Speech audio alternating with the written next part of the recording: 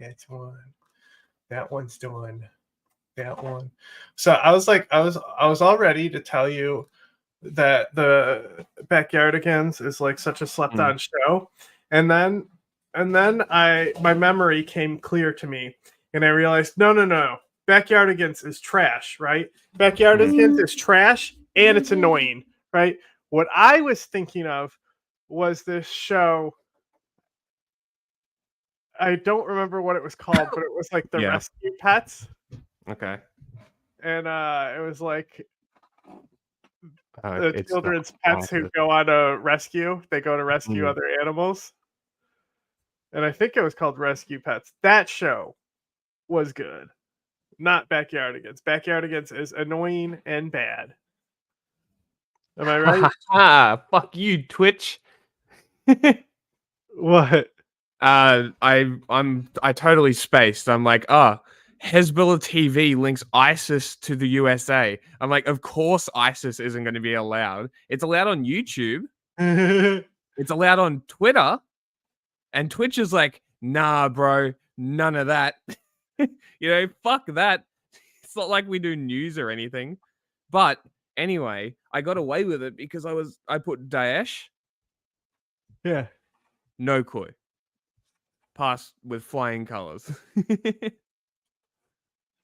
In May 1995, 19-year-old Stephen Churchill of Wiltshire, England, a previously healthy young man, began... What were you saying, though? Sorry. Oh, that Backyardigans is trash? Okay. Do you agree? I don't know what this is. Okay, I'm going to send you a song. You can't play it, but this song has been drilled into my brain today. Okay? And you tell me if you think it's a good show. Okay. And exhibiting signs of...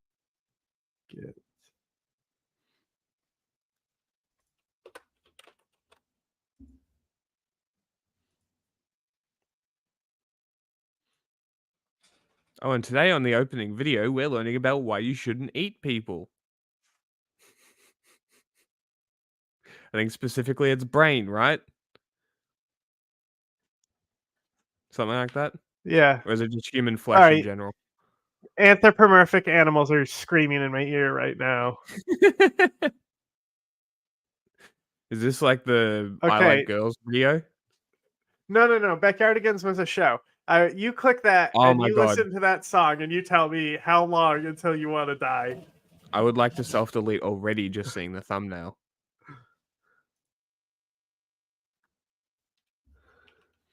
Nope. What? I already know what that is. No. What? You've heard it because of TikTok? Yeah. Yep. Of dementia. His symptoms included poor memory, loss of motor functions, and the onset of severe depression. He transitioned from a healthy young man to a confused wheelchair-bound nursing home patient in a matter of weeks. It was Sadly, Wonder just Pets. 6 months after the Wonder appearance Pets of his symptoms, is the good show. Oh. No, okay, Wonder Pets is the good one. Backyardigans is trash. I contest that all animated shows made for children in the last 15 years are hot trash. That's the key. This one is animated but weird. It's like a children's storybook. So it's almost like live action, like cutouts. Weird. Uh-huh. I still stand by that every show made in the last 15 years made for children is hot trash. Hot garbage. Just the most dumbed down shit. He succumbed to the effects of aggressive neurological degeneration. Churchill was one of many victims of the new variant of bovine spongiform encephalopathy, or BSE, also known as mad cow disease. I just pulled up a random song from Wonder Pets, right? Obviously, you're not going to throw this on and be like, I'm jamming. But imagine you have kids, okay? What song and what show would you rather have your kid be watching? I'm not saying it's like fantastic or anything. I'm just saying this is a great show that I could sit down and not want to die if I watched with a kid. I would be entertained at least. Oh, I'm going to get a VHS player and I'm going to buy old VHS videos of HR Puff and stuff and scare the shit out of my kids. This is way better. Hey, there's a robot chicken one with them. Yeah, this is way better.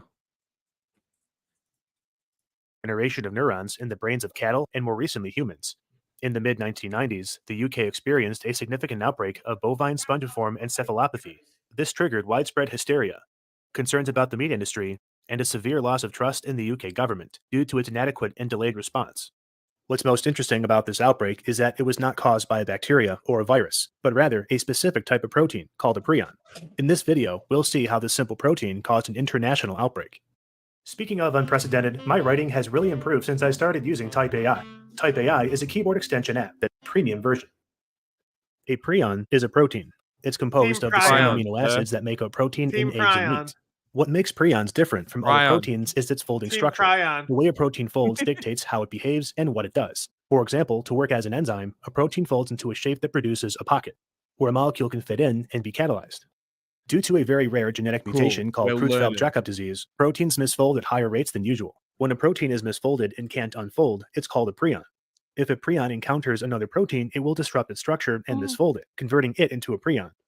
This newly made prion goes on to convert other proteins into prions, resulting in a self-replicating cycle. Misfolded proteins tend to aggregate into groups called amyloid plaques, which can appear anywhere in the body, such as the skin, joints, heart, kidneys, and liver. The buildup of amyloid plaques causes swelling and inflammation. Swelling and inflammation are generally not life-threatening unless it occurs in the brain. If amyloid plaques accumulate in the brain, they cluster around neurons and cause inflammation.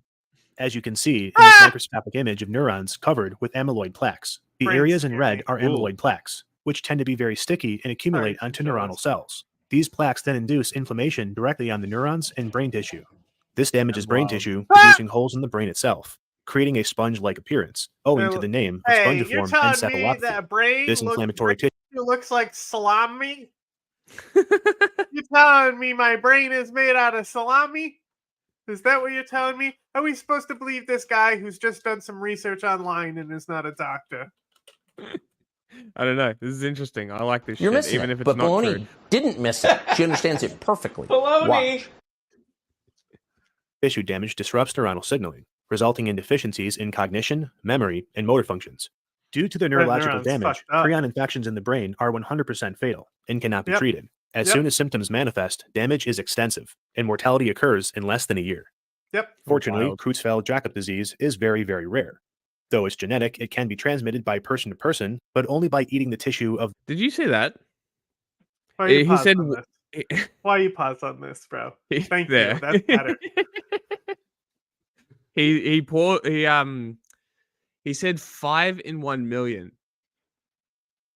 Just say 1 in 200,000. Or did he want to make it sound more rare than it is? This is a good reason why it's looked down upon to eat people. This is also how mad cow disease was initially spread. Cows that were predisposed to prions were slaughtered. Some of the infected meat was added to cow feed. When this conversation started, don't eat people. That's how you get prions. It's very simple. MGM, or meat and bone meal. MGM cow feed was given to cattle and was a common practice in the industry at the time. Cows fed with contaminated feed ingested cattle meat containing prions, leading to infection. Subsequently, infected cows were processed for meat and some was added to cow feed once again. This cyclic process perpetuated the spread of prions. Eventually, tainted meat reached supermarkets, where fatal spongiform encephalopathy was spread to consumers. If you're wondering why prions were not destroyed by cooking or stomach acids, it's because the prion protein structure is remarkably stable. When prion proteins fold, they move sheets of amino acids. They are completely inert, cannot be killed. They're not alive, they're not dead, they're inert, you cannot affect them. Interesting. They're proteins, man. Acids together. Yeah, that's because they demonetized this, probably. Just follow us on social media, we'll post it. Probably Twitter, because I'm pretty late with the Instagram one, generally. In a stacked arrangement, so there is maximum hydrogen bonding. Hydrogen bonds are notoriously strong and renders prions impervious to conventional cooking temperatures, gastric acids, and even protease enzymes. No matter how the beef was cooked or sterilized, it could not be made safe for consumption. To effectively address outbreaks of mad cow disease, infected cattle must be promptly isolated and safely disposed of. Cattle in close proximity to the affected areas must undergo... What? And guess what? Guess what? This one, right? The government is the reason why we don't have this shit. This is one thing you can say the government's good for. Right? Because, like, when this shit happened, they like immediately were implementing policies to like recall this shit and get it off. Well, it's because it's fatal. If the government did nothing, then I'm pretty sure you would have an uprising. Yes, but with Out the of way self-preservation. with the way that the industry works, like the farming industry and stuff, they're gonna feed their cattle low quality food that's contaminated. They don't care, Yeah. right? So Yeah. without that mediation, who knows how long they would let it go on for before like the public outrage made them stop. True.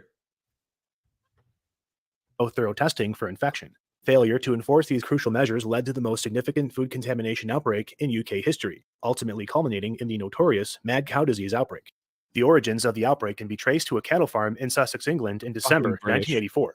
Cattle began Fucking showing symptoms British. suggestive of bovine spongiform encephalopathy, or BSE. Post-mortem examinations conclusively diagnosed the animals with BSE. It was discovered that the cows had been consuming feed containing meat and bone meal, or MBM, derived from cattle affected by BSE. Unfortunately, very minimal precautions were implemented to curtail the spread of BSE within the cattle population, or investigate implications for human consumption. In 1989, as cases of BSE infections continued to escalate among cattle, the UK government took decisive action by prohibiting the sale of cattle organ meats, including brain and spinal cord. However, they continued the sale of general cattle meat to the public. Simultaneously, the US imposed bans on imports of live cattle, sheep, bison, and goats from nations where BSE had been identified. Agriculture Minister John Gummer assured the public of the safety of beef consumption. On May 16, 1990, Gummer delivered a now infamous broadcast aimed at demonstrating the safety of beef consumption by having his 4-year-old daughter, Cordelia, take a bite from a hamburger. When Gummer offered her a bite, she refused on national television, perhaps serving as an ominous indication of the events to come. During the peak of the outbreak between 1992 and 1993, more than 180,000 cattle tested positive for BSE, marking the peak number of infections. Despite this surge, the UK government maintained its position, offering reassurances to the public that humans were no more than dead-end hosts. On May 21, 1995, 19-year-old Stephen Churchill became the first victim of this new disease, subsequently labeled variant Creutzfeldt-Jakob disease, or VCJD. Despite mounting concerns, the UK government persisted in asserting the safety of British beef and maintained that there was insufficient evidence to establish a definitive link between BSE and the new variant found in Churchill. This is what 28 Days Later second is case about. Is it really? No shit. That's fucking hilarious. That makes total sense. That just tracks. Because what? It came out late 90s? Well, like it was I'm not early 2000s. I'm not sure, but I just know that like the government's handling of it was awful. The British. But like and then again, like if the government like wasn't doing anything at all, nothing would have changed, right? So like even though their policies were garbage and people still died, they were at least regulating something instead of just leaving it unregulated. Variant Creutzfeldt-Jakob disease affected a 25-year-old male named Peter Hall and would sadly meet the same fate as Churchill. Not long after, Stephen Dorrell, the Secretary of State for Health, disclosed a pivotal finding. Variant Creutzfeldt-Jakob disease was linked to the consumption of cattle meat contaminated with prions responsible for bovine spongiform encephalopathy. Public outrage rose to anger, compelling the UK to take decisive action by banning the use of MBM feed. Remember what I said about public testing and tracking outrage for as cattle well? soon followed. Like how long This would it triggered a develop dramatic until decline in public beef outrage consumption. mounted? So and it's just that's the question, isn't it? Well, there you go. Public outrage was partially why the government took even more action. So there you go. Protest work. Across the UK, Europe, the US, and Canada imposed a ban on all imports of UK meat. The UK government itself implemented a sweeping prohibition on all beef sales for a period of 30 months. In March 1996, a robust campaign was initiated to confront the escalating threat of BSE among cattle. The campaign called for over 4.5 million cattle to be systematically slaughtered to isolate the transmission of BSE. In 1999, following quarantine measures and extensive testing, the incidence of BSE finally began to decline. With levels reaching a manageable point, the UK government lifted the ban on all meat products. The toll on the UK cattle industry was staggering, amounting to a colossal $2.4 billion in losses. Tragically, 178 lives were lost to variant Creutzfeldt-Jakob disease as a result of consuming contaminated beef. The low infection rates among humans were attributed to several key factors. These included intense public pressure and media scrutiny of the UK government's reluctance to investigate transmission to humans. The public's confidence in the government was severely affected. While the government did not intentionally deceive the public, its strategy of offering reassurances proved to be a misstep. Moreover, scientific advisory committees were criticized for their slow decisions. The UK mad cow disease outbreak became a classic lesson in epidemiology, underscoring the perils of failing to discern clear disease patterns and hesitating to conduct investigations. It showed how failing to take simple precautions resulted in widespread catastrophe. Simple you- precautions. Consideration. Widespread Chunk jump catastrophe. scare. That was an interesting video, right? It was All interesting. about government being bad. Tracks with our show themes.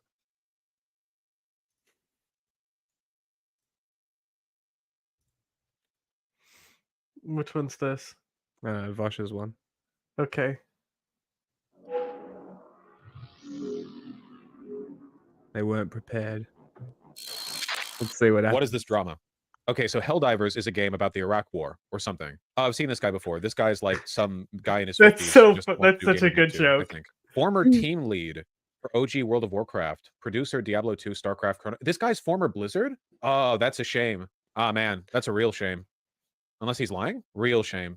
Okay, so Helldivers 2 is a game that I haven't played, but everyone else has played. And apparently, too, it's about man, a me bunch too. of like hoorah hyped up Marines from Super Earth. It's called Super Earth.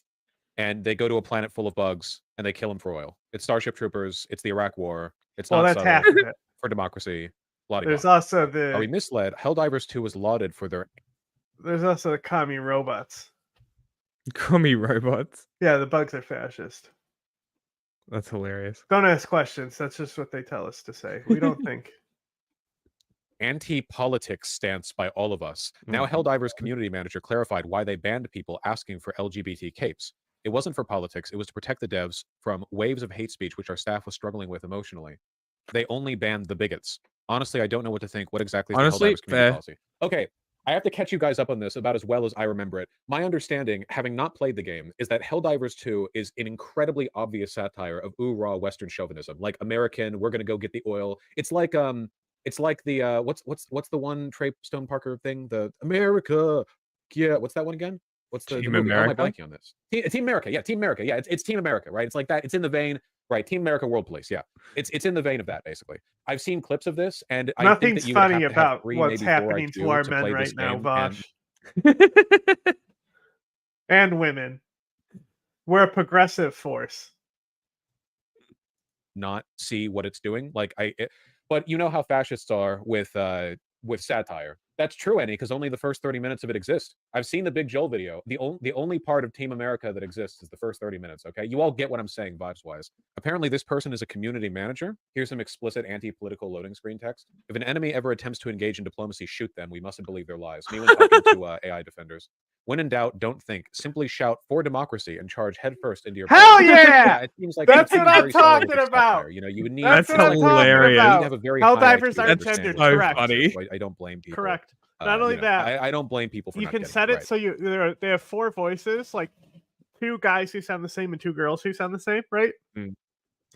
But you can set it so it always has that one voice, but it's like the way it's meant to be is that every time a new one comes down, it's like a different voice Okay. because they're like so expendable. That's funny. Yeah, well, we need reinforcements. We just lost our major order that we knew we were going to lose, right? Sure. I have no This clue. weekend. This weekend I might stream it on the other channel Mm. if I can get it going. Okay.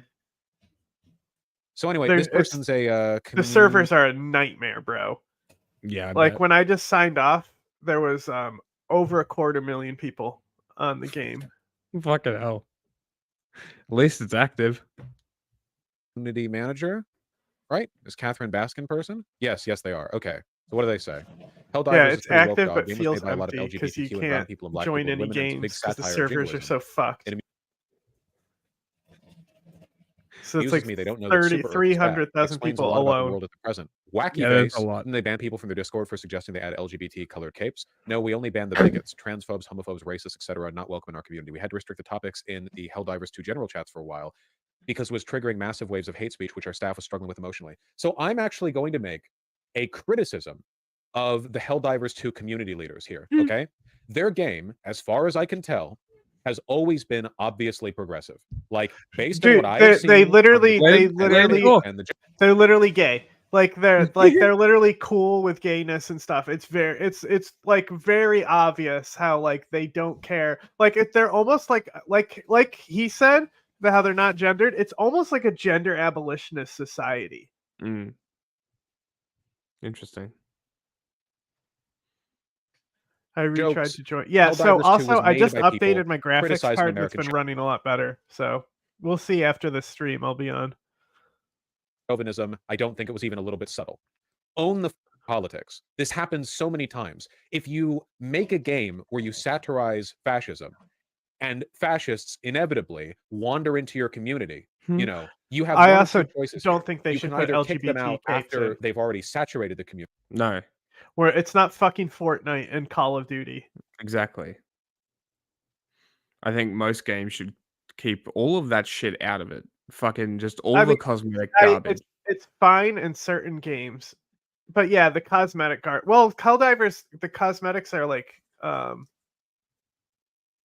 the cosmetics just got out of control. You know, like like it started with CS:GO skins, and then those got out of control. Now you're shooting people with the Cheech and Chong upgrade, and it turns them into joints when they fall down. I almost bought it as soon as I saw it. Like not the video, I saw it in COD. I almost bought it because it's fucking hilarious. Almost. I don't know how Siege, people play that shit. you can spend on Siege to buy one of like the top tier skins. Like you can get Master Chief as a skin. It's $30. But you want to talk about ridiculous cosmetics? League of Legends, the Fortnite. worst for it. Anything that's like my season pass, I gotta grind my season pass out, or else I'll miss out.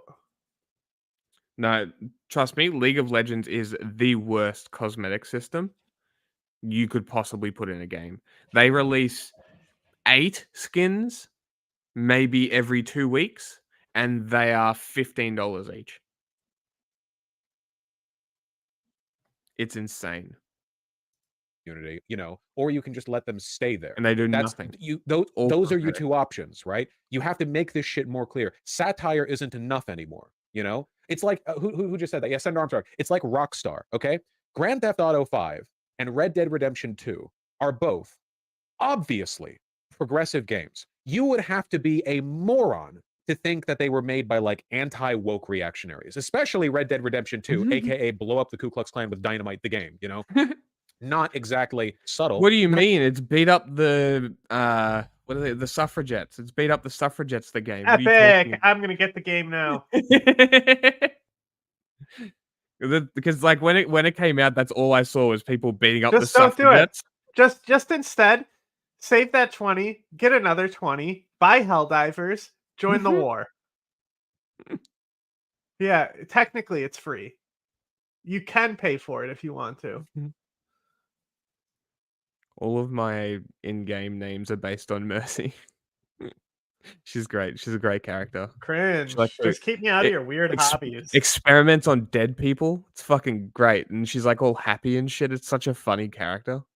It's such a funny backstory. Even a little bit subtle. Super dark. Really? So Rockstar is a massive company, like incomprehensibly large, right? They're one of the biggest game companies ever. The Grand Theft Auto series might. And I don't understand how, because they've only made. Hold on. No, they haven't made a game for 10 years. Who? Rockstar hasn't made a game in 10 years. Oh, yeah, GTA. I mean, it's coming and it's going to be woke. There's Like a black Grand woman Theft Auto in it. 5. Oh, no, she's Latin. She's Latin? She Latin? Yeah, she's Latino, yeah. Okay. But Grand Theft Auto 5 is the last game that they made.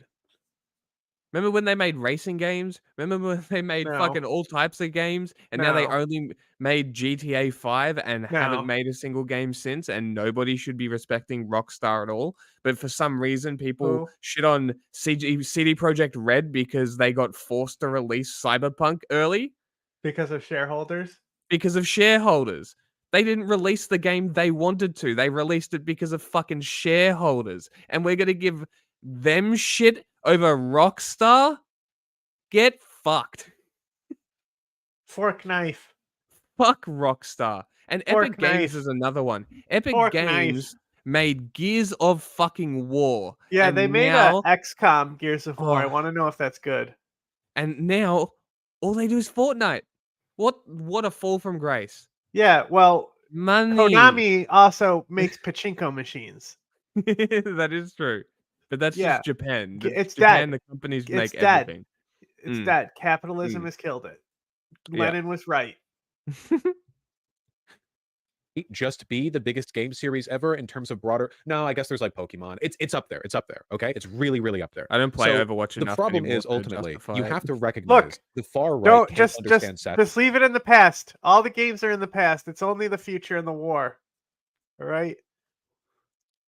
$40. satire, because if they could understand satire, they would have the critical It's thinking skills $70 to not for me. believe the things that they believe. Right?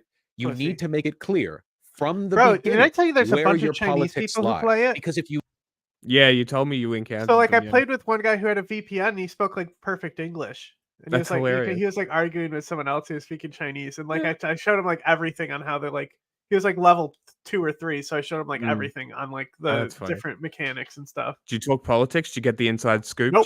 Did you get a man inside China? Nope. I was- Motherfucker. No. But there's a lot of Chinese like it's This just is the Chinese opportunity, John. Recruit the one. names are just written in Chinese characters, right? Recruit them. We need insiders in No, China. bro, they're already breaking the law by playing a game on a VPN. I'm not Exactly. no, I'm not gonna fucking do that to them. They could get killed. You know, No, like that I is can true. find sources a different way. People who are already reaching out to be sources. That is true. I That don't is need to very true. turn little gamer boys. They're the ultimate spies, though. They're ninjas. They play You know, stealth games. They know. If you're not sold on it already, there's a hug button where you can hug your team. And if you hug them at like if you're like laying on a rock and you're like at an awkward angle, they'll like do a Michael Jackson Smooth Criminal hug where they're like and then you could also play rock paper scissors, right? But if you Oh, set that's it up, you can glitch through walls on the ship. It sounds a bit like Destiny. You can do these joint emotes with people. Yeah. Well, that's what they stole it from. Yeah, funny. you do that, I did watch a video just before we started that someone had a shield, and when they emoted and hugged them and an explosion went off, it wouldn't kill them. So the emote puts you into their shield, which is very funny. Helldivers? Yes. There is this glitch that's fixed now, but they would call it the anointed one. And it would it's kind of like a T-pose glitch, but instead it's just like your character's like this. Oh, that's funny. So they're just like floating, like you can still use the gun and everything, but they're just floating around. So you just float around going, I am enlightened, I have seen the truth.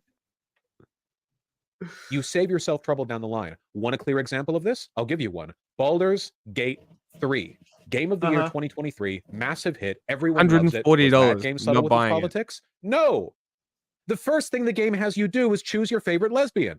The one with the sword or the one in the pod. That's the first thing. The game is so, I would say, over the top, honestly, with the gay shit. Like, you can tell queer people made Baldur's Gate 3. You know, there's no heterosexual. It's Dungeons and Dragons. It's like the gayest shit ever. Yeah, there's only one thing gayer than that, right? And that's the Ku Klux Klan. And that is actually true. They truly are gayer. Damn, bro, that's got to be like the gayest shit I've ever heard ever. If you're not aware of what the Ku Klux Klan calls themselves and what their titles are, Lightning bolt! do Lightning bolt! a favor and look up their hierarchy structure and the I'm gonna names that they cast give themselves. magic missile. It is hysterical. There was a video that I watched of a Ku Klux Klan member being interviewed, and I couldn't. It was kind of like when I found out that the name for the Jewish money, right? The Israeli money, right? It was kind of like that, and I just couldn't stop laughing because I couldn't believe that this guy's like seriously, like a serious piece of shit racist is like, yeah, I'm a grand dragon wizard. Like, what the fuck is wrong with you? You're a fucking halfwit. You're an actual smooth brain. Fucking dipshits. Koalas. actual explanation for that game. Yeah, there's no getting around it, right? Do you think a heterosexual man We could get have it. made Lizelle? Think about it for a second. I want you to ponder. We Do you get it, think bro. no? Turns No. out a heterosexual man did make that No. character. There are some straight guys in chat who are like me, I would have, and we love you for it. You know, yeah. There's literally a BDSM dungeon scene that's not even a little bit of a joke. Yeah, with the aftercare. Yeah. Now Baldur's Gate 3 did get a lot of like reactionary pushback, but you might notice that in spite of it being extremely progressive and extremely popular, did you see that much pushback? Seriously, like the time that you spent on Twitter, online, whatever else, did you see that much pushback? Like really relative to the size of the game? Because I didn't. Like, first of all, it really helps Baldur's Gate 3 out that it's a phenomenal game, right? Like that does help it out a lot. But for two, its politics are straightforwardly delivered so clearly and openly that there wasn't really any room for infiltration. There wasn't really a point for fascists to go, oh, this game is based. You can, I'm struggling to even think of a way they could misinterpret it. That's the point, right? Like it was very clear and upfront. Like you could beat up a woman. There you go. Anti-feminist now.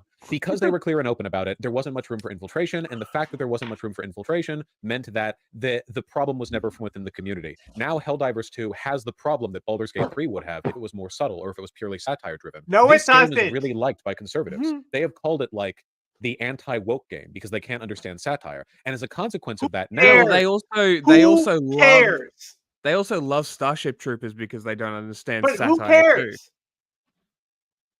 More people. They're calling more the game money. anti-woke. Who cares? What do you mean infiltration? Fascists can't play games now? Like what is it like? What is the point we're making here? Who the fuck cares?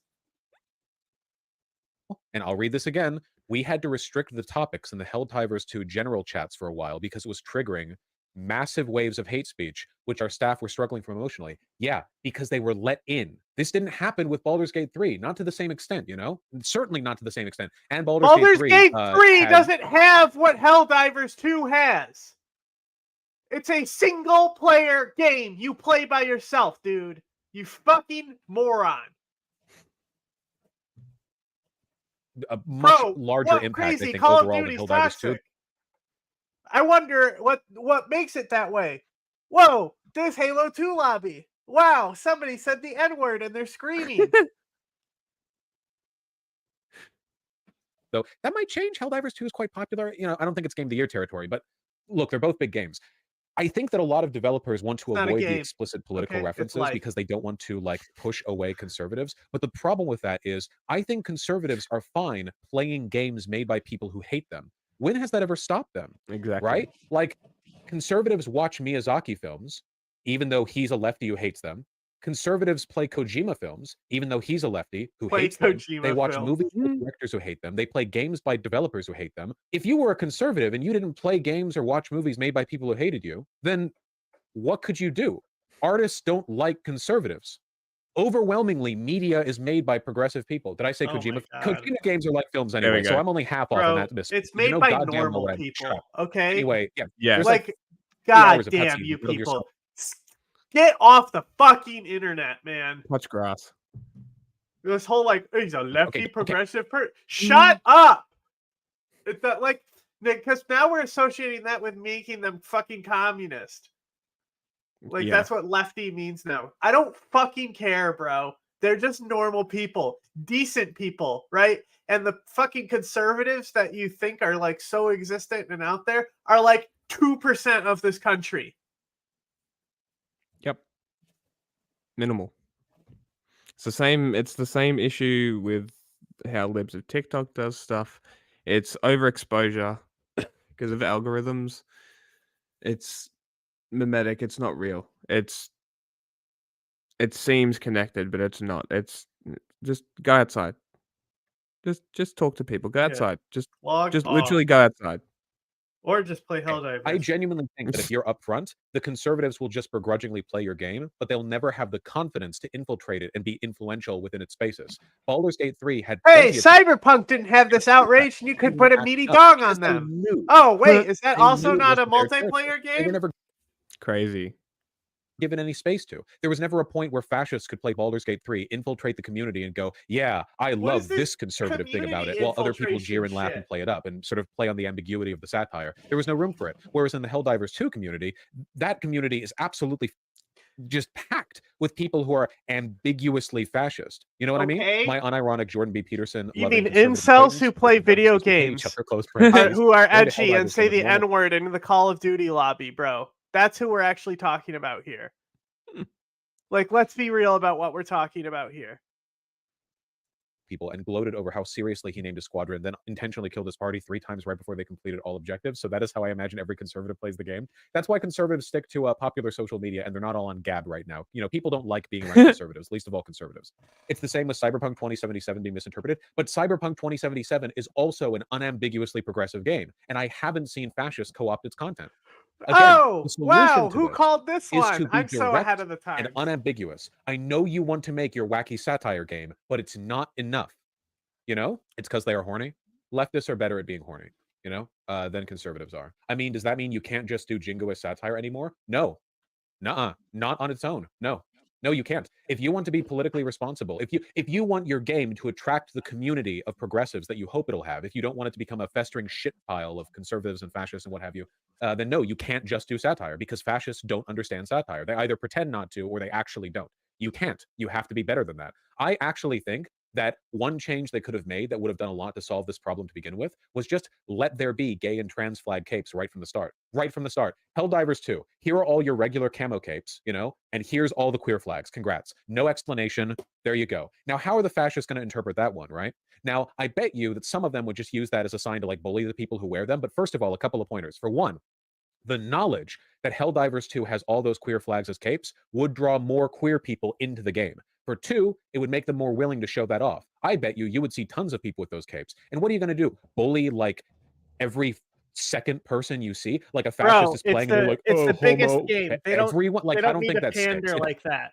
Like, it's just No. like cheap pandering that we're asking for. This is like yeah, putting the fucking rainbow flag for 1 month on your fucking product at the store. it's literally rainbow capitalism is what he's asking for. Targeted bullying doesn't really work when the target of the bullying is everybody. Then you're just the asshole, you know?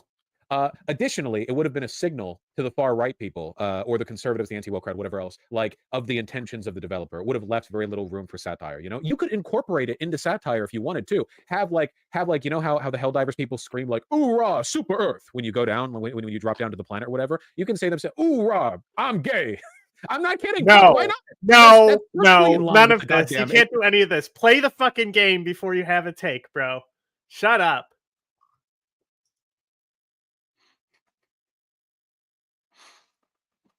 We got some more Helldiver stuff, then we'll get to Hasan. But yeah, bad. Well, I'm glad I picked that title. Yeah. Maybe I'm Hasan will have a transgender. good take. Let's go for liberty. Yeah, yeah, that was great. I would laugh my ass off if I was playing a game and that happened because I was wearing a gay flag or whatever. Hell yes. Absolutely. I genuinely don't think doing stuff like that would detract that much from the market share, and I think it would contribute to the longevity of the game in 2 major ways. For one, it would make the community less toxic, which means people are more likely to play longer, which is good. My god, And he's for so 2, the fucking game will be annoying, thought bro. of better. We know which Like, side of why history are you progressive still rights are going to talking fall on, right? about like this deep of a fucking analysis of them just saying we restricted community posts? We're this far in on a game you don't play, on a fantasy about what about this, what about that, what about shut the fuck up? Like, they don't need it in the universe. It doesn't make sense because they already accept gay people. They don't care anymore, right? It's all okay. There's more stuff on the Helldivers being anti-gay from Asmongold, though. We might want to look at his take first, There's and then there's this 2 more guy. videos, and then we'll do memes. Yeah, Oh, you so, want to do Asmongold first? yeah, because this guy is just going to be the weird Daily Wire guy playing the game. It's kind of why I picked it, because old guy play game. Helldivers bans players asking for LGBTQ. What? Is this true? Like, something rather fascinating is going on in the Helldivers 2 community. By now, I'm sure you're aware that Helldivers 2 has become ridiculously popular. This guy, Absurdly this guy, so. yeah. And as with anything needs in to the be- modern day world,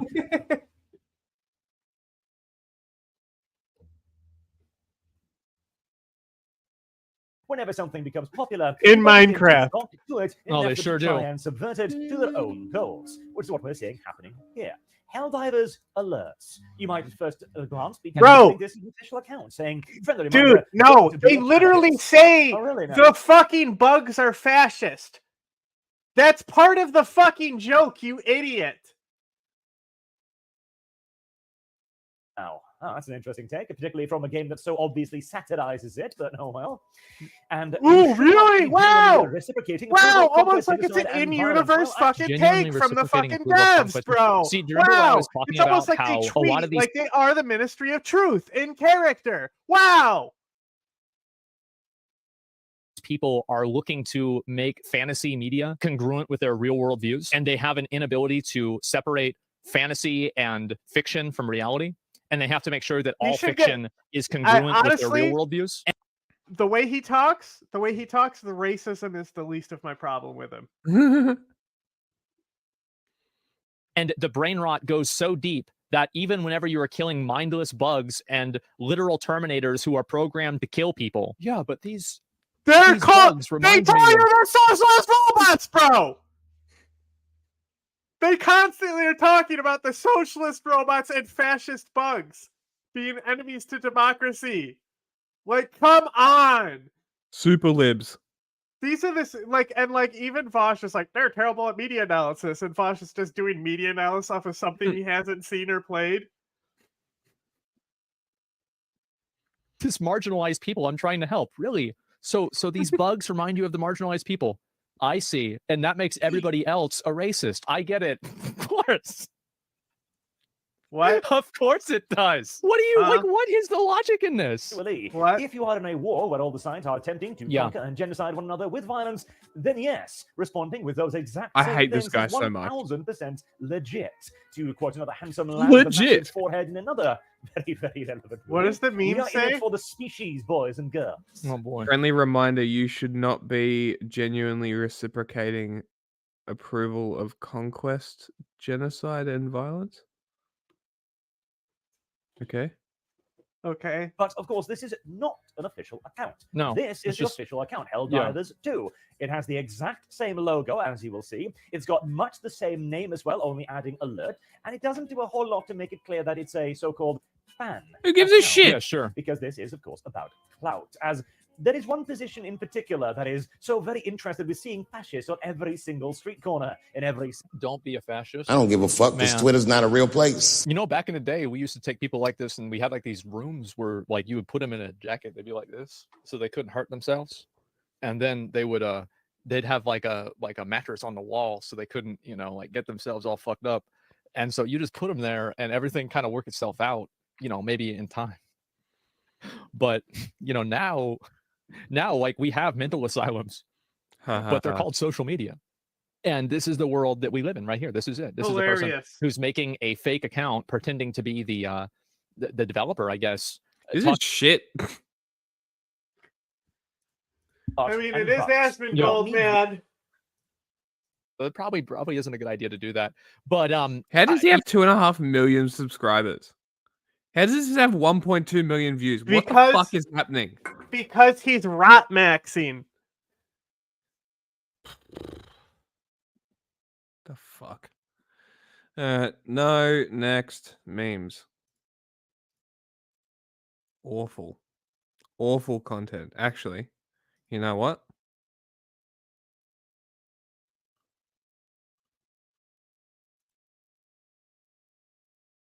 Go wait for it to load to make sure it worked. Yeah, of course, it's just not loading the dislike button. Alright, good. It is clicked. Memes.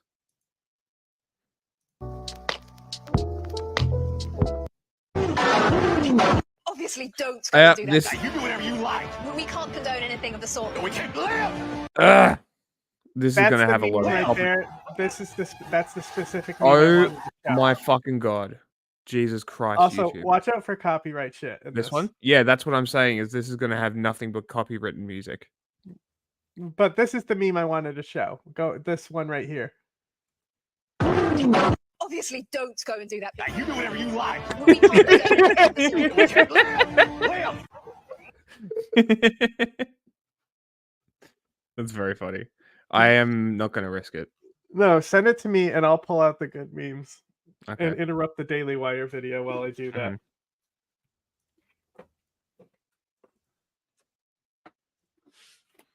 Let me just find it.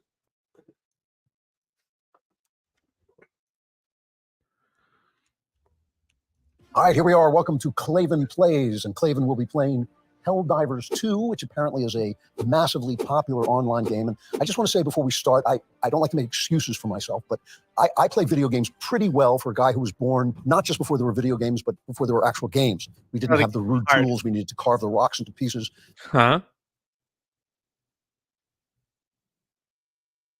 What? Honestly, okay, hang on. These first ones, I don't think these are. These are just. It might like you might get the audio, but like it's definitely original content outside of copyright law. Is it worth it? Oh yeah, it's worth it. If you're strong enough. So true, right? That's how Dad did it. That's how America does it, and it's worked out pretty well so far. This is the For your best. consideration, the Jericho. See, because he team killed.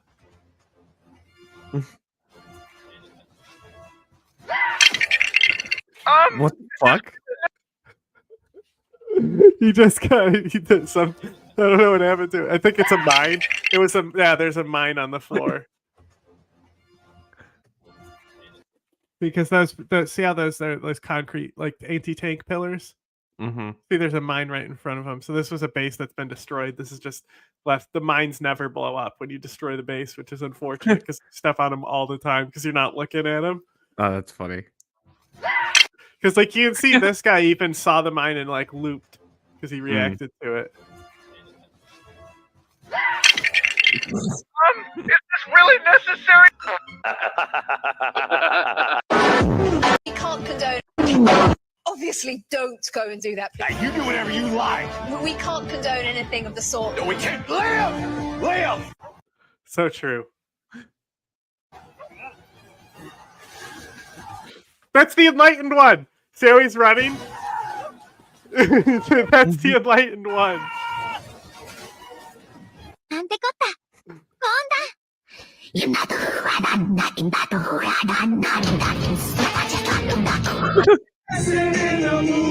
Hell yeah, bro. Four Lions. This is the movie that they made that literally predicted British ISIS.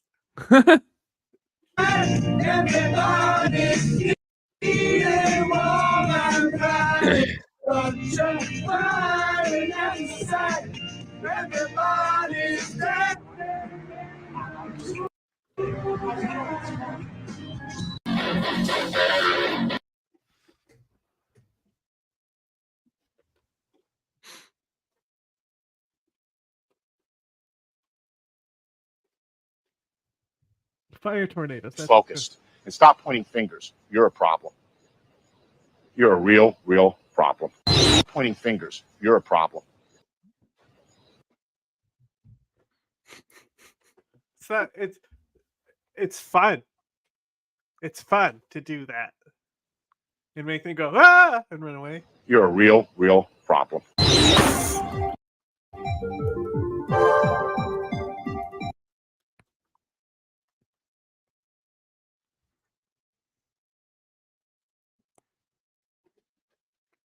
Only reason this succeeded is because people are racist against EDF. Well, I honestly, bro, I gotta. So the thing is, the fact that there is like a continuous war, like EDF is cool because there's an ending. Mm. You know, So like I would rather be able to have like an awesome 4-man team to play EDF than any game. Yeah. Like It's a you're fair lucky point. enough to get a second person that can play. Yeah. But hey, if I can get stream working for Helldivers when EDF 6 comes out in America, somehow we'll buy it and play it.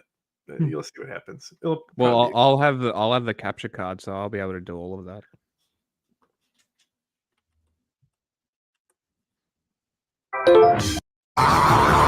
You can feel it, dude! You can feel it!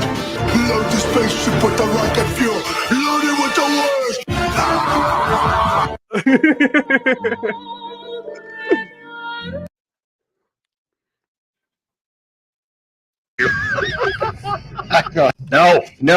No. I fucking hate you. I fucking hate you.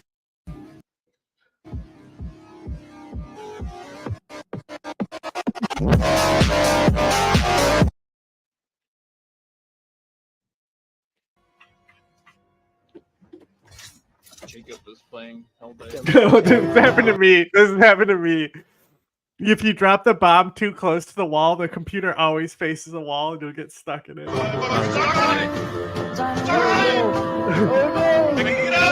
Sacrifice.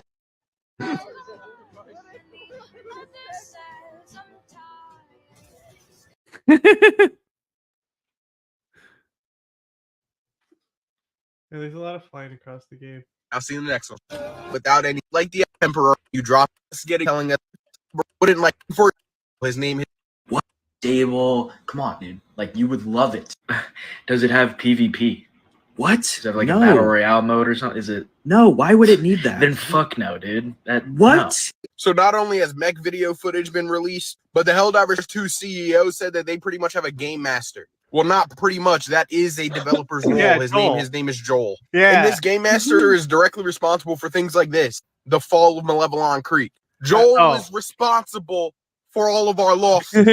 Malevelon Yeah, we'll Creek get him one wasn't day. just feeling harder; it actually was. Unless I mean, you for fight example, bugs in this and you have interview, no the idea what CEO it is. says that Joel, the game master, he had to get up in the middle of the night to give the automatons a bit of reinforcement so that players wouldn't like take a planet too quickly, for example. What a So king. basically, if we get a little bit too good at liberating, he's got something in the bag for us. I don't know about you guys, but I love that.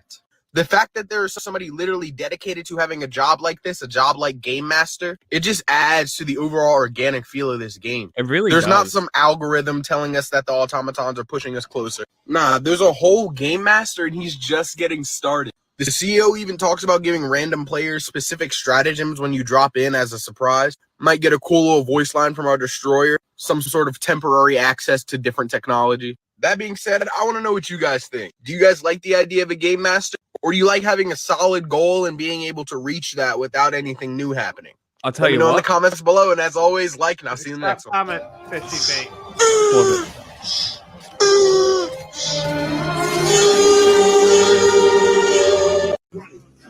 Pause it. Look, rocket devastators. They're so cool. Okay. That is more of a sell than anything you've said so far. I've told you there's a game master. No, I know, but that is the only thing you need to sell this game. I've told you That about there is a Joel. dude who Oh, will I get don't up know. in the middle Look of the at the- fucking look night at the rocket to make sure devastator. that the objectives don't And get that taken looks pretty fast cool, enough. right? Isn't that enough reason? No, That's in the game?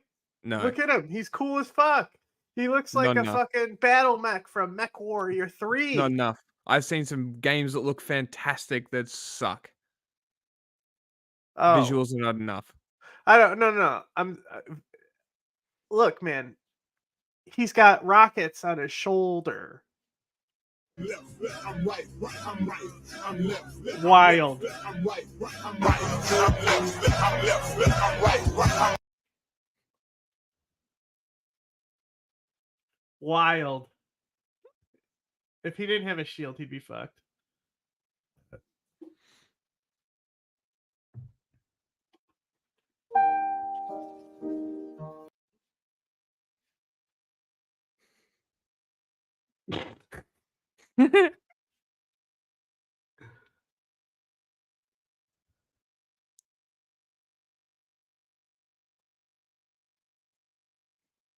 A cannon must have hit him right there. That's what it looked like. That was epic.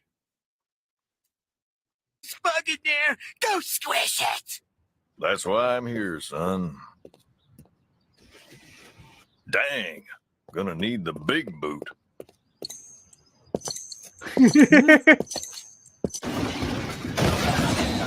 step towards galactic liberation.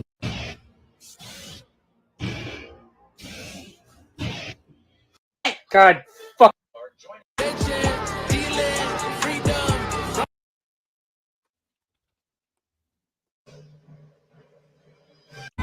You just hit M to mute. All over the globe are joining up to fight for the future. I'm doing my part. I'm doing my part. I'm doing my part. Fucking shit! God fucking damn it. Told them, we said you fucked around, and now you're gonna find out. We hit him with that American Eagle speech. That.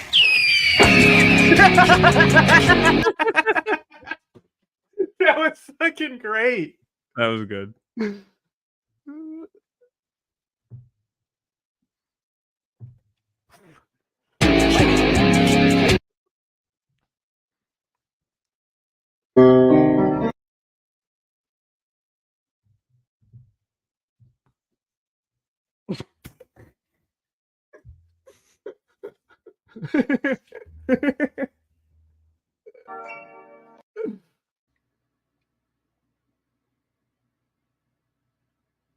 Come on, it's over my dick. I got no shit. It's the hammer.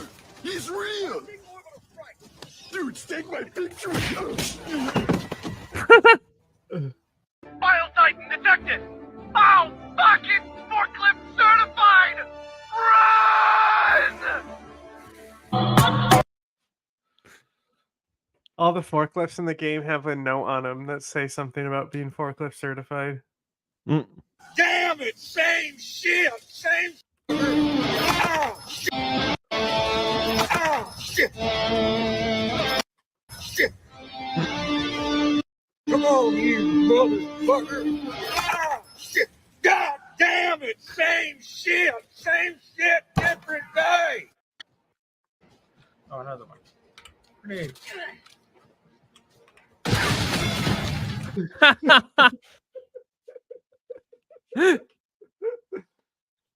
He must have had a frag on him. What? Grenade. What? You got hit by shrapnel.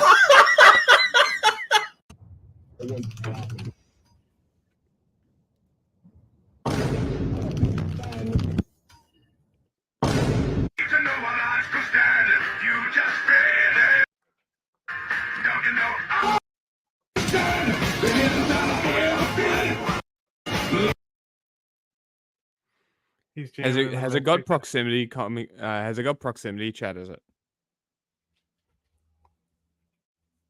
No. No.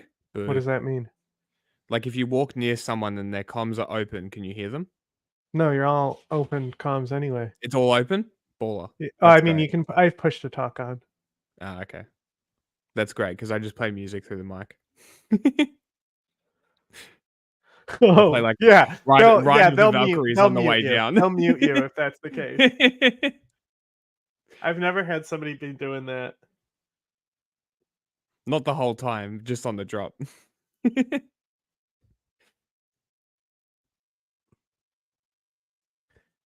So we just had rocks, we would just play rocks. Kids would come over and say, let's play rocks. And we'd sit around and look at rocks. Wasn't that interesting?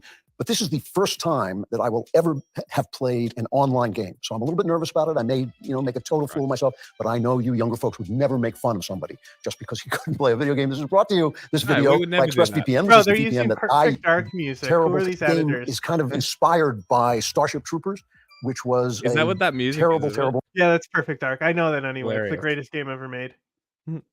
movie that was made from a good book by Robert Heinlein. Robert Heinlein wrote a very right-wing, pro-military book, and Paul Verhoeven, the director, turned Starship Troopers, the movie, into an anti-military book, a kind of satire of Robert Heinlein, and the movie bombed.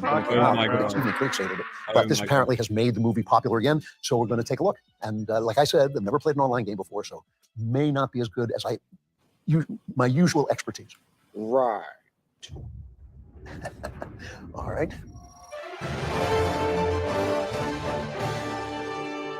Democracy. Our way of life. Our way of life.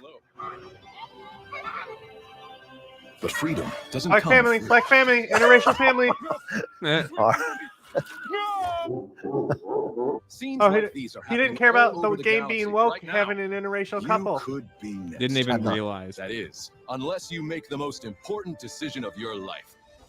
Prove to yourself that you have the strength and the courage to be free. I This is a do. recruitment video for the Helldivers. Go and they kill these bugs, like in Starship Troopers. Very much like Starship Troopers. See exotic new life. Exotic new life technically not forms bugs. and kill them. They don't have antenna. This looks exactly like Starship Troopers. And spread managed democracy throughout the No, Managed Starship democracy. Troopers is the worst gun. So this is actually kind of like a movie. It's kind of making fun of the military a little bit. Become a Helldiver. All right, so that opening, very much like the movie Starship Troopers, kind of making fun of it and this kind of implying that we're not really who fighting for cares? democracy. and we're Play just the going and killing game, foreign bro. people, which I'm totally in favor of. Looks great, I gotta say. Man, I can't believe we're actually gonna become Helldivers. This was part of the movie too, is that women and men fought together and it was utterly sexless. They could even shower together without getting turned on. It was Please don't give them ideas. Guess a what weird I movie. Good luck out got. there. I'll see you on the front lines. Mr. Clavin, Yeah. testing to see if you got me. Yeah, I got you. You're on your own from here, recruit. All right, we are heading to the training facility for our tutorial. I'm General Fresh. Is this going to be as bad as the journalist playing Cuphead? That's. I mean, that's this is the just question. a tutorial. That's what. Yeah, he could. This journalist couldn't even get past the I took Cuphead this one tutorial. video, and it was like, Vet returns to war in Helldivers, and it was like this grandpa gaming channel, and his personal objective was to get kills with an anti-mat rifle, but he never figures out how to use the scope, and there's no cursor for when you shoot it in third person. I just jumped through the video and saw that and was laughing. That's so funny. Super Earth's oldest and most grizzled war hero, and I'm not easy to impress. Helldiver training is the end. But I can tell that doesn't scare you. Impressive. I hate this fucking. Why did we need edits there? I don't know. In all my years, I've never witnessed such action. I think you're ready for our highly realistic battlefield simulator. That's right. The real team. Killed by a Gatling sentry. You gotta crawl. I gotta crawl, of course, yes. All right. Ah, come on! This is gonna be the whole thing. I'm never gonna get out of training. All right, so, right. All right, so that only It's took me, actually a what, good 12 tip on times how get not to the- get team killed by turrets. Activate the battlefield injury simulator.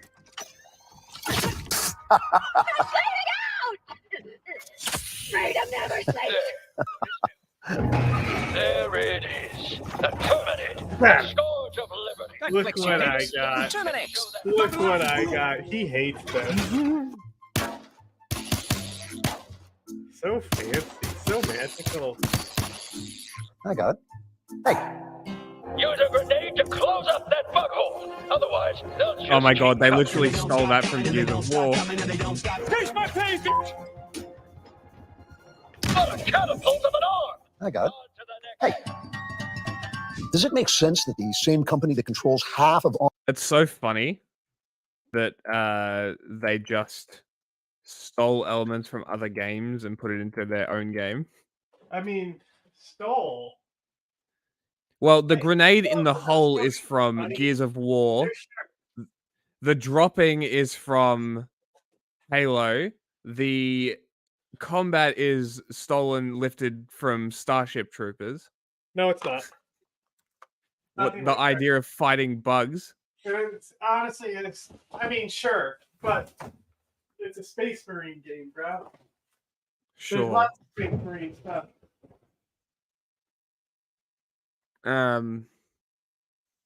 The guns probably, I don't know, I haven't seen enough of them. But We'll see. But yeah, it just seems like a lot of stuff is lifted from other games. There's a stratagem now to take care of those bugs. The emotes I from wanted to open the stratagem menu. Destiny. I'm sorry. So hold L1. Now you see on the top left of your screen, there's arrows. Top left of my screen is arrows. So you push those on the control. Oh, I see. Orbital precision strike. Okay. Strategery. Nice. Now, Now you're going to throw hold it like a grenade. At the aliens. All right. Hold on. Dump, dump, dump. That work? Oh, I see what I'm doing. I'm directing the thing. I get it now. All right. I think he's got it. It would have been funnier had they not told him and he was just sitting there failing to figure it out. It's not fair. He's got someone to help him. Doesn't count. Did I read your book? That's empty. Square to reload.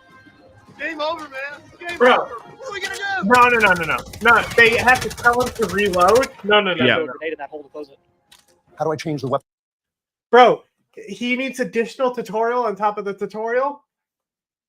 Just have the young guy play the game and have this guy watch. And comment on it. Yeah. Yeah. Just do what Sniper Wolf does and get someone else to play the game. Nah. To change your weapon, it's triangle. Fire in the hole.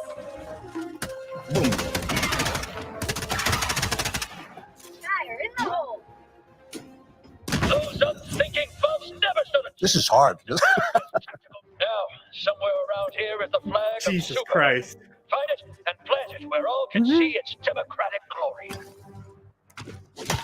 Yes. Make sure you show it. Is there a mission where we do this? I want a mission where we fucking. Oh man! Oh god! Oh man! Oh god! Oh man! Nailing it. Nailing it. Every shot. Every shot connecting. You got it. He's not gonna make it. He's gonna make it. I'm eliminated.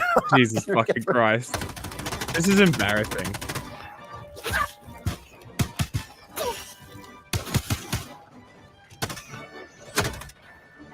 He's never played an online Already game. you've advanced the cause of democracy farther than any soldier I've ever seen. I like being a fascist. I'm just not that good at it. All right. Well, that was embarrassing. That was a humiliating. I can't Hey, even at get least through you're self-aware. the tutorial. I'm just ashamed of myself. And I feel Play like I'm the- not as fascist. I feel my play inner the game. fascism. Play the game. Go online. You have to play the game with other people. You can't just be like, I played the tutorial of this game. Come on, guys. You can't do it's this. epic. There's 2 minutes left. That's it. That's all it is. Come out. Now they're going to put me in a real mission. This is going to be embarrassing. This is terrible. Yes. Yes. Let's go. With people, though. Not. Go now, and fear the shadow of neither death nor tyranny, but justice is your cause. Terrible drop. I couldn't see anything. All right. Hey, Gilmore. Yeah, What's you that? gotta turn. You suck. You Turn the jackass. light on. All right. The light. You have a light. Jeez. You gotta turn the light on the gun. Your light's That's off. empty. That's empty. You had it, bro. He brought up the light menu. It's empty. Ah. All right. A little better there. A little better. So your objective is to raise a flag. And if you Yeah. use the touchpad, you can see where it is on the map. Now, wait a minute. Ah. Now you blew it. You guys are giving me instructions while I'm getting killed. Ah. This is really difficult. This is the first level. About what I expected. To be Nice honest. shooting, soldier. Yep, that's average journalist gameplay. Boomer Alright, gameplay. Hasan time. What does he have to say about Helldivers? He doesn't have a Helldivers one. Yes, he does. I just don't put it on there because it's him just playing the game, Celine. Okay. Well, Not him having a don't worry dumb about it. political take about it. Well, let's hear what he has to say about Ozempic, I guess.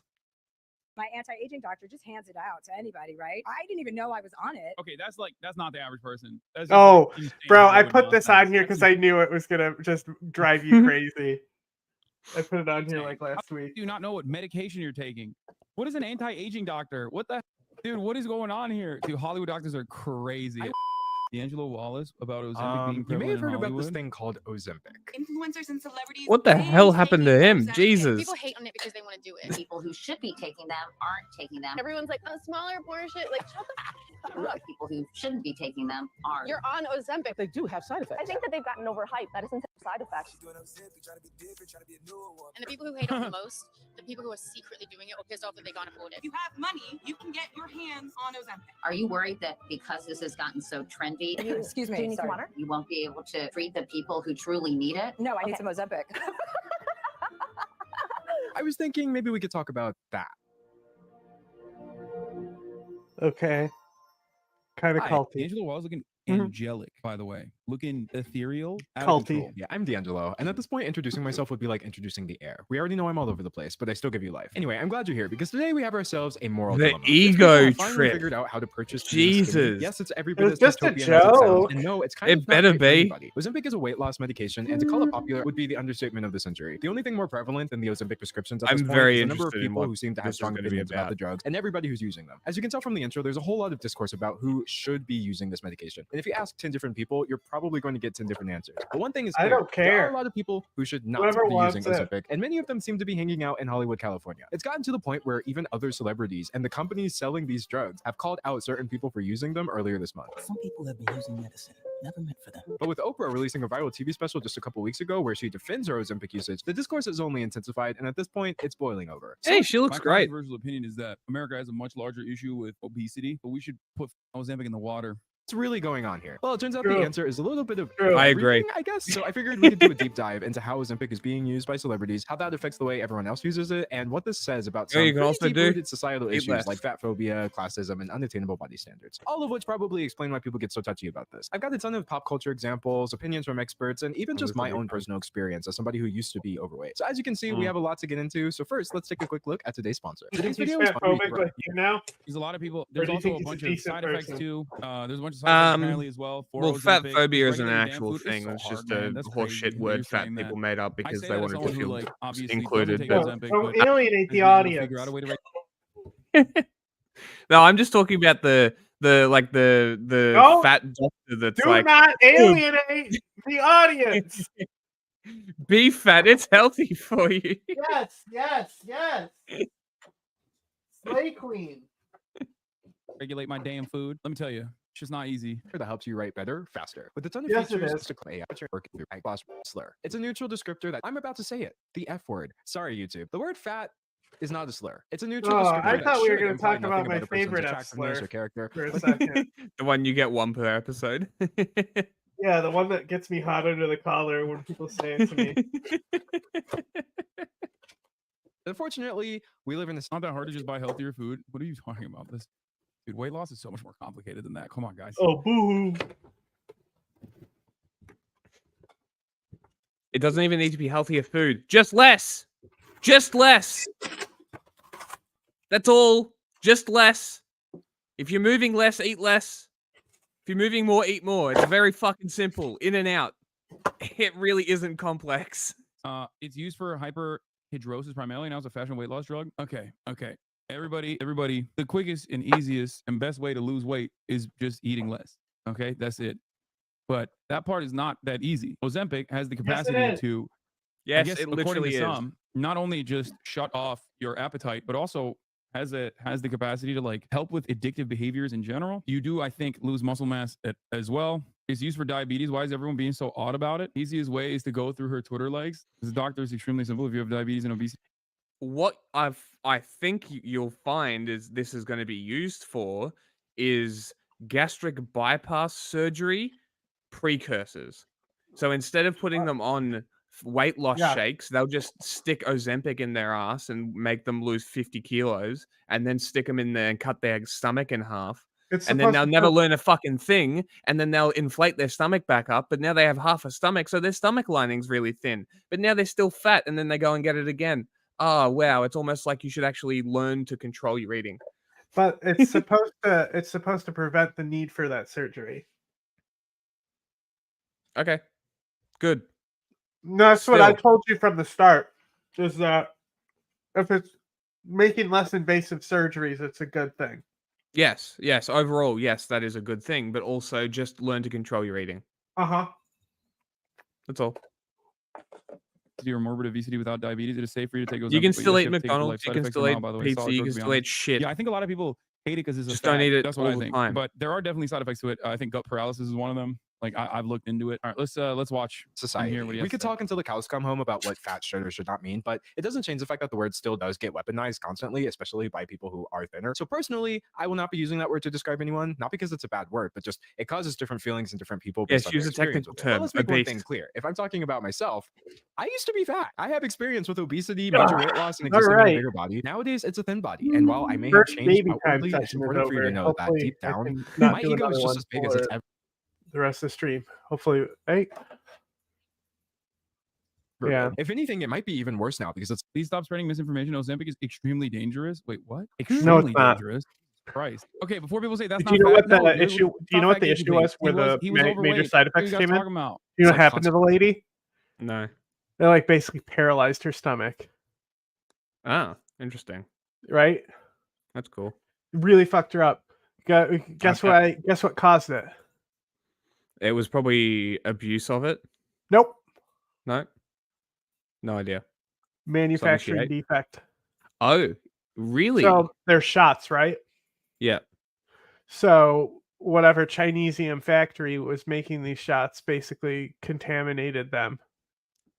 Oh. Right. So if you're producing more and more, there's more and more likely to be more contaminated supply, right? Because you're Surely. overproducing, right? Yes. So that's where the interest is. That is really interesting. That is a much better point. See, when I talk about Jack? weight loss, obesity, Look, and you're bigger people- alienating some of our great audience members who are still identifying as a person of otherworldly size. Is that the correct term? Otherworldly sizes? Hey, look, I have lost 70 kilos. I was 160 kilos. I lost 70 kilos purely out of I wanted to go on roller coasters. That was my motivation. That's literally all. It's all it took, huh? I'm almost under 200. I just need to incorporate a little bit more exercise, and I'll get that last ding off of that 200. I But, still should be at 180 though. Yeah, so when I was in the US, so 2019, I got to 160. So I was 160 kilos, which I think almost 400 pounds, something like that, 380, something like that. Pretty big, right? I got back and basically I didn't adjust my eating at all until I did, and the times that I did is when I lost weight, and then I'd plateau. So it took years for me to lose the weight. I went from 160 to 140 to 130 to 120, and then the last 30-ish kilos was the last 6 months. So yeah, so I'm 6'3". I'm sitting at 91 kilos at the moment. Yeah, this is not far off from me. And this is, and a lot of what I say is very hyperbolic. It's very facetious. Oh, come on, bro. Now he's gonna but- apologize for it. No. I'm not apologizing. Okay, Everything I say, even though it's aggressive, is correct. It's eating less. It's moving more. If you're not moving more, eat less. You just need to figure out what your calorie intake is to be stay where you are. And if you want to lose weight, a little bit under. If you want to put weight on, a little bit over. It's very don't simple. run a marathon. I'm not trying to try and cancel me. I don't give a shit. Oh, fuck! What was I gonna say? You kept talking, and I couldn't cut in with my joke. Now it's gone forever, and it's your fault. Oh, I remembered. You should try breathing less.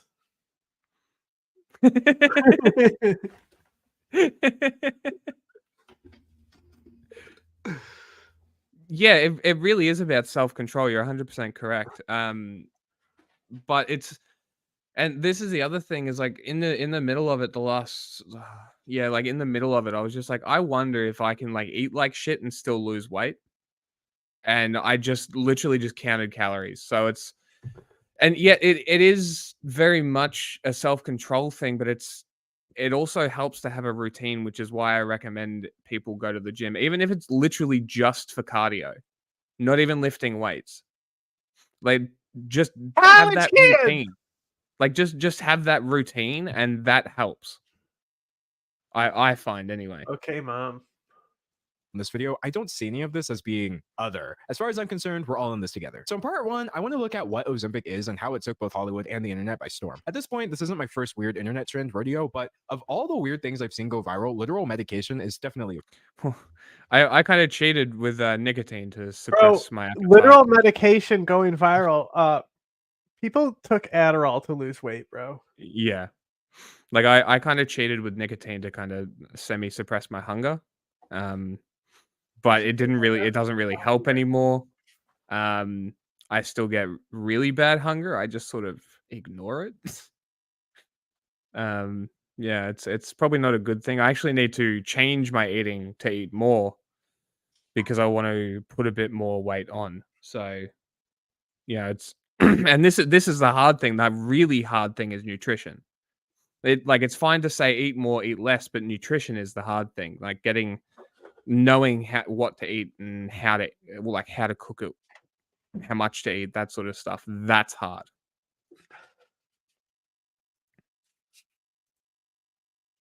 Just shaving my. So what is it about Ozempic specifically that's with a cheese grater?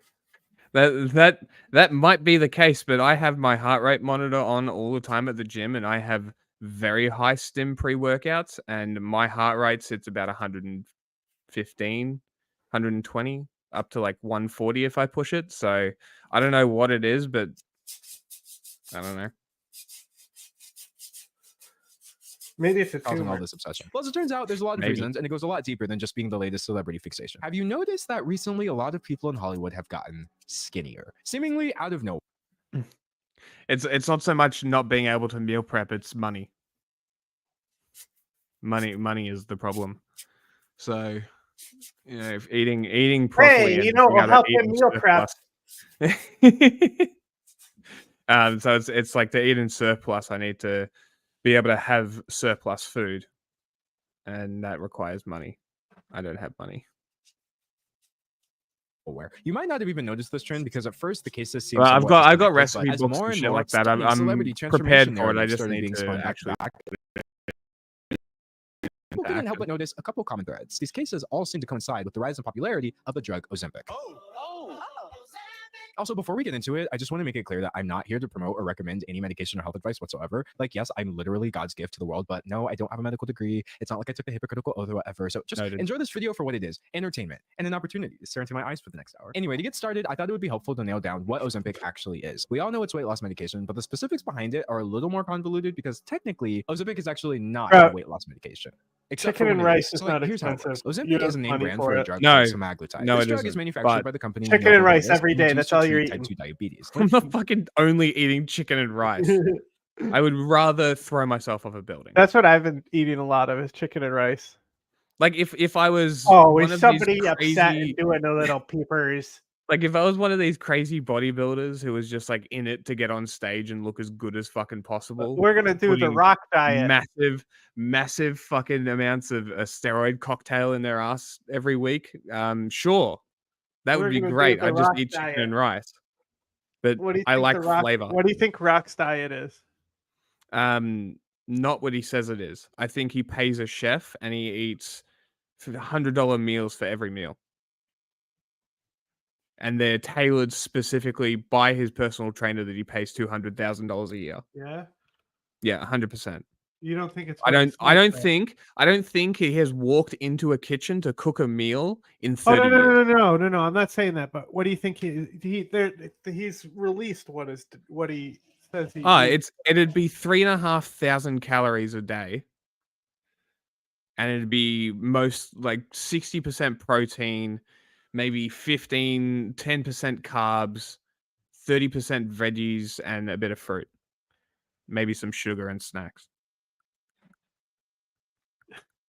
Like, anybody who thinks he's not on roids is out of their fucking mind. No, he is. But somebody did someone. There's videos of them doing the rock diet, right? And it's just random people doing what he claims that his diet is. I'm gonna go find a few of those videos to transition to after this. All right. And it was discovered that it also had this. By the way, the thing about Ozempic is that my dad, I think, was taking it for his diabetes, and he was still eating. Okay. The thing that actually caused him to no longer be like incredibly morbidly obese, like literally almost died multiple times obese, was a major surgery. It wasn't just a gastric bypass. He also, on top of the gastric bypass, got like literally his intestines shortened too. That was the only way that he was able to lose weight and keep the weight off. It was major surgical procedure. So I think people still can out eat Ozempic. The side effect of pretty major weight loss, doctors began prescribing it off-label for obesity. Off-label means even though the FDA approved it for one thing, it still works for the other thing, and so it's also being used for that. Then Novo Nordisk started marketing semaglutide, the very same drug as Ozempic, under the separate brand name of Wegovy. And Wegovy, they were able to get approved by the FDA for the treatment of obesity. But it doesn't end there. In addition to semaglutide, there's a similar medication called tirzepatide. They work in slightly different ways, but they have mostly the same effect. So besides Novo Nordisk, there's another company called Eli Lilly, and they're the prime manufacturers of tirzepatide. Just like semaglutide, tirzepatide is effective for two major diseases at once. Your dad lost weight because he was at the top one economic status and could afford medical attention. Not these performative care about fat phobia until he's got a fat conservative hog. What are you talking about? My diabetic dad was prescribed Ozempic last year and he stopped taking it because he made him barf endlessly. So Eli Lilly sells that drug as both Mounjaro for type 2 Did you hear that, diabetes John? and Zepbound for No, he's reading too fast. One of his chatters was like, hold on, where was it? Performative care about fat phobia until he's about a fat conservative hog. What are you talking about? My diabetic dad was prescribed Ozempic. Not these performative diseases at once. Your dad lost weight. Yeah, your dad lost weight because he was the top 1% economic status and could afford medical attention. That's fucking awesome. Drug as both Mounjaro for type 2 diabetes and Zepbound for obesity. But also, much like Ozempic, Mounjaro is frequently prescribed off-label for obesity as well. Got all that? So here's a recap. Ozempic is Novo Nordisk's diabetes medication, whose generic name is semaglutide, which they also sell as Wegovy, a weight loss medication, even though both get prescribed for weight loss. Similarly, But I was planning on doing like chicken and rice and nothing but chicken and rice, but I need to learn how to make sauces and chili, like hot sauces and just buy pre-made Indian sauces. I don't want to do the pre-made ones. I want to learn how to make them. No. You just buy them from Indian people. I'll just make them. There's Indian spice stores and Asian food stores. Yeah, but that's more expensive. Yeah, but I'll know how to do it. Yeah, but spice is expensive and it actually only has like a short shelf life. Like, you know how people just like keep their like spices around forever? Yeah. That's not how they work. They lose potency.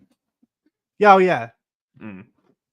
They're like the ground spice in the jar is like no more than a year. Mounjaro and Zepbound are the name brand of Eli Lilly's tirzepatide, which they sell for diabetes and obesity respectively as well, even though both get prescribed for weight loss. So basically, when someone says Ozempic, they may be referring to any one of 4 different medications, which are actually just 2 medications that both do the same 2 things that are made by 2 different companies, which market the 4 brand names in the same 2 ways. Which I think is probably why people just say Ozempic. Oh, and also Novo Nordisk. That's a great breakdown. Instead of injections, and they call that one Rybelsus. Does that all I really make like sense? this guy's you got all content. that? So anyway, now that nobody is confused by that anymore, I think it could also be helpful to take a look at how Ozempic, aka semaglutide, works. I'm going to give you baby's first explanation of GLP-1 receptor agonist medication. Not because I think you're stupid, but because I feel like a baby, and this was the first explanation that I actually understood. So basically, your body naturally produces a hormone called GLP-1. GLP-1 regulates your brain's hunger signals as well as your body's insulin levels, and therefore your blood sugar. Some people's GLP-1 levels are not as balanced as others. So now their blood sugar and or hunger signals are too high, which can lead to type 2 diabetes and or obesity. That's where semaglutide comes in. It mimics GLP-1, which balances your levels back out. What is Ozempic? It's mimicking hormones that are a hormone that's released into your intestine when you eat food. So the resulting lower blood sugar is how type 2 diabetes is treated. It also slows down the process of food moving through your body, making you feel fuller longer. So both the slow digestion and the regulated hunger signal serve to reduce your appetite, which in turn leads to weight loss over time. And that's how the obesity is treated. The Ozempic doesn't burn any calories. It's about controlling your hunger. And there you have my declassified, highly simplified glucagon-like peptide 1 receptor guide. Now, GLP-1 receptor agonist medication isn't exactly new. We've been using Ozempic, by the way, for 5 years. But recently, the medication has surged in popularity more than ever. I'm talking crazy popular. Ozempic Wegovy drug prescriptions hit 9 million, surged 300% in under 3 years. It's at the point where these drugs are accelerating the expansion of the economy of Denmark, Novo Nordisk's home country. Other companies are feeling the effects too. Walmart said the drugs are causing people to buy less food. Weight Watchers is experiencing their worst financial times ever. We'll actually get into the Weight Watchers. Oh my god. All of the corporations are crying because people aren't buying as much food. That's awesome. thing more later, but as you can see, this is all kind of a big deal. And on the one hand, I feel like the your food rottens in your body. That's why people are I throwing really up. like this as well because like food is rotten. This is really not a take that you're gonna see being platformed. Yes. Like We would we've had totally watch this guy's arguments. video, and- but we've got excuse me nothing for to. burping, but we've had we've literally gotten in fights about Ozempic where I was like, bro, it's helping prevent surgeries, and you're like, I don't care, they're lazy, and I'm like, you're like They the are people who lazy. get mad about student loan forgiveness. Just because you had to do the work doesn't mean other people have to too. Like, God, normalize shortcuts. But my main problem with You this just can't shortcut- comprehend No, the Nebraskan corn-fed American diet. No. The problem that I have with shortcuts You and are weight loss is garbage. you don't Okay, you're garbage. learn. You don't learn how to keep it off, and if you That's stop not a taking proper it, piece of etiquette. then you're going to put the weight back on. It's exactly like every other weight loss shortcut. And you know I'm what? fucking better than you. I think they have to like permanently be on it to keep it off, right? Yeah, so you permanently subscribe to a medical company. You permanently subscribe Better to than a fucking being pharma cut company. open and having a dangerous surgery. Eat less. Yeah. Take the drug for a little bit, then learn how to fucking control your food, your intake. Yeah, Mister, Go walk on a I treadmill. use nicotine to suppress my appetite. Only you know what would be recently. healthier for you? Not? Ozempic. Mr. President, I'm beginning to smell a big fat commie rat. Rotting in your body. What? Ozempic boom just kind of makes sense. Like the World Health Organization tells us that there is a global obesity epidemic, or globesity, which is a term that the WHO has been trying to patent since 2012. Hang So, I mean, on, this was it's going it's too close to globusy, right? Okay. It happened no Not matter bad, what, dude. dude. It's bad. The moment Google that- something. Look, the moment that Ozempic started popping off in like LA circles, I would say like 2 years ago, and then they did Haunted that 60 objects minutes, all around the that 60 globusy. minutes special. I was like, oh, it's over. It makes me so mad. Like, why wait until the chronic illness of diabetes, heart issues, etc., caused by obesity, and not curb it with treating obesity as a chronic illness? I agree, and so does our public health specialist in the chat. I don't have an issue with Ozempic. I don't take it because I've been able to manage my weight loss without it. But if I couldn't, I would. I think that it's like fucking awesome. It's great. One apparently. I So, understand the vision. but First also, result. no. First result, but it was not. It's a completely different scenario being presented about the globusy here.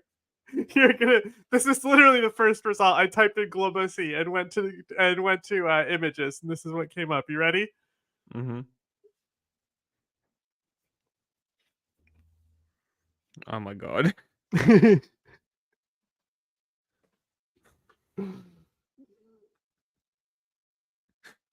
But also kudos for saying that, for spilling. Anyways, it stands to reason that a new effective medicine that treats one of the biggest medical issues facing literally all of humanity would catch on pretty quickly. But the strangest thing about Ozempic was that it Yeah, you could also do regulate the food companies with the already existent FDA. Regulate advertising from fast food. You know, that sort of stuff. Make it so fresh and healthy produce isn't 5 times more expensive than garbage. it wasn't just rising in usage, it started rising in status. And if you're wondering who is backwards enough to turn a medication injection pin into some sort of messed up status symbol, look no further than Hollywood. It's at the point where you can't even have a discussion about these medications without famous people coming up in the process. If you want to learn more about the exact specifics of how Ozempic works, there's this great Vox video that dives into the science behind it. But even on this video, which is just a straightforward explanation, there are comments like this. woke Vox, game I'm disappointed journalism. that the abuse of this drug by Hollywood and influencers for a quick fix to weight loss. It literally feels like people think it's like a cheat code or something. I think it's like, weirdly enough, it's unironic fat Okay. phobia, in my opinion. That This people is think, another like, good globusy, right? So, I'm not sure if you've noticed the shape of the Earth, but it's kind of like. Do you know who Nimble the elf is? No. Okay, it's like it's okay. Let me just show you. Okay. Okay.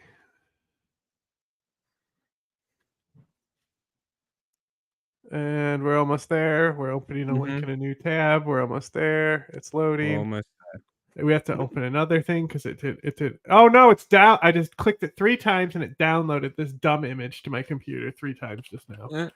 Okay. Mimmel the elf. Okay. There it is. That's Mimmel. Okay. Make sense? Sure. See, they're shaped like a elf man and he's got a hat on. You Right? got that from Googling Globalcy. No. I'm just. This is pretext. This is background, right? Because, Okay. right? Because like clearly, this Earth be having shapes and stuff. Okay, so if you've never seen what I've seen about the Earth, you are never gonna look at it the same way. Specifically, this section of the Earth that you almost never look at. There's a little blank screen. Am I right? Look at That's it. awesome. It's got separate booba. That's so funny. You look at this and you tell me God is not a woman. Africa Okay? Africa got that shelf. Yeah. You tell me God's not a woman with this gay shit going on. Fat people should suffer. Okay. Although my favorite one is Joe Biden sniffing Idaho. Hang on, go back. We just missed a soundbite. Mark it. It literally feels like people think it's like a cheat code or something. I think it's like, weirdly enough, it's unironic fat phobia, in my opinion, that people think that like fat people should suffer. Okay. Like, sure, there are reasonable Fat people should cautious suffer. people in the situation, especially the yo-yo dieting, especially like if you get off of it, you are going to relapse and most likely take on a shit ton of the weight and more. There's that reality of it, especially if you I have just like disordered stop eating, if you eating haven't, like, cookies, bro. Yeah, it really isn't that hard. Cut sugared drinks out of your diet and you'll lose weight. There's a hot fucking tip for you. I drink sugar-free Red Bull. Here is a It's 10 calories. hot off the presses, guaranteed to work tip. If you drink sugared soft drinks, stop. But corn. Just change. But corn to is our sugar-free. culture. Just change to sugar It's our free, culture. and you will lose a majority of the weight. Racist The rest of it'll against be American hard, but this is the culture. majority. That's all you need. Stop drinking sugar. Okay, Russia. It is so many liquid calories. Okay, that Vladimir you do not Putin. need. It's 100% correct. Fixed your eating It's regimen corn. in a healthy way. And Don't then give a shit. beyond that, there's It's got also the juice. It's the got fears the of the juice. side effects, which is understandable, maybe a little overblown, but definitely understandable. It is wild to me though that people unironically are just like, fat people should lose weight, but not like that. Is the main consensus? That's here. you. Fat people should That's lose you. weight. Lose the weight, fatty. You're a moral failure. Also, that's you. Like, people getting mad at Lizzo going to the gym. You know what I mean? Being like, oh, See, what? that's dumb. If you're getting mad at a fat person at the gym, you're an idiot. That's where you want them. If you really want people to lose weight, that's where you want people. People who make fun of fat people at the gym are the worst kind of people. Like, the worst. They are the ones that make gyms that stereotypical, like, toxic gym culture. That's those people. They Don't are drop the weights. Yeah, those people. They're the awful people. It's the people who film and get angry at people, like walking through their camera angle. And Those they drop people. weights. No, dropping weights is normal. Oh, they yell when people drop weights. Yeah, the people who yell when people are lifting heavy and don't put it down like they're lifting 5 kilos. Yeah, if you're deadlifting 160 kilos, you're not putting that down like you're picking up 5 kilos. And people that don't understand this are just wine mums. Okay, Planet Fitness is for wine moms, I guess. Mm-hmm. They have Friday pizza. If you like pizza, join Planet Fitness. You might not lose weight, but you'll have fun, I guess. Why is this fat go to the gym? It's like, what do you want him to do? What do you want her to do? She Eat at the less. Gym. Isn't that what you want? Like, what is happening? Yes. And then they're like, oh, you're cheating. You're cheating. If you lose weight that way, you're cheating. And it makes no sense. It's like, okay, well, what are people supposed to do? What do you want? What do you want people to do? They're losing the weight. Why are you mad? I thought that's what you wanted. I thought that's what you thought fat shaming was good for. Fat shaming works because it makes people lose weight. First of all, it doesn't. Okay, it literally doesn't. Fat shaming does the exact opposite. If you actually care about the reality behind it, legitimately Okay, we does get the it, exact bro. opposite. We These know fat it people doesn't are work. fat, No okay? shit. We see it every day. They carry it around with them all the time. No pun intended. Like literally, the idea I know, that bro. like fat shaming is going to somehow help fat people is silly. Shut Ridiculous. Does the exact opposite. up! But then people get mad when people take Ozempic, and it's like, what do you want? It's like when I was 290 Yes! pounds and Oh jogging, my and teens God, would a drive by and say, full- "Run, fat ass." full Bro, I am. circle. I hate it. Full unnecessary circle back into being mad about Ozempic. Emphasized as much as it should be. So you know what? We're here. We've got time. Let's emphasize it. All right. So here's the thing. I'm not going to sit here and point to specific celebrities and say, yep, that guy, Ozempic poster child. Because at the end of the day, unless you're literally this person's primary care physician or med spa drug dealer, you literally have no way of knowing if they're using this medication or not. But at the same time, it is also an open secret at this point. In fact, I don't even know if I would call it a secret. Like this off-reference clip of comedian Jimmy Kimmel making a joke about Ozempic at last year's Oscar Awards says a lot. When I look around this room, I can't help but wonder, is Ozempic right for me? The polite yet strained laughter is pretty clear. Celebrities are obsessed with semaglutide right now. Elon Musk tweeted about using Ozempic/Wegovy. Comedian Chelsea Handler opened up about it, and I'm only mentioning people right now who have admitted it. What do we think of? Here's another good piece of advice for you. Don't take your medical or health or life or any advice from celebrities. If they're doing something, don't do it. That's generally pretty good life advice. This Ozempic takeover in Hollywood. Except for it's Joe a miracle Rogan. for anyone who's ever struggled with their weight. And here's the Including thing, Joe Rogan. she is right. When was Chelsea Handler even like overweight? That's wild. But Like this anyway. shouldn't be too much of a hot take, but medicine is good. It's know, great that OJ we was have better vaxxed. ways of treating obesity now. Yeah, now he's dead. Coincidence?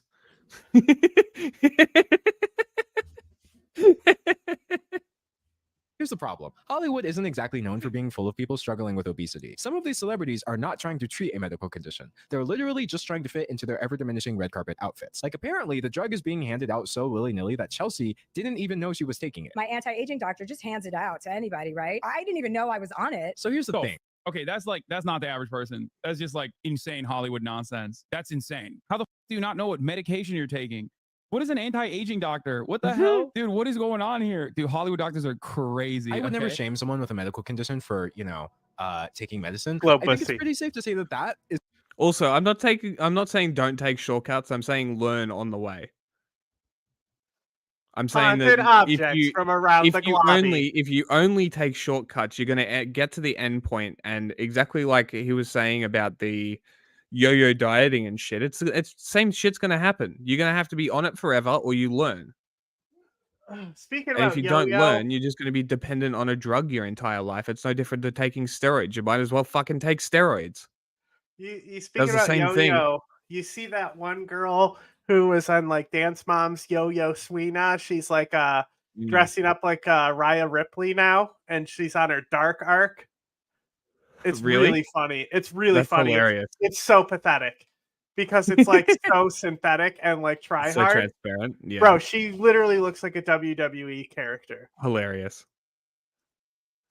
is a completely separate issue from this. She goes, if you ever want to drop 5 pounds, this is good. If you ever want to know what's really going on in Hollywood, look no further than the comedians. They are certainly part of the in crowd, but they're a lot more likely to expose the open secrets of said crowd in order to get laughs from those on the outside. We laugh because it's confirming what we already know deep down, that these people are really, really weird. The joke functions not just as comedy, but as an insight into a truth hidden in plain sight. The whole phenomenon is best summed up by the poet Homer. It's funny because it's true. So what truth are Jimmy Kimmel and Chelsea Handler telling us? Well, that rich people have indeed figured out how to buy skinny, and now their anti-aging doctors are prescribing Ozempic. Oh my god, they always knew. It's called paying $100,000 for a personal trainer to live with you. They always had it. This is just easier. Pounds, resulting in the last little bit of body diversity in Hollywood being weeded out once and for all. People who are not Hi. that overweight are taking these drugs to lose maybe 10, 15, 20 pounds. How a diabetes drug became the talk of Hollywood, tech, and the Hamptons. This is the Hollywood drug. Ozempic isn't a solution, dude. That's what some Getcha. people are. Huh? The side mouse button will get you. Yeah, this is exactly what I'm saying. This is like relying on the shortcut will lead to the same habits that led to you getting fat, retaining and coming back. That's the entire point. You're getting pissed at. Yeah, some people are getting mad as a Chico, but other people are pissed in the same way that they were mad at Mr. Beast. It's not a solution, only a bandage on a festering wound. Wait, what? This is like getting mad at Mr. Beast literally for fixing, like for curing the one specific disease that he helped cure, though. People are mad, myself included, that the system is broken. If everybody, I wouldn't be mad if if healthcare was free and Ozempic was being dished out. Like, what do you mean? I'm not mad at like people taking Ozempic. You're talking about being mad at the system and then acting like people that are mad at Ozempic are not mad at it being a cheat code. Everyone I know is on it, says Patty Stanger. And goes back to what I was saying before. Do not take life advice or any advice, and do not follow anything that celebrities do. They are awful people. They are not idols, and they should not be worshipped. They are fuckwits. Of Bravo TV's the like they're actors. They're on TV. What makes them idols? What makes them role models? What makes them worthy of this fucking position that they've been thrust into? It doesn't make any sense. Stop listening to fucking celebrities. Fucking hell. Millionaire matchmaker. These weren't developed for cosmetic use. Dolph Lundgren has a PhD. I don't give a shit. I'll listen to him about whatever the fuck his PhD is in.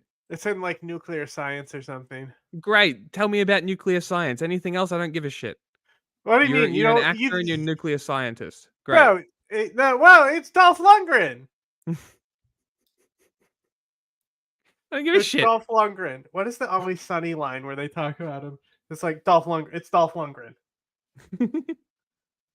Because they're casting a movie. Anyway. Used cosmetically. He like randomly went back to it. It might be an honorary doctorate. Okay. But he did like basically go back to school because he was like, if like if he gets hurt and he can't like work out anymore, right? And he can't maintain his muscle mass, he obviously can't act, right? Yeah. They still put him in movies. Oh yeah, he does also have a meaty banger there. That is correct. Anyway, he also he gives me lesbian vibes. But like he like went back to school just in case. Fair enough. Somebody else did that. Mm. PhD in microbiology. The lead singer of no, not the Offspring. I was thinking of another band. That the lead singer was Cray Cray. But there is another person who left and like went back to school in the middle of stuff, and they're like, "We're supporting her going back to school." Wasn't the point. The point is that celebrities shouldn't be idols because they're just on TV and movies. Yeah. Oh well, we were just talking about how cool Dolph Lundgren is, though. Sure. They're so amazing in their effect. It's like the new Botox, says Terry Dubrow, the plastic surgeon from the TV show Botched. I love it. It's so good. Everyone is suddenly showing up 25 pounds lighter, says Andy Cohen of Real Housewives fame. What happens when they stop taking Ozempic? And he's not exaggerating either. I got on the bandwagon, says Real Housewives of New Jersey star Dolores Catania. What housewife isn't on Ozempic? Asks Cohen. Not one. I wasn't going to come to this reunion looking bigger than anyone else. They've dropped their Xanax for Ozempic. Now it's Ozempic and wine. It's another part of it. Oh, that's the amped up version. Oh, is it? Oh, yeah. Yeah, that's the fast forward to Skinnyville. Like, if fast forward to Skinnyville doesn't tell you how casually these celebs are treating these drugs, I don't know what does. I really want to try it when I give birth. No, some people are mad their loved ones can't get diabetes medication because everyone else is taking it. This is the part I don't understand. If there's a drug shortage problem, especially on Ozempic, it's not the fault of people taking Ozempic. It's the fault of the FDA for not properly regulating it, and it's the fault of the... I mean, look, he quit because of how well he did in that show and how bad people hated him. He literally quit because he was that good of an actor that people hated him as a person. What a fucked up story, huh? Even more reason to not idolize celebrities and fucking... His character died anyway. Yeah. So fucking even more reason not to. What a fucked up story. This kid wanted to be an actor and now he can't because people literally hated him for how good he was. Like, you fucking kidding me? Of the suppliers for limiting the supply. Plus, I don't even think that that's a real issue. I feel like that's already been solved. It's like one of those, because it's not one of those like drugs that is like a super hardcore controlled substance that you genuinely lean on a lot of FDA regulation on. They should still up the production though. Like that's the issue. The new anger is it costs $5 to make and they charge $1,000. I mean, that's awful. It also makes it really expensive. It makes insurance companies not want to provide it. Yeah, because those guys are pieces. What doctors are looking for these people. Besides the fact that this is just I do see obesity as a health issue, similarly to diabetes. This is literally a joke to these people. Besides the fact that this is just dystopian in general, I have to point out that it's not only extremely unethical, but very dangerous as Like we've spoken about this enough. Obesity is a side effect of capitalism. Like the widespread obesity in America specifically is a side effect of capitalism. Like how cheap sugar and shit. Oh, food thank is. God. Thank God. What? Somebody made a clip of H3 looking at JoJo Siwa's wrestling outfit. as well. Medicine is tested on people who have medical conditions, not typically on those without. So taking drugs to treat something you literally don't have is just reckless because you have no idea what you're actually doing to your body. Ideally, what doctors are looking for is for a continued 1 to 2 pound weight loss per week, certainly not the 10, 15 pounds in 1 week that people are claiming they've lost on these medications when they're using them in a non-prescribed. That is a problem. If you're losing more than a pound and a half a week, that's very dangerous. That's not good at all. Unless you're like super, super omega obese, in which case like you will in the first couple of weeks like Hey, that lose was me. a ton of weight. But that should stop after like the third week, basically. Yeah, stop Like, breathing. Obviously, and I say this as someone with like a lot of personal experience in this. Like you're shedding a lot of water weight when you start dieting, but you should never be losing more than 1.5 pounds maximum 2 pounds a week. If you Hakani want kind to of fat. reliably lose weight in a healthy manner. That's crazy. Uncontrolled way. And putting yourself in danger just because you want to be size 0 instead of size 1 is one thing, but it gets even worse. These medications have been on the US government's drug shortages list for years at this point. Drug shortages aren't just bad for the obvious reasons of people not being able That's to why get the they're in help a they need pill either. form It gets now. more awful when awful people take advantage of people's desperation for this product by selling counterfeit Ozempic pins online, which resulted in serious side effects and sometimes even death. So these Hollywood actors potentially endangering themselves is one thing, but it's absolutely unacceptable. Pound a day, absolute max. Pound a day. I'm talking 2 pounds a week, man. Max. It is unhealthy if you lose more than 2 pounds a week, especially after like a certain period. Unless you pound a day is you need a doctor to get you back on track. Pound a day is insane. Acceptable when you realize they are contributing to a shortage that is endangering the health and very lives of people who actually need the stuff. And also they can perpetuate the same beauty standards that There's no medical evidence to suggest faster weight loss is unhealthy. Whether it's sustainable is another discussion. Sustainability is the key factor in weight loss. Chatter, what are we talking about? It's the most important part. People don't just like lose. That's unless you're trying to literally everything that I've been saying is about sustainability. make weight for like wrestling or some shit. What do you mean sustainability is another problem? Sustainability is the problem. It is the only problem. That's why you should not be losing more than a pound and a half a week anyway. That's the whole point. People always think people have a really weird, unhealthy, and outright false understanding of what diets are. Diets are not something that you do for like a couple months and then quit and then go back to your old eating habits. Diets are lifelong. You can have an unhealthy diet. You can have a healthy diet. You can have a diet that focuses on gaining muscle or gaining fat. You can have a diet that focuses on losing fat. But a diet is for life. There is no going back on a diet. It is what it is. So the whole point is that you need to find something that works for you that you can actually just wait until he starts coping because he knows because he thinks. Okay, so the main reason I put this on here because it's funny because it reveals more about the creature that is Hasan, his psyche. If you remember in Australia when he was wearing the wetsuit, I was like, Hasan thinks he's fat and that's why he's uncomfortable with how tight the suit is. Yeah. Right? So he's going to reveal here that he's envious of people who can get Ozempic because he thinks he's fat. That's so funny. Or maybe he did it already and I wasn't paying attention. Who knows? For the rest of your life. That result in the discrimination against people with obesity in the first place. Even though this has been going on. It's kind of funny that the one thing he's right about is the one thing he does every single time we watch a fucking video. It's food. Discriminating against obese person. For a couple years now, it's only getting more rampant over time. It's gotten to the point where just a few weeks ago, Eli Lilly, remember them? They released an entire commercial about this. Eli Lilly slams Hollywood's Ozempic obsession ahead of Oscars. People whose health is affected by obesity are the reason. Be for real, not everyone's the same as you. Some people lose weight way quicker. Stop being Yes. ignorant. Stop spreading false info about weight loss is weird. By the way, I've lost more than 5 pounds a week and I was fine. Wait, what? I just said, depending on where you're at and how fat you are, for example, like how morbidly obese you are, you could definitely lose more than even 5 pounds, especially in the beginning. A lot of that is basically still shedding water weight.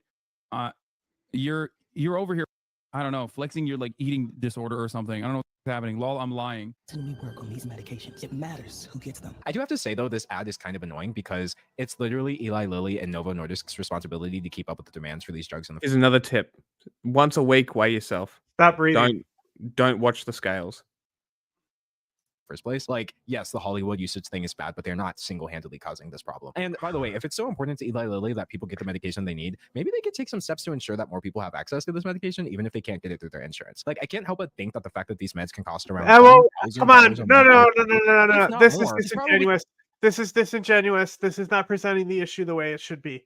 Okay, the issue does not rely on the drug company in this case, right? The drug companies could lower prices. Period. Okay, Yeah. that's what the company can do. Period. Now they admitted it in said, the investigation, in the questioning. They're like, "Oh no, we still make money in Canada, even though it's 10 times less expensive."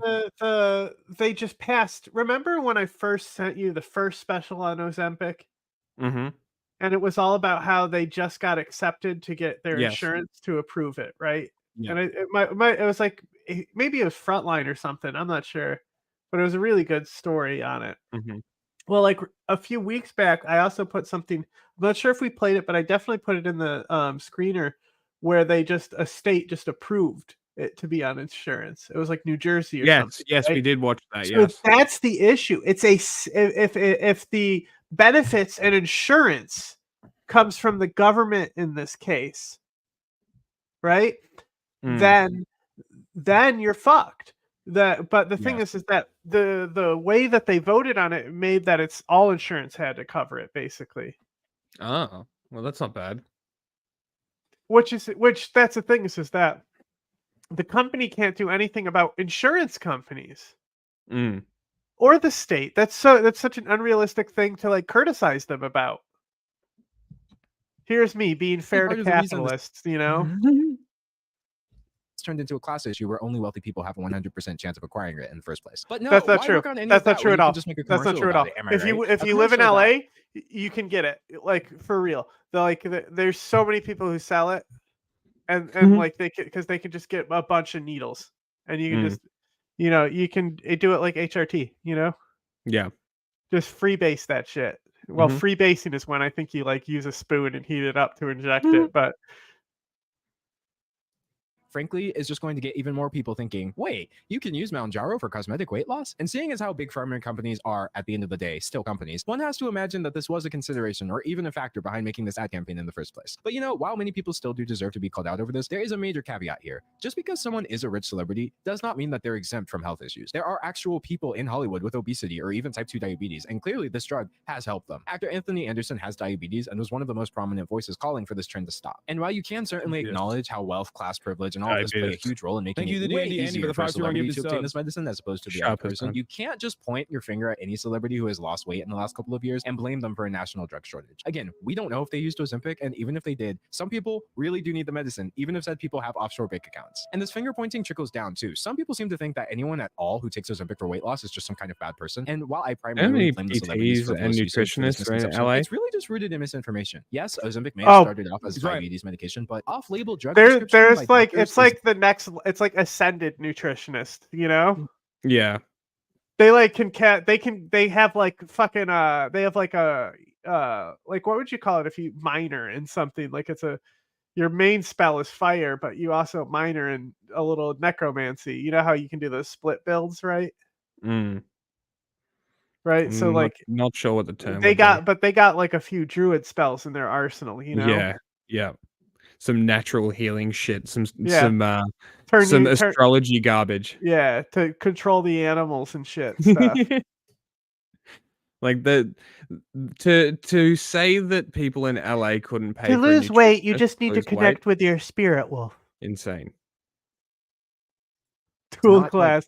Yeah, but it's just like I know it's dual class, but what would the minor be? Because it's like you normally don't spec them equally, right? Yeah. Like if you're a barbarian, the strength is the most important, but you still need that dexterity class because you don't wear armor. Yeah. Take an off-label drug for my hair loss, which is like now sold basically or virtually over the counter at this point. And you can get it very cheap. It's literally for Propecia. It's for prostate cancer. It's prostate cancer medication.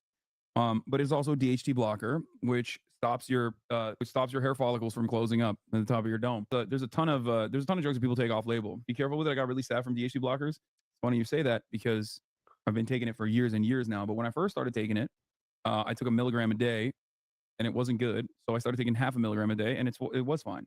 Some medical conditions deserve treatment more than others, and these diseases have a lot of overlap anyway. Really, your ire should be directed towards the right direction. People in Hollywood who do not You have said that drug is not on back order? Yeah, except the problem is, or the reason why it's not on back order, for the record, here it is, by the way, the effects of said medication. The reason why it's not on back order is because there's a shit ton of generics, and it is like made, I mean, it's made with the understanding that like, you know, a lot of people can take it. Obesity who do not need this medicine, and who are using their mental wealth and privilege to access it anyway for vanity reasons, resulting in shortages that affect people who actually do need it. And also Big Pharma. Big Pharma is literally always the problem. And while you can't decide from looking whether or not someone needs the Ozempic, insurance it's is safe the to say that problem, Hollywood is sir. handing it out so recklessly and for such small amounts of weight that there is some serious misappropriation going on. Besides the obvious harm caused by these celebrities who choose to use this medicine unnecessarily, it's also reinforcing dangerous beauty standards by focusing on rapid weight loss and encouraging everyday people to use it unnecessarily as well by turning it into a trend, further contributing to the shortages that are endangering people who do need it. We'll explore the beauty standard side of things in part 3, but as for the effects of turning Ozempic into a trend, one has to look no further than everybody's favorite clock app. Oh, TikTok, how do I love thee? Let me count the ways. With over 84,000 different videos under the Ozempic hashtag and over 1.5 billion views between them, it's safe to say that TikTok has had an outsized influence on the way people are talking about Ozempic. You getting bored?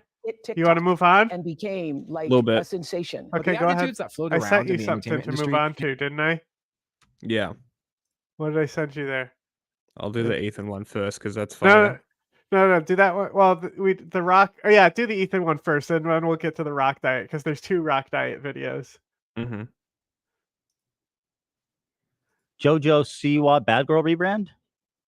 JoJo has seen this yet? This is sick. the dancing. You ready? I saw somebody make a video of us dancing similar. Did you see that on the subreddit? I saw that. I didn't know that was her though. Yeah, it's pretty Boo, good. Dan! I pulled up. So let's see. JoJo has entered her adult era and has released a series of promo clips for her upcoming single Karma. On March 11th, Siwa started to hint that her new song may be disturbing or offensive to some viewers. Just under a wait. content warning. Ooh. Just wait. No, it's about to get spicy. It's like here's the warning. raw. I'm edgy. Oh, this is like a multi-post. Yeah. It was a Badass. 3-gritter. Warning. The following content is not made for children and may be disturbing or offensive to some viewers.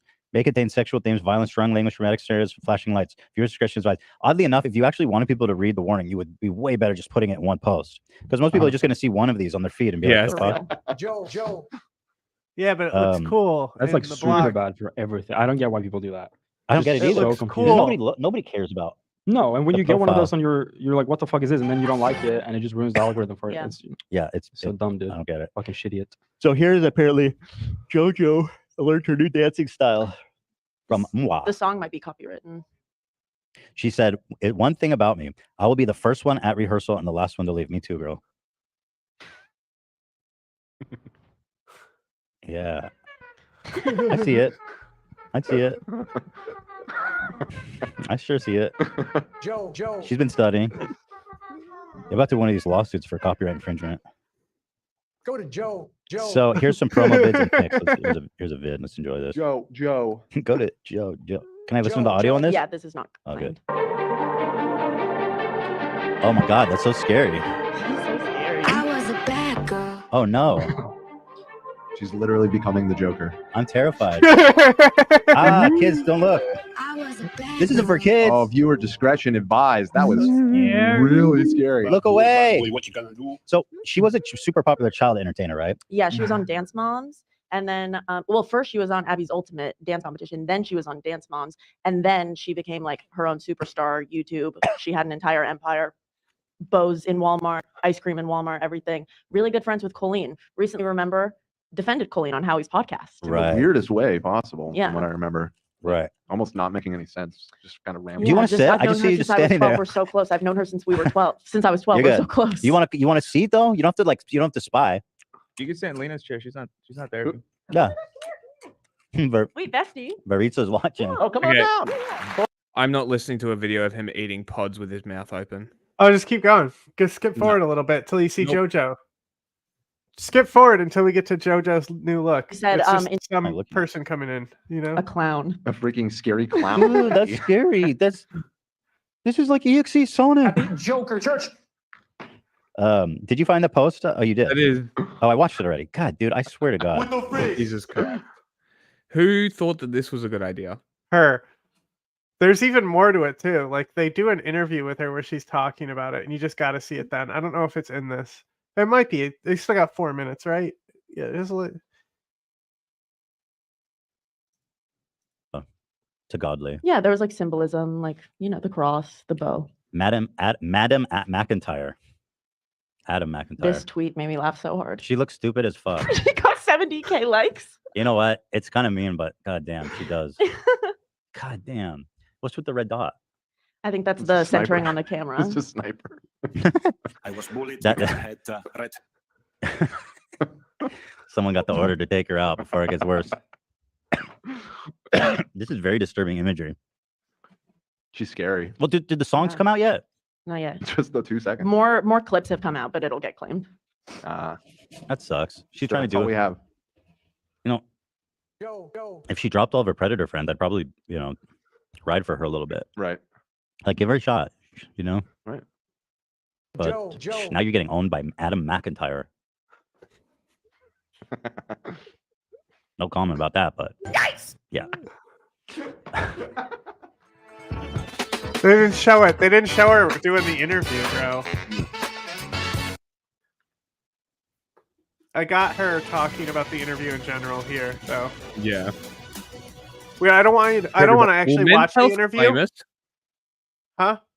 Will Men's Health claim us? I swear to God, if Men's Health claims us, I'll lose my mind. There's no way. I have found over the years. So hang on, before you click the thing I just sent you, you got to just pull up what her fit looks like, because she'll like dance around and be like, "Yeah, I designed it like this." Blah blah blah. You tell me this is not a fucking WWE wrestler. Put it on screens. I am. I know. There she Tell is. me about this look here. This look, this is my Karma Black Beast look. It's my music video outfit. Got to bust it out of the vault today. It's got some rips in it, but you would never know. No, you Why does she sound like Miley Cyrus? If you looked close enough, yeah. You were talking a lot recently about sort of leaving the adolescent era behind and moving into a more adult era. How has that been going for you? It's been fun. It's been criticized, that's for sure. And What do you think that is?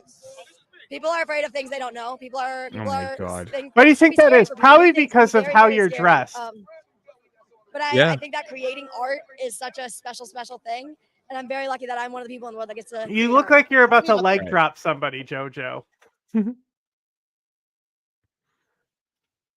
I eat 6 meals a day, so I don't really have breakfast, lunch, or dinner. Although I have breakfast, that's always my meal one, but everything else will fluctuate. My breakfast consists of eggs. It consists of a meat, and that is either a bison or a steak. It also consists of oatmeal. It could be brown rice cereal with a little bit of fruit. Usually it's either papaya, which I love papaya, or some blueberries. And that will be breakfast. My second meal of the day, which usually I eat around 10, 11 o'clock, that's what I consider my lunch. Usually consists of complex carb, like a rice, as well as chicken breast. I'll have some greens. I'm eating that after my workout. And my dinner could consist of either a fish or a chicken or a buffalo or a steak. And again, some sort of complex carbohydrate and a green. My go-to comfort food would have to be cheeseburger. Sometimes it's a double cheeseburger. Okay, fuck this. Go to the next thing. I thought this was going to be them talking about how ridiculous his diet is, but basically he had a diet for Hercules when he was Hercules. And so people started doing the Hercules diet challenge. Welcome back to Cow Chop. Today is another challenge video for only the bodybuilders at home. Everyone here knows of Dwayne "The Rock" Johnson, huge movie megastar. Actually just recently got named the #1 highest paid actor. Now I've been wanting to do this challenge for a while. I don't know how many people out there know, but The Rock eats fucking 7 meals a day. Everything here on this counter, he eats in one day. What, including that trash bin? No, the trash bin is separate. This is actually this was a present from Joe's grandmommy. Basically, what we're doing here for this challenge is we got our names are in the trash bin. We're gonna pull a name, and that selected individual is going to be taking the Rock's challenge. As in 7 meals on this day, today, all in one day. Dude, I already fucking ate. That's okay. Can we opt out? Brett's in it. Stop being a pussy. Yeah, but Brett, I didn't even get to the. I didn't even do like this challenge. All right, guys. Did you measure this? What meal's good? Okay, thank you. I really like that. Much water. No, look, I'm gonna sieve it. It's a little. I don't think this was done cooking. Joe, Rice. come down here. All right, Joe. Meal number 1. All right. Okay. Let's try it. Oat meal's good. Okay, thank you. Really like that. I was the least responsible for the taste of the oatmeal. I'll keep all 3 items. Uh-oh, that doesn't look cooked, Brett. Excuse me? Dude, excuse me. I don't know, man. I don't know. I'm gonna like. Mine is the bottom one. James cooked that I one. didn't cook any, man. Try it. I mean, if you're honestly scared, we'll put it back in the thing. I don't think it's bad. I think it's cooked. It's not cooked. It's not cooked. Brett, I'll eat this shit. I slave over a hot stove. It's not done. There's blood in it. He just sent it back. Just send it back. The first meal here got You sent think the back. Rock? You think the Rock sends his food back, Brett? That's your fault. That's not my fault. Oh, look at this side though. Now we're talking. Meal 6 is good. Is that good? That looks pretty clean to me, man. Just the way you like it, right, Joe? What you said? Jim, what's happening with that chicken? I don't know. You're the one that's in charge of it. Sous chef, how does the chicken look? Certainly looks like it's getting there, Master Chef. All right, you finished meal 1. Good job, Joe. How you feeling? Good. Look at that. Wow. Clean plate. Yep. Good job. Great work. One step Actually, closer to being Dwayne The Rock Johnson. I'm still pretty hungry. You're still pretty hungry. Yeah. You ready for meal 2 then? Yep. Right off the bat, meal 2. You're going a little bit fast, like too quickly, though. I mean, that's I have fine. the whole day. The sooner you transform into the Rock, the better. So here is meal number 2. We have for you amazing cuisine with chicken, broccoli, and rice. This you might get through this, but this one might be this one might be your blockade right I here. might have to like wait a little bit. I have the whole day, right? Try a little bite of everything and make sure it's to your liking, and then you can take it back upstairs and we'll go about our day here. We didn't add any special ingredients to it. It's just I put some pepper in it. yeah, a little Himalayan pink salt. Good. All right. Hey. That's good rating right there. That's good rating. Chicken, good. He is 2 in, and we got 5 more to go. Damn, and he eats this. Look at that. All right. Wow. This is a bonus that not even The Rock can fucking handle, dude. This is fucking cheese. You can use that cheese in this meal. You can use that cheese in the next meal. You can use that cheese in any meal. Try a bite of everything and tell us it's bad. Yeah, this is it. Tell us it's Should I bad. try the cheese or No, Just plain first. try our natural Joe.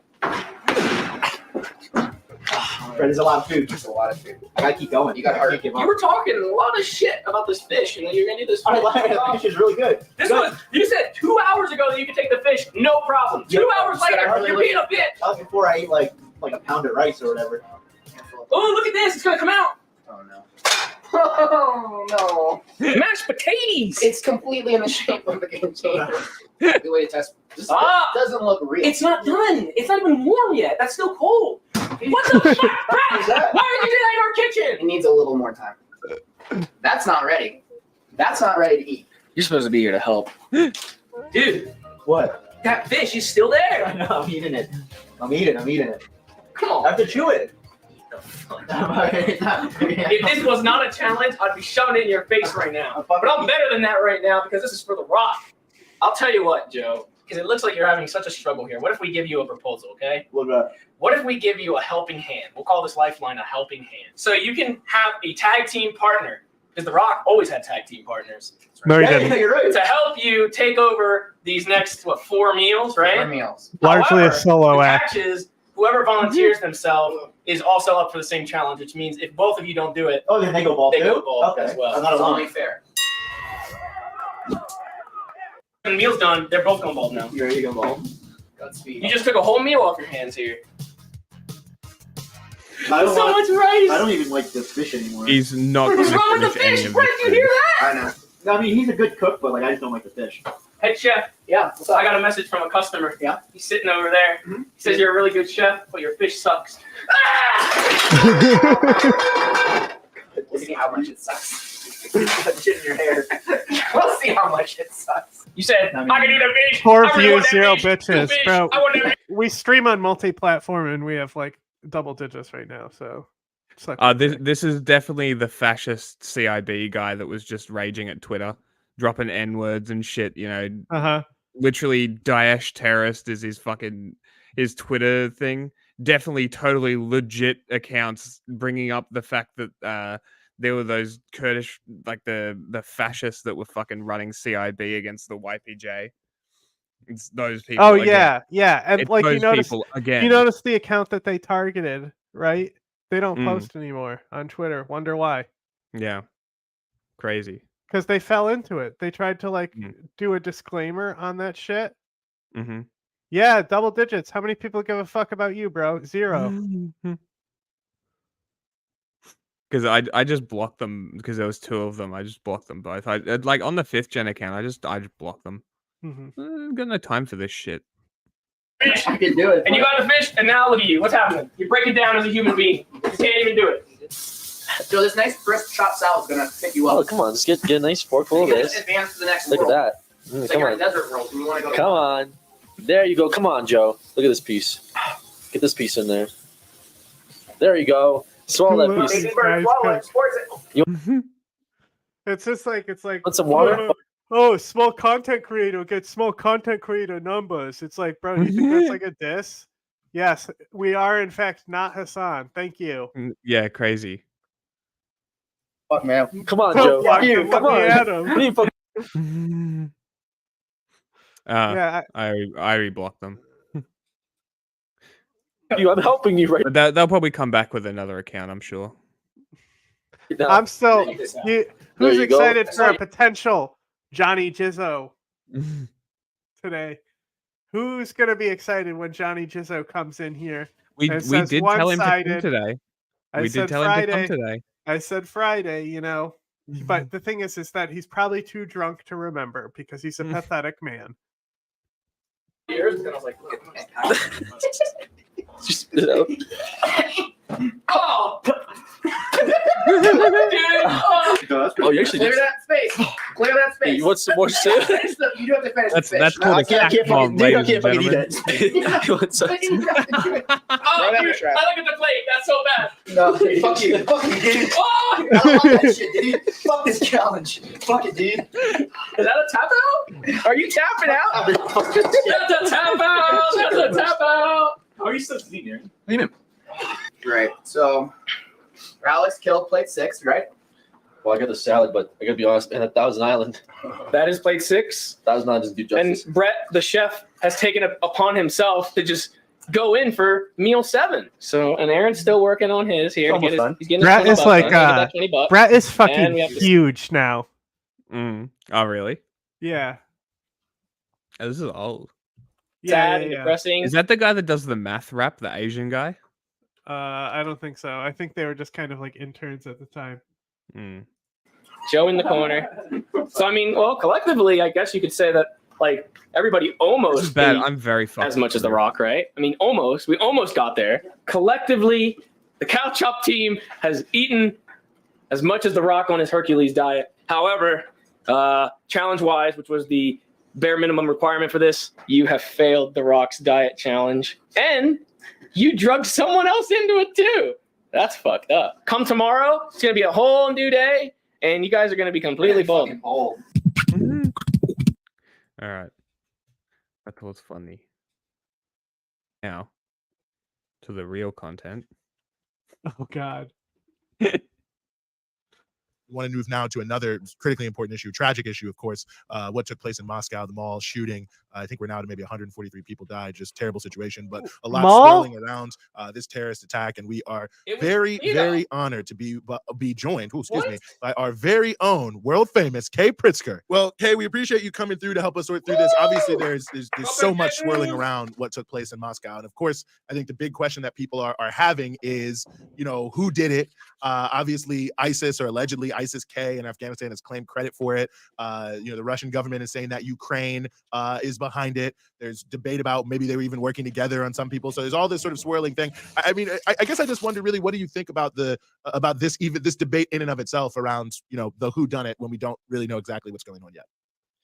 Yeah, I mean, this whole debate is almost misframed, especially on the U.S.'s side, because they're saying ISIS was just the sole one involved or the sole group involved. But regardless of who pulled the trigger, I mean, I think any discussion of this topic has to start with where ISIS actually comes from, and that's from the United States. ISIS came out of the paradox it doesn't. after the U.S. invaded Iraq, destroyed its government, destabilized the country, and demobilized the Ba'athist government and the Iraqi army, which left a bunch of people out on the street with guns and no jobs. Correct. And of course, they went and formed groups like Al Qaeda. Jack, in Iraq, you need and to come pause this. Apologia? You need to come pause this. First of all, first of all, he's right, but he's also wrong. There was already an insurgency. They just dismissed the Ba'ath Party and demilitarized it to make it worse. And the Ba'ath Party specifically focused on in Baghdad and the northern region, with groups like the Martyrs Brigade, 1920 Martyrs Brigade, that had a lot of Baathists in there, and they eventually grew to be like the Nishabi Order, which is like the most joke of the worst group of the insurgency. They're the nationalist Baathist ones of the insurgency, and like all the other insurgent groups shit on them. Also, ISIS came from Jordan, did it not? Egypt. Yes. Jordan. Yeah. I Trained always in forget. Afghanistan. Jordan or Egypt is one of Yeah, the two. well, yeah. Well, I mean, both talk about actually. More than it does come from Iraq and the Americans. It comes from Egypt and Jordan more than that, for sure. Because you have the fundamentalism of the Muslim Brotherhood and Qutubism that lays the foundation roots, and then you have like Abdullah Azzam come and add the like jihadism and the like noble brigade against to defend your land and defend God. Like that comes all together, and it paramounts in this era. Yeah. Where ISIS-K comes from, the ISIS affiliate in Afghanistan that's accused of orchestrating this attack. I mean, they came out of the power vacuum that was created when the U.S. invaded Afghanistan, and oh my God, bro! Puppet governments. No, what power vacuum? What power vacuum? What? Seriously, can I just pull up a map of what Afghanistan looked like? There's a great picture. It's 4 maps. Let me find it. All right. In power and failed, and eventually handed the government over to the Taliban, which created an environment where these sort of Wahhabist Islamic fundamentalist groups could sort of thrive in. Oh, boom, So, easy. From that angle, I literally US typed can't in really map of Afghan war. 5th result was the map that I wanted. Okay, it's not loading. There it goes. Okay, now check this out. So this will be a very, very brief history. I agree, especially if we're talking about Idlib. So this is going to be a really quick recap. Okay, so this right here, this is mainly the Peshawar 7. It's got 1, 2, 3, 4. 5, 6. It doesn't have them all. Sayyaf, Abu Sayyaf, Rabbani. This is where Masood is in Rabbani's faction. Khalis is important as well. Obviously, Hizbi Islami. Basically, look at this is like it's like they're all like named the same, right? So Khalis, this is like right here, and then you have these groups here, right? Do you know who also exists in this group? In this region? I can't see your mouse. Oh, well, just look Jalalabad, see where it's yellow, right? And then Kabul, you have the orange, that's Hizbi Islami, Hekmatyar's faction, right? So do you know who also exists in that region right there? Haqqani? Exactly. So these parties are where ISIS strongholds are today. Right? The white is kind of basically where Haqqani is in a way. Now, so this is 1992. This is the worst year of Afghanistan in this entire history, probably, right? Post-Soviet, right? Yeah. But 1992, this is like Masood and Hekmatyar are like destroying the capital city with their war against each other. Yeah. So then it's like this is after the Taliban rise. They rise in the first year. They take all this territory. Basically, they take the entire South 1 year, and it's because one, for starters, there is not a lot of territory being gained in this region. It's pretty empty, right? So, but the community supported them because they were kind of like a solution to the chaos that was going on, because of how violent the 90s era was and how lawless it was and how dangerous it was. So when Omar takes 14 students on a motorbike, right, and I think they have like a few, like 1 or 2 AKs between them, they go to this warlord's house who had kidnapped 2 girls, did horrible things to them. They ran over his lower extremities with a tank and then hung him from the tank's turret.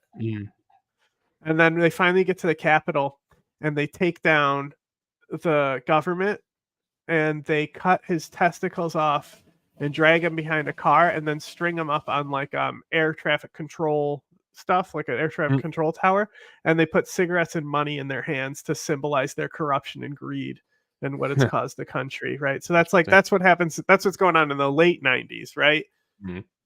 2001. This is like America's intervention, right? Yeah. The Northern Alliance is literally like non-existence at this point, right? But there still is no, to say that all of this was controlled by the Taliban, maybe not so much, but basically people were down to get behind the Taliban because of how shit everything was, right? They're like, whatever, as long as violence will stop. You'd see a lot of that going on. And then by the end of 2001, this is the power vacuum. Where's ISIS? They see that this area, the yellow, tribes revolting against the Taliban. Right? So this is how the conflict that's always been ISIS being in this territory has always been an insurgent territory.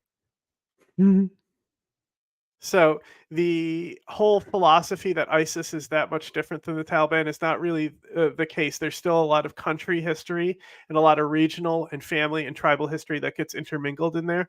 And you have to be like an anthropologist and expert to really trace like a lot of this shit. Oh, yeah. Ironically, they did end up doing the same thing as the warlords. But there's like, and also what's interesting is like, the only footage we have of Omar, he holds up the cloak of Muhammad that's in Afghanistan, and that's like Pashtun kings have like held that up at like times. Like I think the last time was like to unite against the British or something.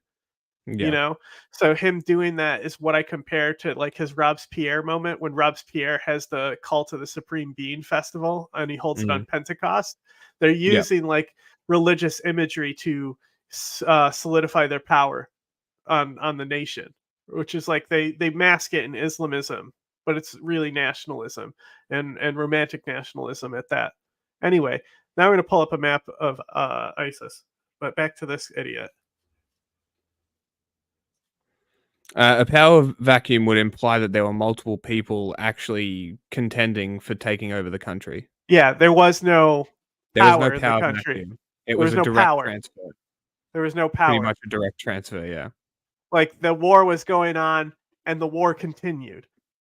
The thing that happened is that more resources got poured into the Northern Alliance, who were guess who backed the Northern Alliance? Name 2 countries. Go ahead. What 2 countries would it be shocking for the United States to get an alliance with and back the people they're backing? Russia and Iran? Correct. Right? So when Massoud gets assassinated by bin Laden the day before 9/11, it's the Iranian intelligence who said this is clearly Al-Qaeda. Right? Yeah. And so the Iranian intelligence tells Putin to call the Americans. Right? So like Iran and Russia literally said Al-Qaeda just killed the leader of the Northern Alliance. They're going to do something big soon. We need to work together. Right? Yeah. It was like a call to come together. And this is the Bush era where it could have actually happened, right?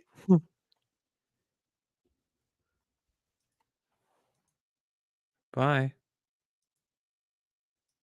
This, and moreover, I mean, the U.S. really Wahhabism and Islamic fundamentalism is. Oh my God! Shut up. Sort of a U.S. creation. Oh, he's still here. I thought you were leaving, bro. I didn't hear.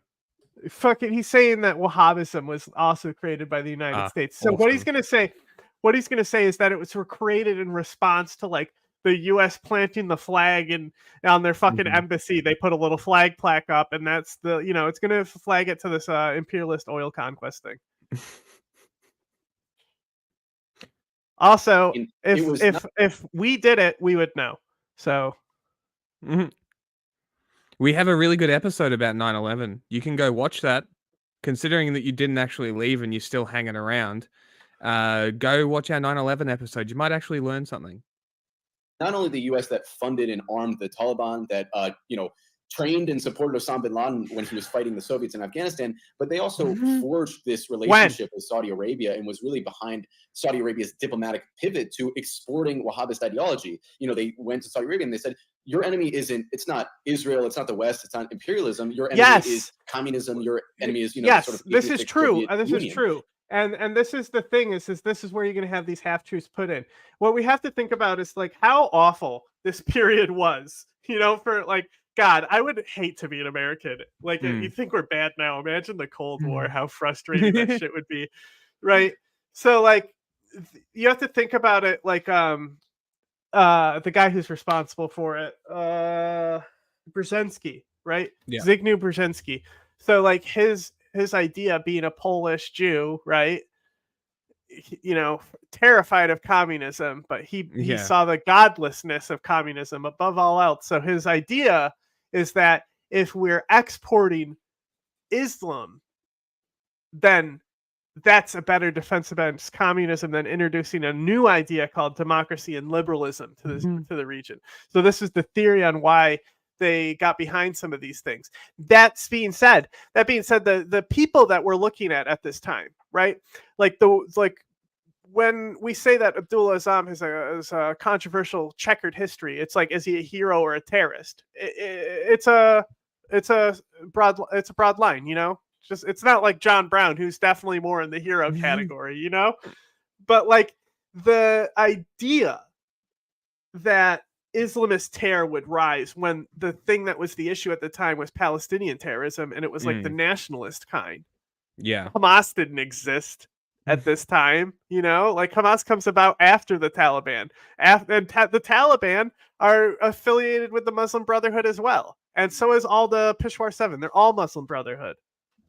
So like you'll hear a lot of this, a lot of people who are from like the Arabic regions, like Emiratis and Iranians, Russians, and different things like that. They'll say the narrative, and it's an Egyptian narrative, that the Arab Spring was just to get people who were Muslim Brotherhood in power. That's funny. Because they'll hijack the protest. And they started flooding Yeah. the world with No, literally, like without Brzezinski, like there like might not be any of this, It might.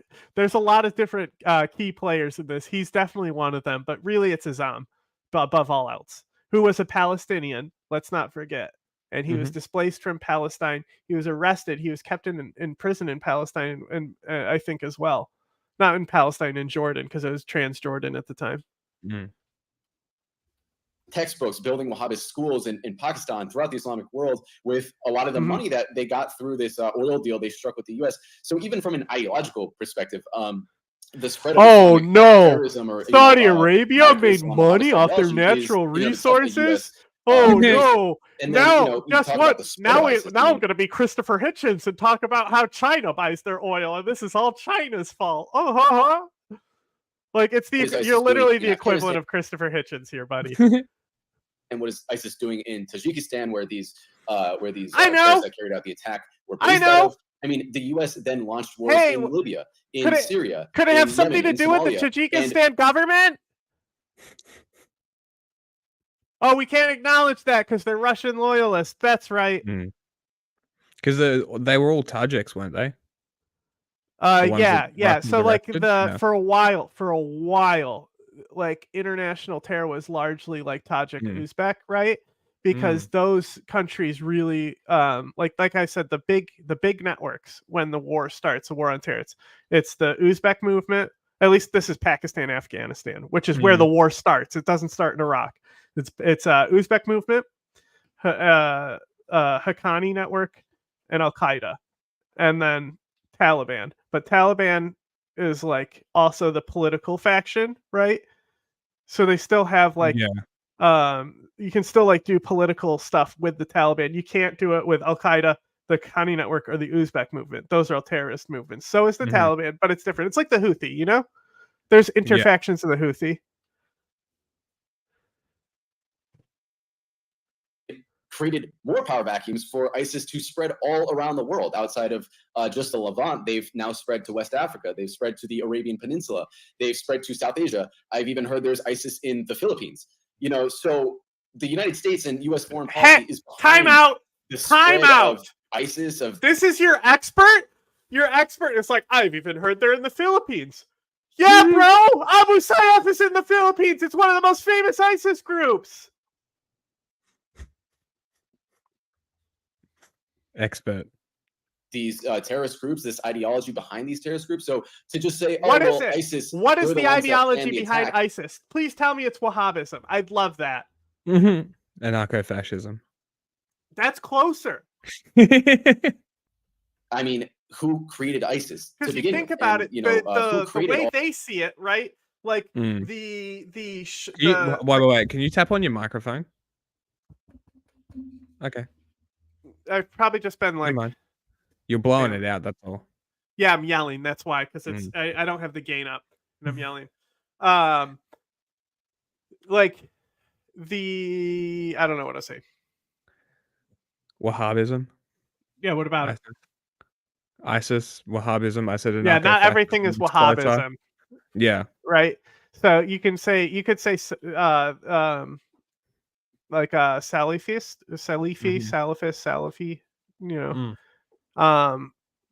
You could say that would probably be, if you're gonna do as broadline as possible, that might Yes. be the way to go. Or just call them ISIS and not be like, this is Yeah. their ideology and how it's funded in this Muslim school of thought. Oh, what I was gonna say is their belief system is like, that's not necessarily about a government existing. It's about just it's like the church replaces the state, so it's not Yeah. technically a state at the same time, even though they called themselves the Islamic State. all They're these fruit contradictions cups. and all this tension surrounding Russia right now, you know, that was obviously very likely linked to this attack.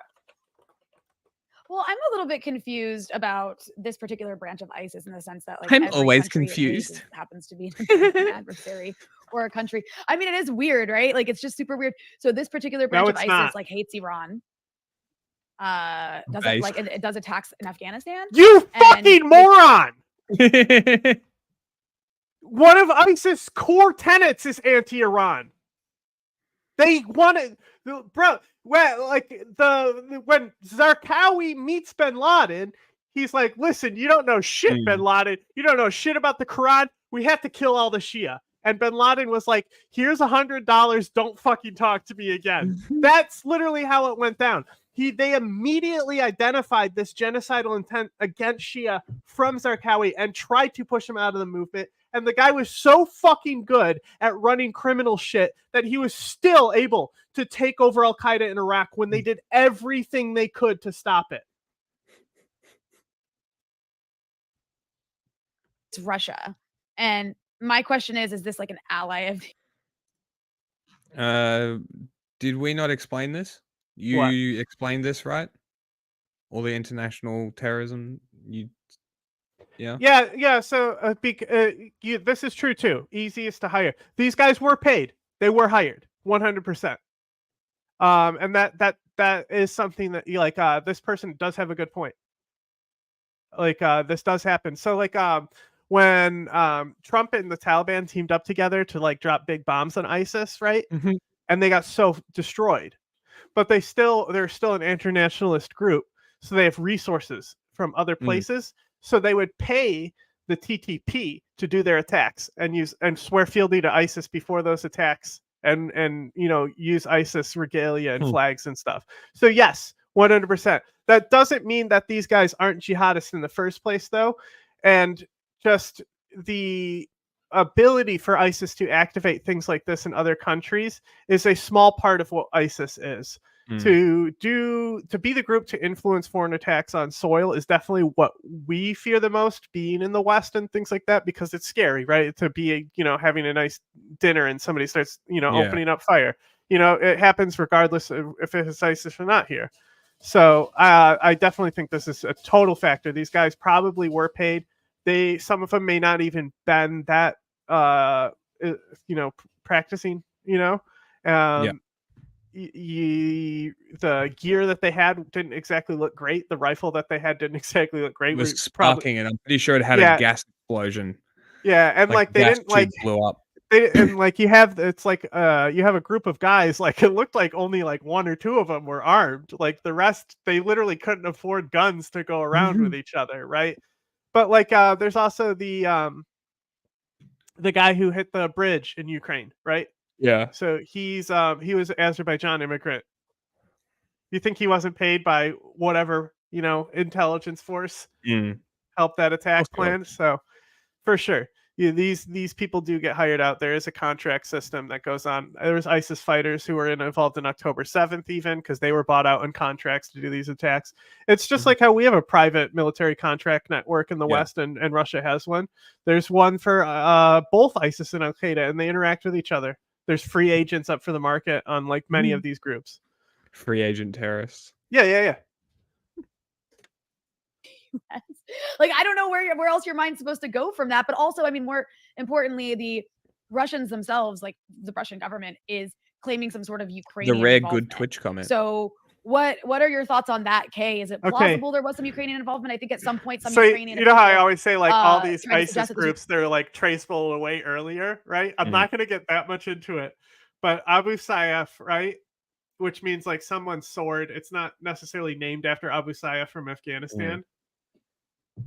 Father of swordsmith. So father of the sword is right.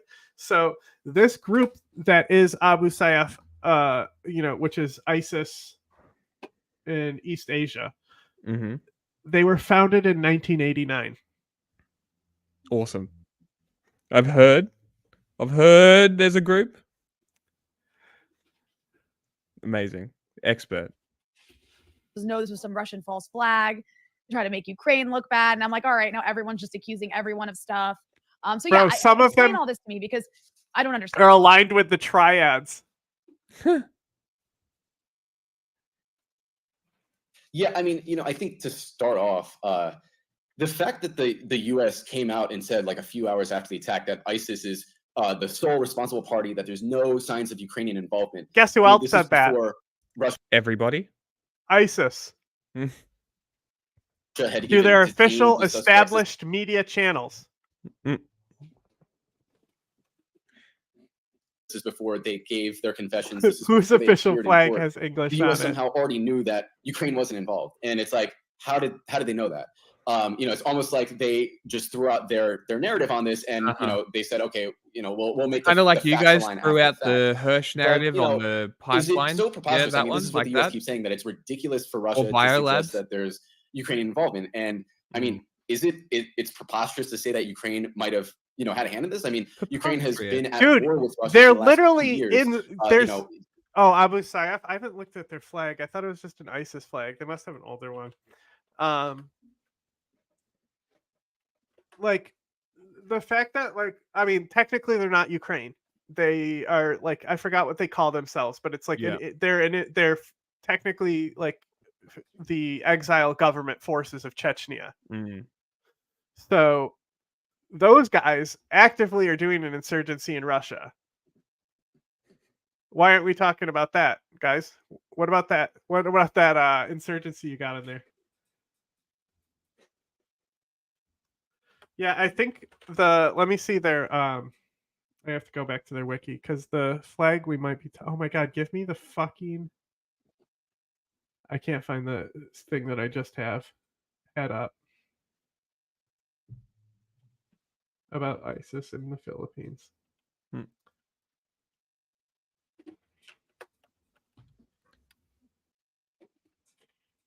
Hit play. Okay. Of course, they have, it's not like they don't have some incentive to see an attack like this happen. But, I think also when you look at the rhetoric that's been this coming logo from Ukrainian that's at the leaders, top, that's like a media thing that they do. So they'll put it in whatever languages is at the bottom. So, but yeah, we have to do a updated terrorist tier list, by the way. I have to get that organized. I'm just too addicted to Helldivers. I'm gonna send you the next video. Can you take that over because I need to go to the toilet. Not just the Ukrainian leadership, but also U.S. leadership calling Russia, 3 minutes a terrorist left. state, saying they're monsters, they're barbarians, they have to be stopped at all costs. When you hear things like this coming out of the leadership of not just your own country, but of this military super.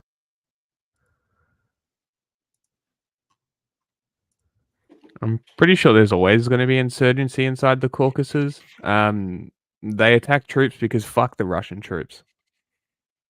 That's why. Yeah, if well, you got genocided twice by Russia, you'd be well, pretty that's the pissed as thing. well. The insurgency going on is in Belgrade, though. They might be Yeah. from the Caucasus, but they're in Belgrade. Like that's where it's happening, yeah. But I'm saying like inside the Caucasus, I bet you Yeah. there's fucking insurgencies there all the time. Well, like a lot of them, like they are connected with ISIS and Al Qaeda. They go to fight for these groups. They get the training from these groups, right? And now some of these guys have been fighting the entire war on terror. They've been fighting against Russia, America, whatever. And now they're in Belgrade. You know, think about cutting your teeth by doing insurgency against the Americans, and think about how easy it would be to operate inside a fucking Russian city. Question: were these all controlled and operated and a hub for Russian forces inside? No, Chechnya? Chechnya did attack a lot of civilians, though. Yes.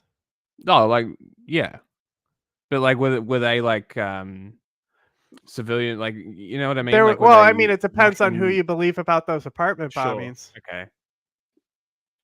Whether they were the Russians or Yeah, the Chechens. I'm not doing any apologia for any. I don't know enough terrorism, about it. but That's why I'm just asking questions. I just think that it's Al Qaeda sort of derailed the fight against Russia by putting in this anti-American bullshit. Yeah. When Russia was clearly their enemy. Yeah, long before America. Well, the power monarchy that's was backing their you. first Is enemy. it so preposterous to believe that Ukrainians or someone that sympathized with Ukraine might have heard this and taken this literally? I mean, if you're talking about a terrorist state, I mean, why would you could see how someone might feel like, oh, I need to take this into my own hands.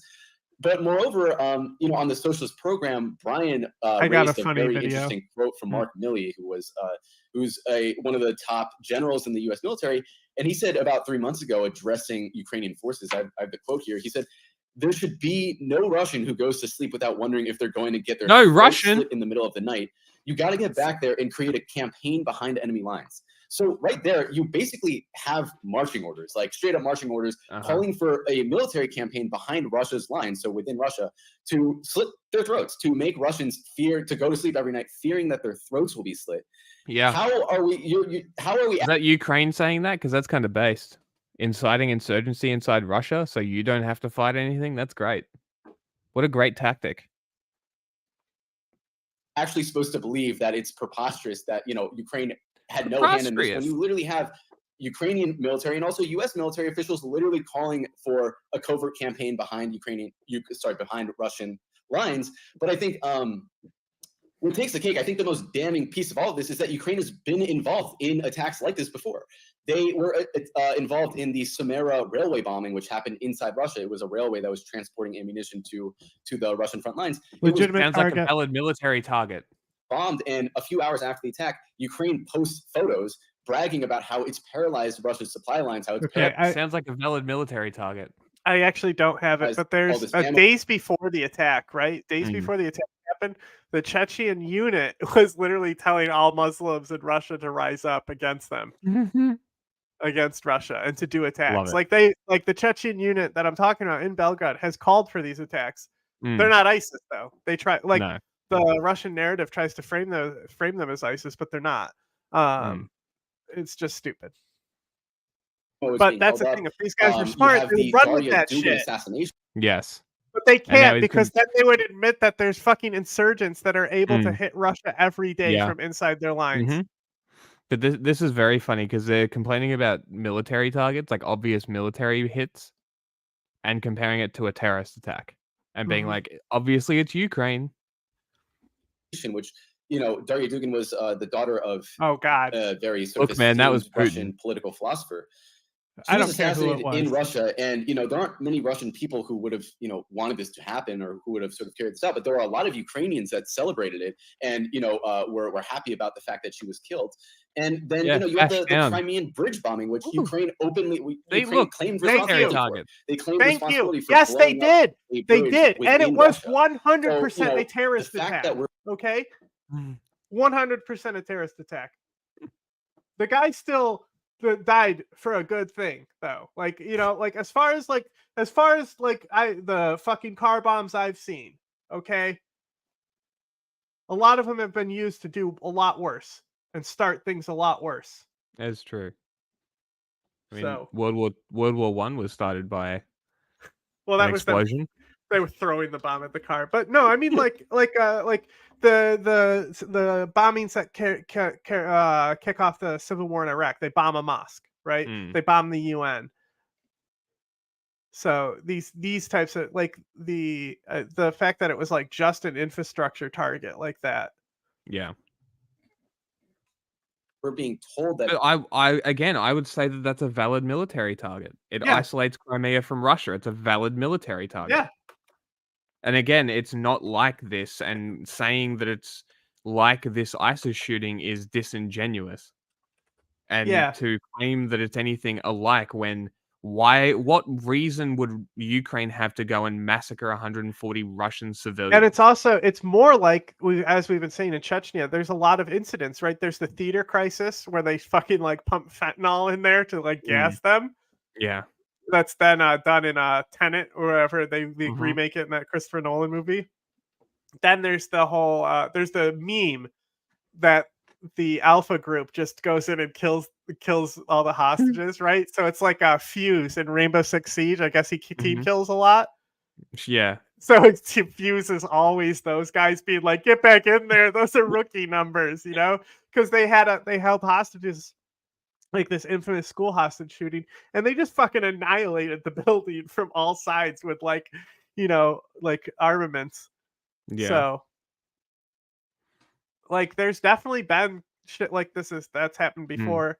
The issue is that Russia really can't frame ISIS as a real threat in their country. They can't afford to. They need to stay too focused on the war in Ukraine, and acknowledging that ISIS did this is actually bad politically for them internally. Like whether or not they use it for actual escalation or they're just talking out their ass, who knows with that fucking guy. Yeah. Most of the things he says is coming out his ass. Yeah. Wouldn't be so sure. I wouldn't be so sure about that. Russia and the USSR has a long history with Islam, and it's not good. Yeah, I would say today it's more likely for a Tajik to be behind an ISIS attack than a Chechen, mainly because mainly because a lot of Chechens hate ISIS because they detracted from their goal of refounding their capital and taking Yeah, back but their I'm city. saying I wouldn't be so sure that Chechens wouldn't as a nationalist terrorist. Well, the thing is that they're all in like Syria now. That's the issue. Yeah. Right. So like anyone who's still in Chechnya is like a loyalist to the Kardavites. And that's where you'd see the attack is probably against Kardavites. Okay, interesting. Yeah. So like any of the more militant guys, like when Omar al-Shashani, I think Jolani himself may have said this, or his number two, who is like Muslim Shashani or something. But they were like, he's not even a real Chechen, right? Because he wasn't. He was like half Chechen, and he's like Georgian, right? He was born in Georgia. Like you can see it. You can go interview his dad. He's like, I don't know what happened to my son and why he became the military commander for ISIS. But they hated him because they're like, he's not a real Chechen. He's corrupted our movement. He's like, you know, it really caused a major rift in actually like being united. Yeah. And started breaking down all the groups there to their most basic forms. That it's preposterous that we're supposed to feel crazy to even, think that there might have been involvement from Ukraine, which is carried out terrorist I attacks think the like West did this inside by Russian use core of proxies. is, Wrong. No, they didn't. There's no reason to. The only evidence that I've seen of proxies is that one Seymour Hersh article that every propaganda agent talks about because that's all they've got, and Jackson Hinkle pulling out a picture of a boot that says, "Oh my God, look, a boot that's been used by every diver ever for 20 years." Oh, are we talking about the fucking Nord Stream? Yeah, that's what they're Oh, okay, that's different. Okay, I think it's if you want to believe the West did that, that's a much different story. I think there's no evidence whatsoever, so that's more of a believe whoever you want type thing. Yeah. But I thought we were talking about the West doing the ISIS attack with proxies. No. Yeah, because that would be wild. No, because I've been watching the Twitch chat's been interesting. Ridiculous. And I think the U.S. government, the State Department wants us to feel crazy. They want people who are skeptical to feel crazy. They want Russia's narrative to sound I don't crazy. know But about really, that. I think calling it preposterous to say to say that there's no chance that Ukraine had any involvement before the facts of the matter have even come out. I think that's really The United States ain't funding shit right now. No, good points and really important context. I think obviously with all these different things swirling around, it's important to remember some of these deeply contextual points as we move. It was NAFO. Look, man, no. Russia is funding the war. The West is funding Ukraine's defense. It's Russia a very can different leave. thing. Russia can so leave. Russia can end this war at any point by leaving. That's the difference. So it's also an imperialist war of conquest. Did you support the Iraq war? Did you support America invading Iraq? If you supported America invading Iraq, then sure, support Russia invading Ukraine. But if you supported the Iraqis, why are you not supporting the Ukrainians? Even then, that was just like a coup at the end of the day that destabilized something. Like Sure, but my it's point not remains like the same. land It was a expansion. full-scale It's invasion. like Russia's even more pathetic because it's like Yes. a land expansion. Yeah. So it's like, but my comparison is on the full scale Yeah, invasion. I know. Not so much the reasoning behind it. So I'm just and saying. the other thing is like, do you support Israel or Palestine? If you support Russia, the Iraqis and Israel, why? If you support Ukraine, the Americans and Palestine, why? These are inconsistent positions to hold. These are morally contradicting positions to hold. These are positions to hold without principle. Like, it's just siding with whatever side you think is right at this point, not siding with factual information, the people, against the state, against the people It's also perpetrating the violence. ultimately any of these narratives, you have to put loyalty into a state to begin with to even get to these Yes. narratives. Because, Yes. like I say, everyone is anti-war. Yeah. It's like It's just like, I don't know. It's to say it's funding is also disingenuous because it's like they're loans, but also it's mostly just equipment, and it's equipment that America was just going to get rid of anyway. So why not make some money from it? They're already replenishing all their stocks. They're replacing all their ammunition. They're replacing their artilleries. They're replacing all their service rifles, their machine guns, their man pads. All of this shit is being replaced. Why not send it to Ukraine? like when countries they sent, all around the when world they have decaying like planes when just they sitting when in they their Air when they Force were Base. replacing weapons and sent the old ones to Saddam.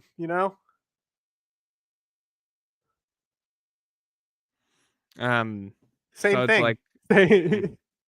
I'm just fucking around. So it's, I don't know. It's like, but at the end of the day, every single thing from Yes, they can. 2014. Yes, they can. If you Yes, believe that they Russia cannot just leave Ukraine, you're wrong. It's as simple as that. They literally That's can not just how it leave. works. So But then a power they can vacuum just will stop. form and another ISIS will come. But it's like, also the other thing that people always bring up, what's the Minsk agreement, right? The Minsk Oh my agreement. God. Fuck the Minsk I agreement. don't think like, any of the Ukrainians are here right now to like lose their shit. You even bring no, it like up. who gives a shit? Like, who gives a shit about the Minsk agreement? I If give you a really shit want about something Johnny to not give a Jizzo. shit about, like if you really want an agreement that nobody really gives a fuck about, that's really something that you should look at, it's the Budapest Memorandum, which gave Russia back their nukes and promised them sovereignty, which Russia is now breaching by sending Nazis into Ukraine in 2014. That's how they're breaching it. Everything is Russia's fault in the Ukraine conflict. Everything. And it doesn't matter. Even if America did back the coup, back the Orange Revolution or back Euromaidan, which they didn't, even then, wouldn't matter. Literally wouldn't matter. None of the arguments that can side with Russia I've heard matter, because it's all arguing from emotion. It's all they said, he said, they said, Telegram said, war clandestine said, biolabs, all of this shit, all of it. Every single one has a tiny, tiny, tiny anchor to reality, and then they just run with the narrative and create this horseshit information warfare narratives that we've had to track and deal with for 2.5 years. So I guarantee nothing that you say will surprise me or be new to me at all. I have heard it all. Anyway, you can play the next video now. Okay. I decided that one that was on there was basically boring. It was just an hour-long Eugene interview. So, I picked something else that's fun. Okay, that's fine. I'll mark it. I need to close some tabs. I need to return some videotapes. Close, close, close, close, close, close. Okay.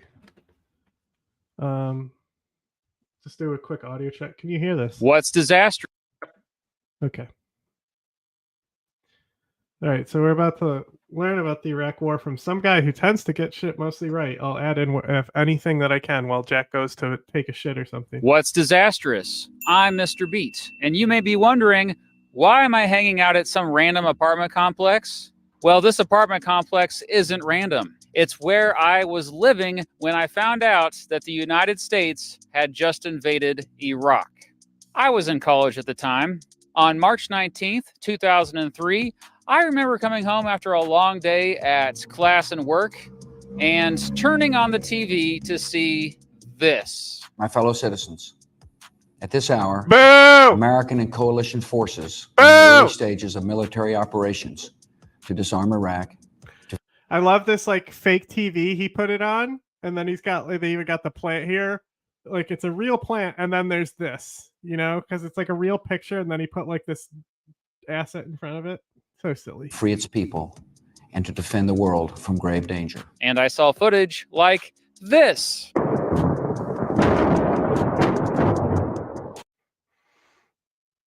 Nobody can comprehend the Nebraska corn-fed American diet.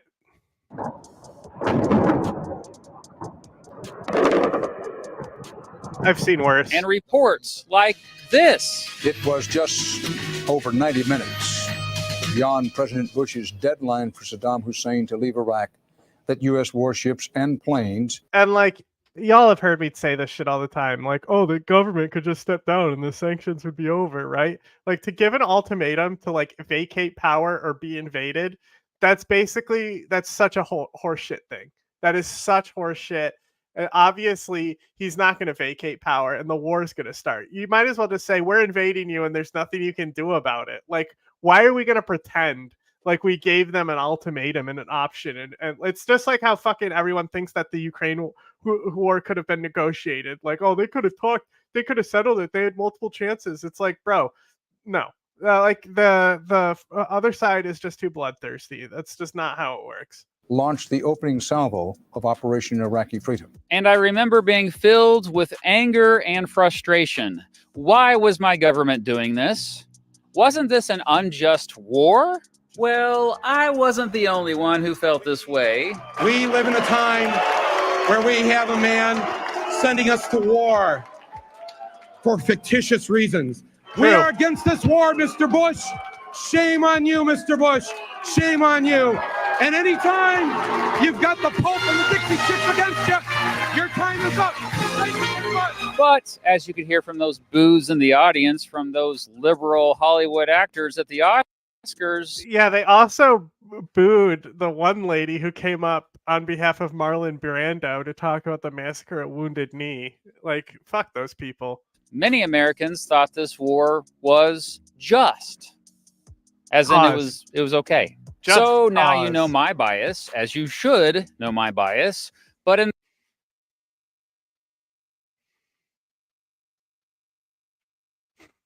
Well, like that whole thing too, like the inspectors, the inspectors, like even the fucking like the memo, right? That they do for the UN, their little presentation when he holds up the anthrax. The CIA took that out of the speech. They were like, no, you can't say this. We don't have like evidence this actually exists. Like it's not a strong enough case. You can't say this. And they put it back in and brought it up.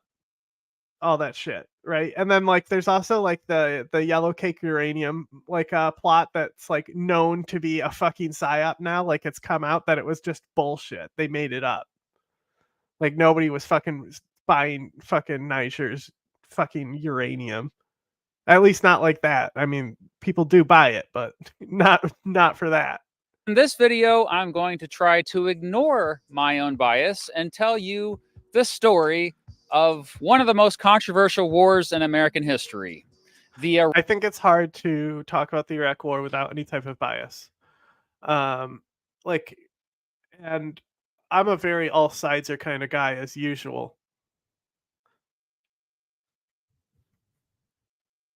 Yeah, like it was everything about it was a mistake. Like it's just like I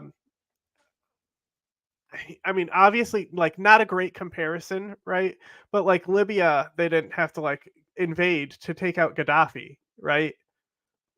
Like if the issue is Saddam and killing Saddam, that's a lot less severe than what ended up happening in that war.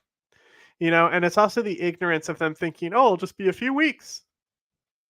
Rolling out the mission accomplished banner. But I think it really, especially nowadays, with so much hindsight, it's really hard not to be biased. And I think it's going to be interesting what he has to say here, because not a lot of people actually know the facts. And then like also on top of that, like how much the United States government failed in Bush's first term, how bad they failed on everything that they've done.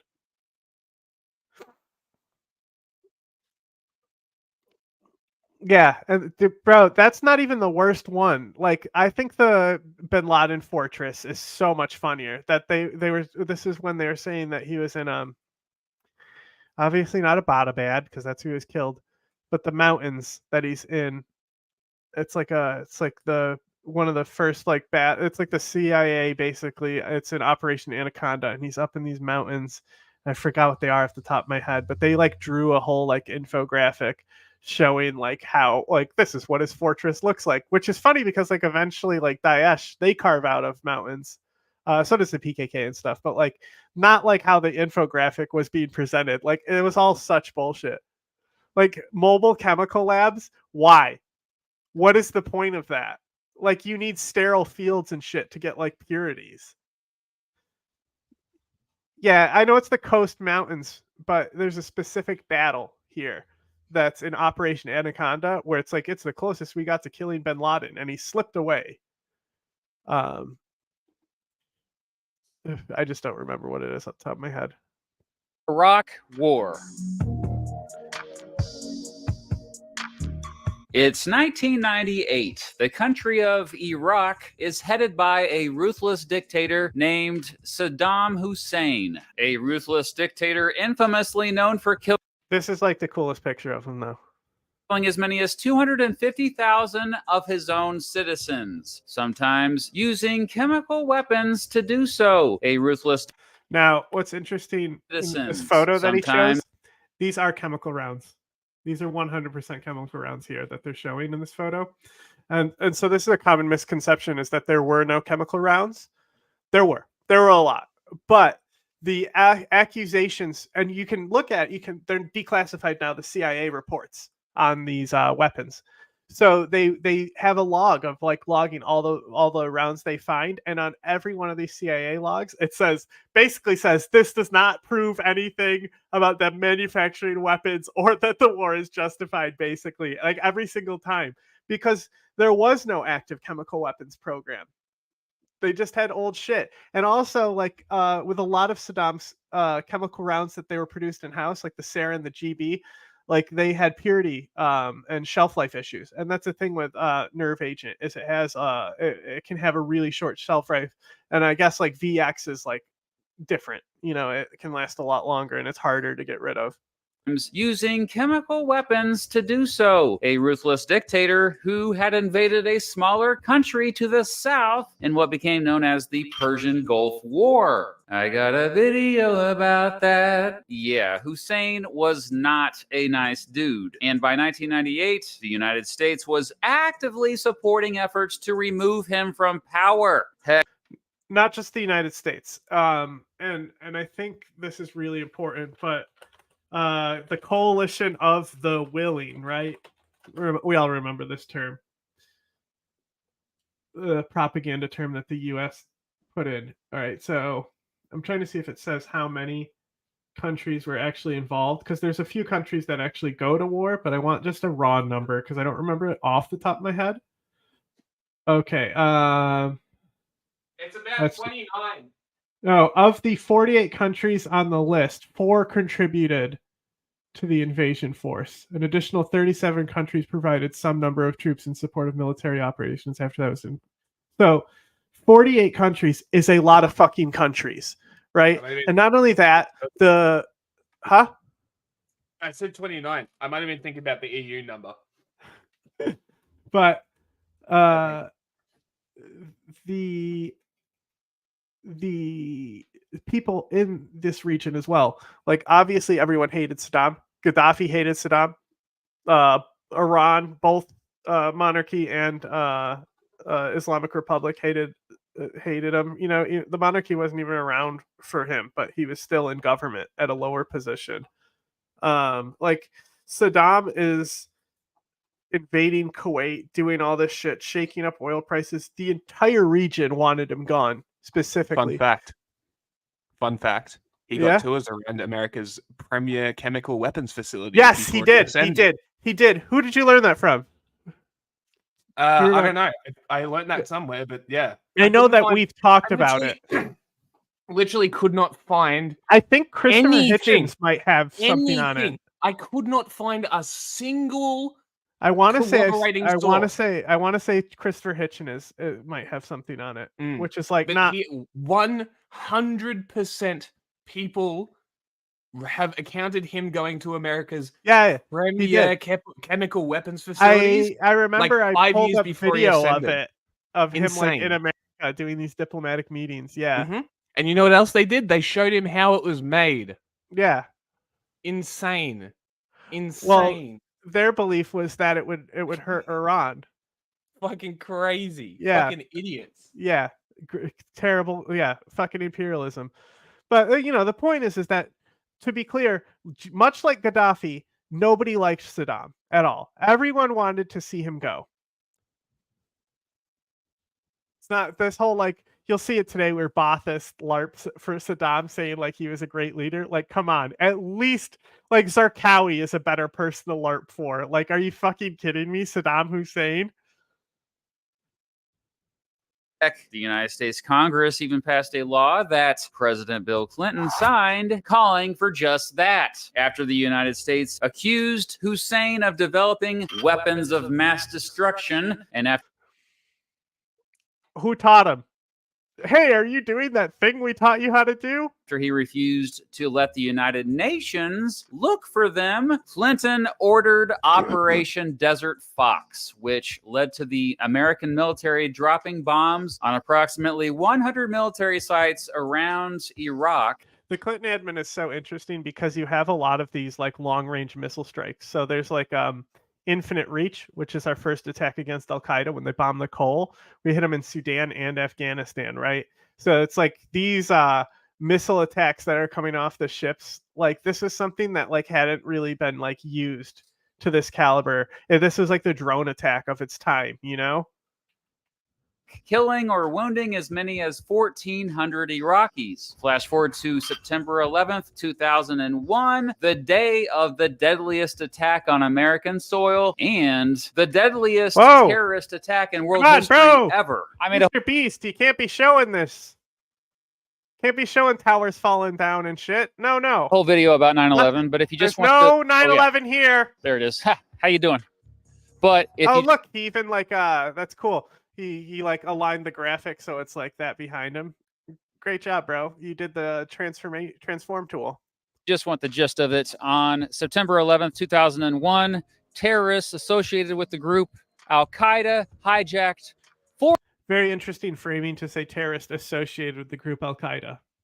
4 planes with the goal of crashing those 4 planes into 4 prominent American buildings. They crashed 2 into the World Trade Center and 1 into the Pentagon. There's nothing behind. These are ultimately killing Legos. Nearly 3,000 people These in are an Legos. attempt to hunt This is down G.I. those Joe. responsible for 9/11. The United States government invaded Afghanistan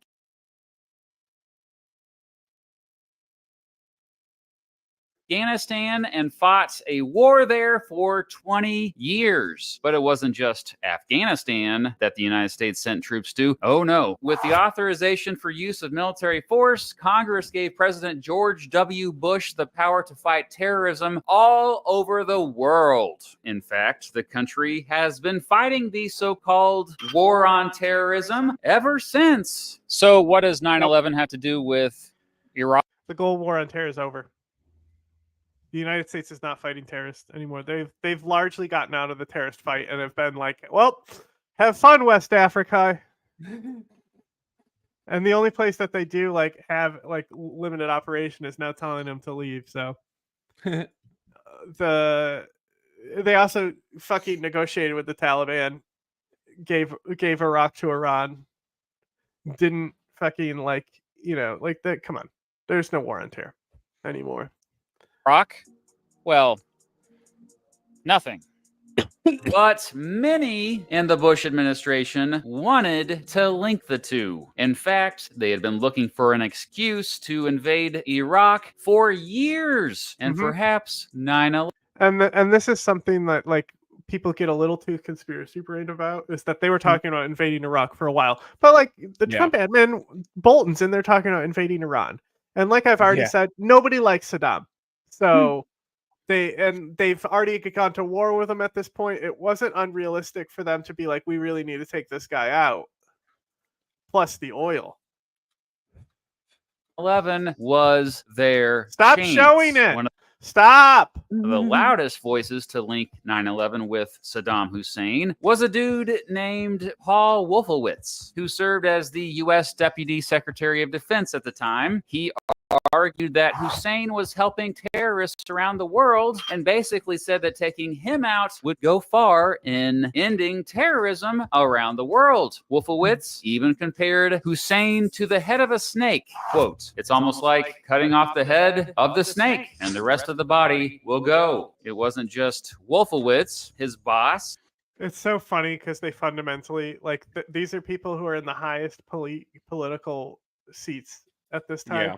And they fundamentally understand nothing about Al-Qaeda and Saddam. and you have to understand, like, this is why so many Americans grew up not understanding anything about Al-Qaeda and Saddam. Like, nobody really does understand what Al-Qaeda is, what their goals are, anything like that.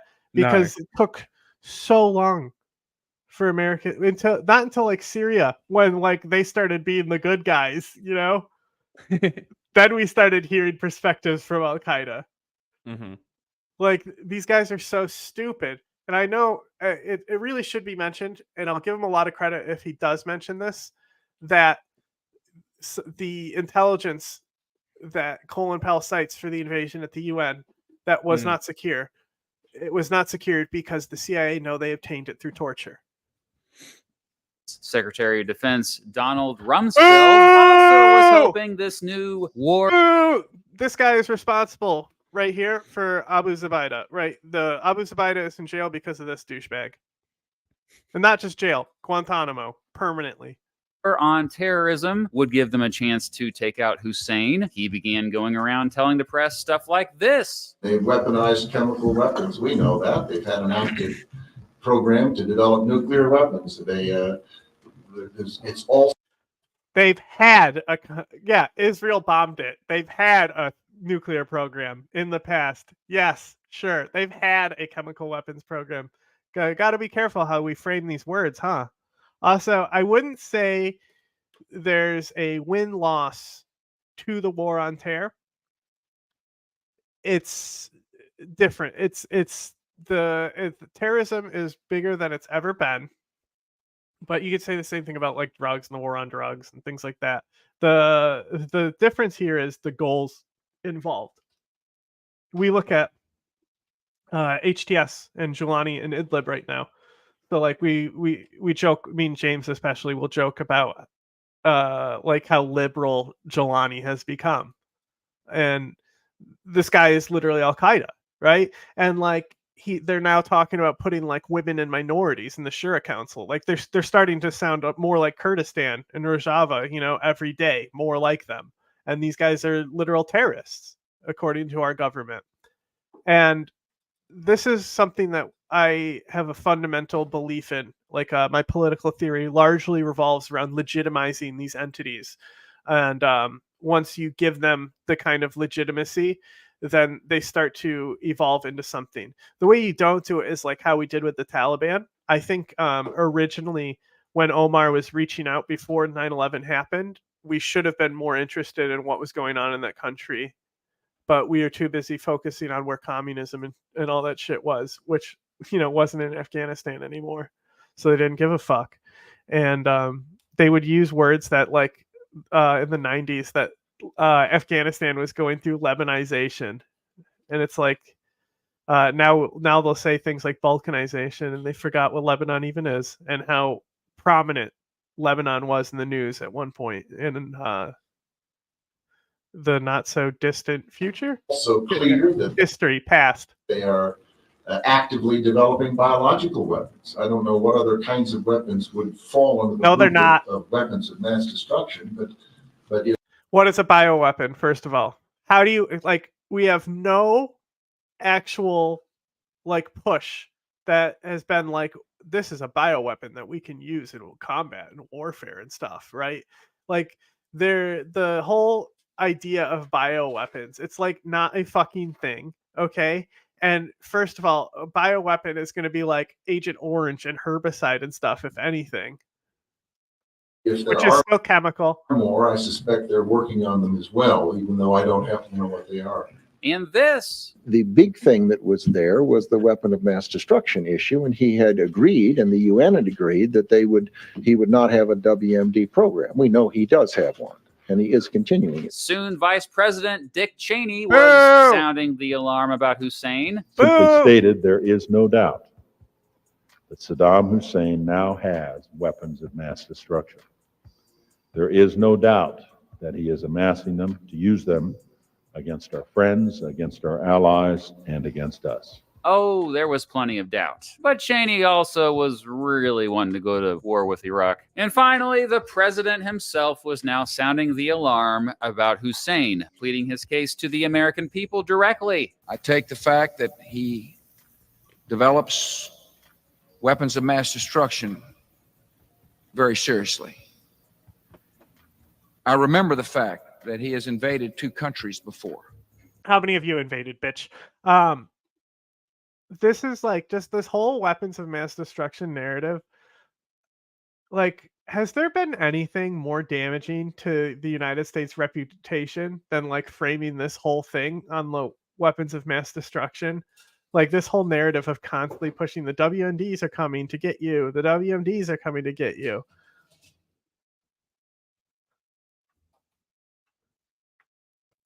Duck and cover.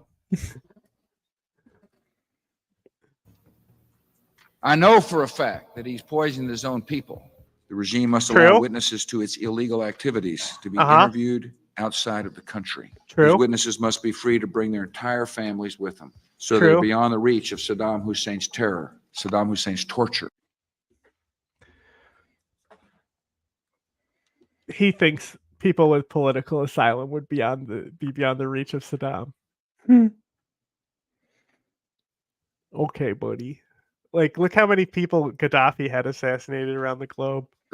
Saddam Hussein's murder. In addition to declaring and destroying all of its weapons of mass destruction, Iraq, in accordance with UN Security Council demands, must end its support for terrorism. Heck, as early What as support? January 29th, 2000. What support? He's literally at this time. George Bush is giving this speech, and he's in his fucking torture chamber, putting fucking electrodes on a fucking jihadi's wiener. They would fucking sound them with wires, like electrical wires, right? And have you seen the stress position? How Saddam would torture people? I think so, yeah. It's like they basically put a log behind them, and it goes underneath your arms. I can't even put myself in the position, but their arms are like back like this. Yes. Right? So the log is here on them, specifically where it's breaking your muscles permanently. You, right? Epic. Yeah. Well, that's the whole point of stress positions, is to like put it on a single muscle. Yep. 2002, during his State of the Union address, he was talking trash. Iraq continues to flaunt its hostility toward America and to support terror. The Iraqi regime has plotted to develop anthrax and nerve gas and nuclear weapons for over a decade. I mean, it's no surprise, really, that President Bush wanted to take out Saddam Hussein. Bush had hated Hussein for years, especially after Hussein threatened and possibly even planned to kill his dad, George Bush Sr. Anyway, and just so we're clear here, That wouldn't have been a even big though they loss. had absolutely no evidence to back this up, the Bush administration just kept arguing that Hussein not only had weapons of mass destruction, but was giving these weapons of mass destruction to terrorists to attack the United States again. Well, this fear-mongering freaked Americans out for sure, including members of Congress. Intelligence report. Oops. What happened? I clicked the wrong button, but I just wanted to... So this is like, you'll notice that they turned the red prison into a museum, and this is in Halabja, right? So like you can see that this guy is wearing like the Kurdish pants, right? So this is this is where they would be secured to the fucking pipe. So it puts all the body weight on this joint, and then they put electrodes in your dick. I think that's what this is supposed to be over here, maybe.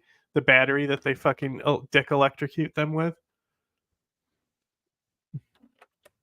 Anyway, we have to hear this lady say Sodom again. Americans out for sure, including members of Congress. Intelligence reports show that Saddam Hussein has worked to rebuild his chemical and biological weapons stock, Shut up, Hillary. delivery capability, and his nuclear program. He has also given aid sanctuary to terrorists, including Al-Qaeda members. In October 2002, Where? Congress passed Where's the evidence? authorization of military force against Iraq resolution, which Hey, is that Joe Biden? Did he have something to do with this? Lieberman. said that President Bush could send troops into Iraq to take out Hussein's government if needed. That said, the law also, quote, encouraged diplomacy first, saying that the Bush administration should work with the United Nations to see if Hussein would hand over weapons of mass destruction before invading. Ow. It's worth noting that most Americans wanted... It's like Hamas now being like, we don't have 40 hostages to release. diplomacy to be continued before any kind of invasion. Still, the British government and even the United States Department of Defense found hardly any evidence of the development of weapons of mass destruction in Iraq. At this point, there's Al-Qaeda developed some, though. plenty of evidence that shows that the Bush administration was planning on invading Iraq, whether they found weapons of mass destruction there or not. Still, it'd be nice to at least get the United Nations on. And that's my thing. I think they should never have even put the weapons of mass destruction narrative in there. Like, it's not like it ended up justifying it. No. Like, they should have just done it. Like, if they were going to anyway, just do it. Yeah, just commit. With it, am I right? In November 2002, the United Nations sent weapons inspectors to Iraq, but they ultimately never found any, even after around 700 inspections, man. And yet, on February There's that 5th, famous 2003, picture. respected Secretary of State Colin Powell, who also happened to be a general during the Persian Gulf War, made his case for invading Iraq to the United Nations Security Council. The facts and Iraq's behavior show that Saddam Hussein and his regime are concealing their efforts to produce more weapons of mass destruction. Saddam Hussein has no compunction about using them again against his neighbors and against his own people. And we have sources who tell us that he recently has authorized his field commanders to use them. He wouldn't be passing out the orders if he didn't have the weapons or the intent to use them. However, Hans Blix, the dude in charge of weapons inspections of Iraq, breaking my accused balls, Powell man. and You're the breaking my entire Bush balls. administration, for that matter, of beating the war drums without sufficient evidence. The CIA even investigated Blix in an apparent attempt to undermine him since he was hurting support for an invasion. By March, even though UN inspections were still ongoing, and despite the fact that anti-war protests were building around the world, the United States prepared for an invasion anyway. Many of the world's most powerful countries were against an invasion. Still, the Bush administration was able to put together a multinational force of at least 48 countries to help them overthrow. Was able to put together This guy right here, Mm-hmm. evil. That's the head of the CIA. This Oh, is is the it? guy. This is one of the three people at the CIA that we can pin the torture program on. Mhm. It's this guy. It's Alfredo. And it's their lawyer, the guy who sounds like Palpatine. I forgot his name. John Rizzo. together a multinational force of at least 48 countries to help them overthrow Hussein. Even Bush said to him when George Tenet came, right, and said, "These are the techniques we're going to do." So now Bush like leaned back and goes, "Is this legal?" Like, what the fuck? and John Rizzo was there and literally going, "I will make it legal." Together, they were known as a, quote, coalition of the willing. In reality, most of these countries had little power and would contribute little to the war effort. Indeed, unlike the Persian Gulf War that happened just over 12 years prior, this was mainly a unilateral effort. Sure, the United Kingdom helped out quite a bit, but this invasion would mainly just be by American forces. Heck, even the Pope was like, "Yo, dudes, you sure you want to do this?" Regardless. Yeah, the Pope always has like the most basic bitch mimetic anti-war stance on any conflict. Was what became known as His Operation solution Iraqi is maybe they should hug every time.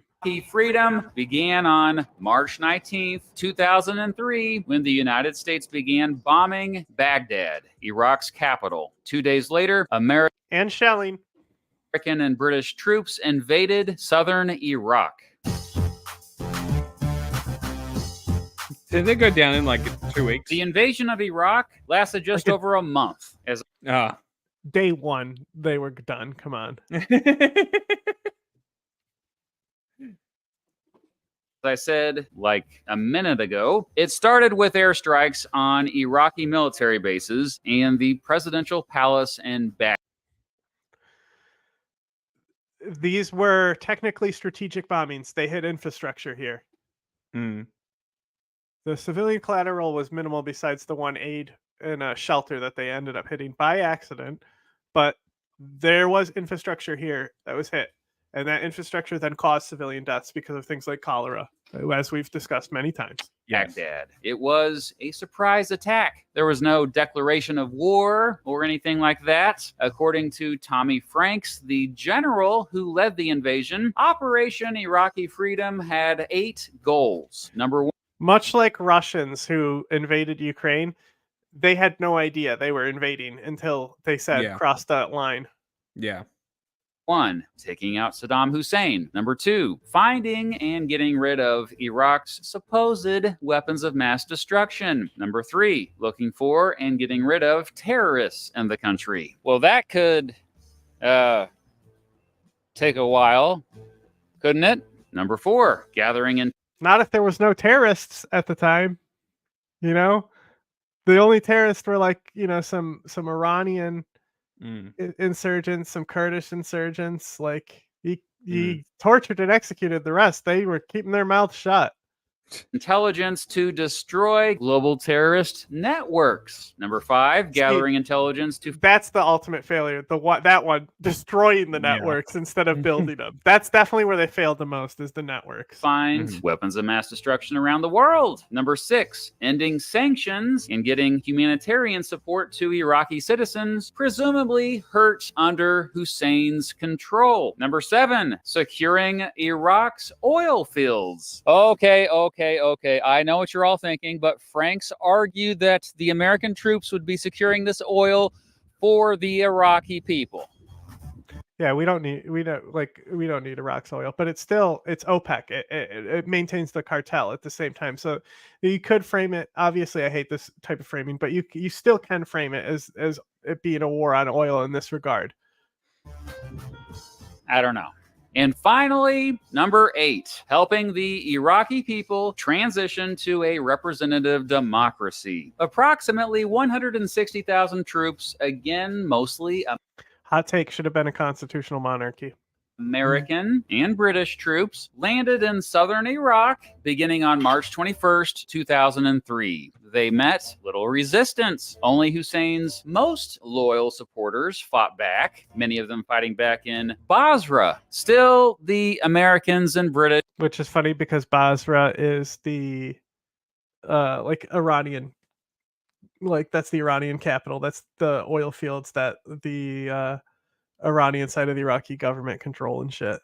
Fairly easily defeated them and soon worked northwest up through the Tigris-Euphrates river system toward Baghdad, skipping over areas where resistance was stronger. By April 4th, American forces had taken over Baghdad's international airport. Iraq's Republican Guard defended Baghdad, but its defense was very disorganized. American forces bombarded and raided the city in what became known as the Battle of Baghdad. By April 9th, American soldiers had already taken control of the city. Kurdish fighters from the north helped the Americans capture the northern Iraqi cities of Kirkuk and Mosul by April 11th. And finally, Saddam's home city of Tikrit fell on April 13th. I didn't realize Isolated Mosul groups of was so soldiers far loyal. up. Yeah. To Hussein continued to fight in the following days, but by the end of the month, the United States had controlled basically most of Iraq. The initial invasion cost the lives of. And that's why the Al-Qaeda branch, it's the Sunni, it's like the Sunni Arab side of the same Al-Qaeda group that is one of the foundations of ISIS. They are in Mosul, right? That Al-Qaeda network is able to have those two sides, two groups connected there because of how close it is. It's like in the Kurdish region. It's just not a historically Kurdish place, even though there are lots of Kurds there.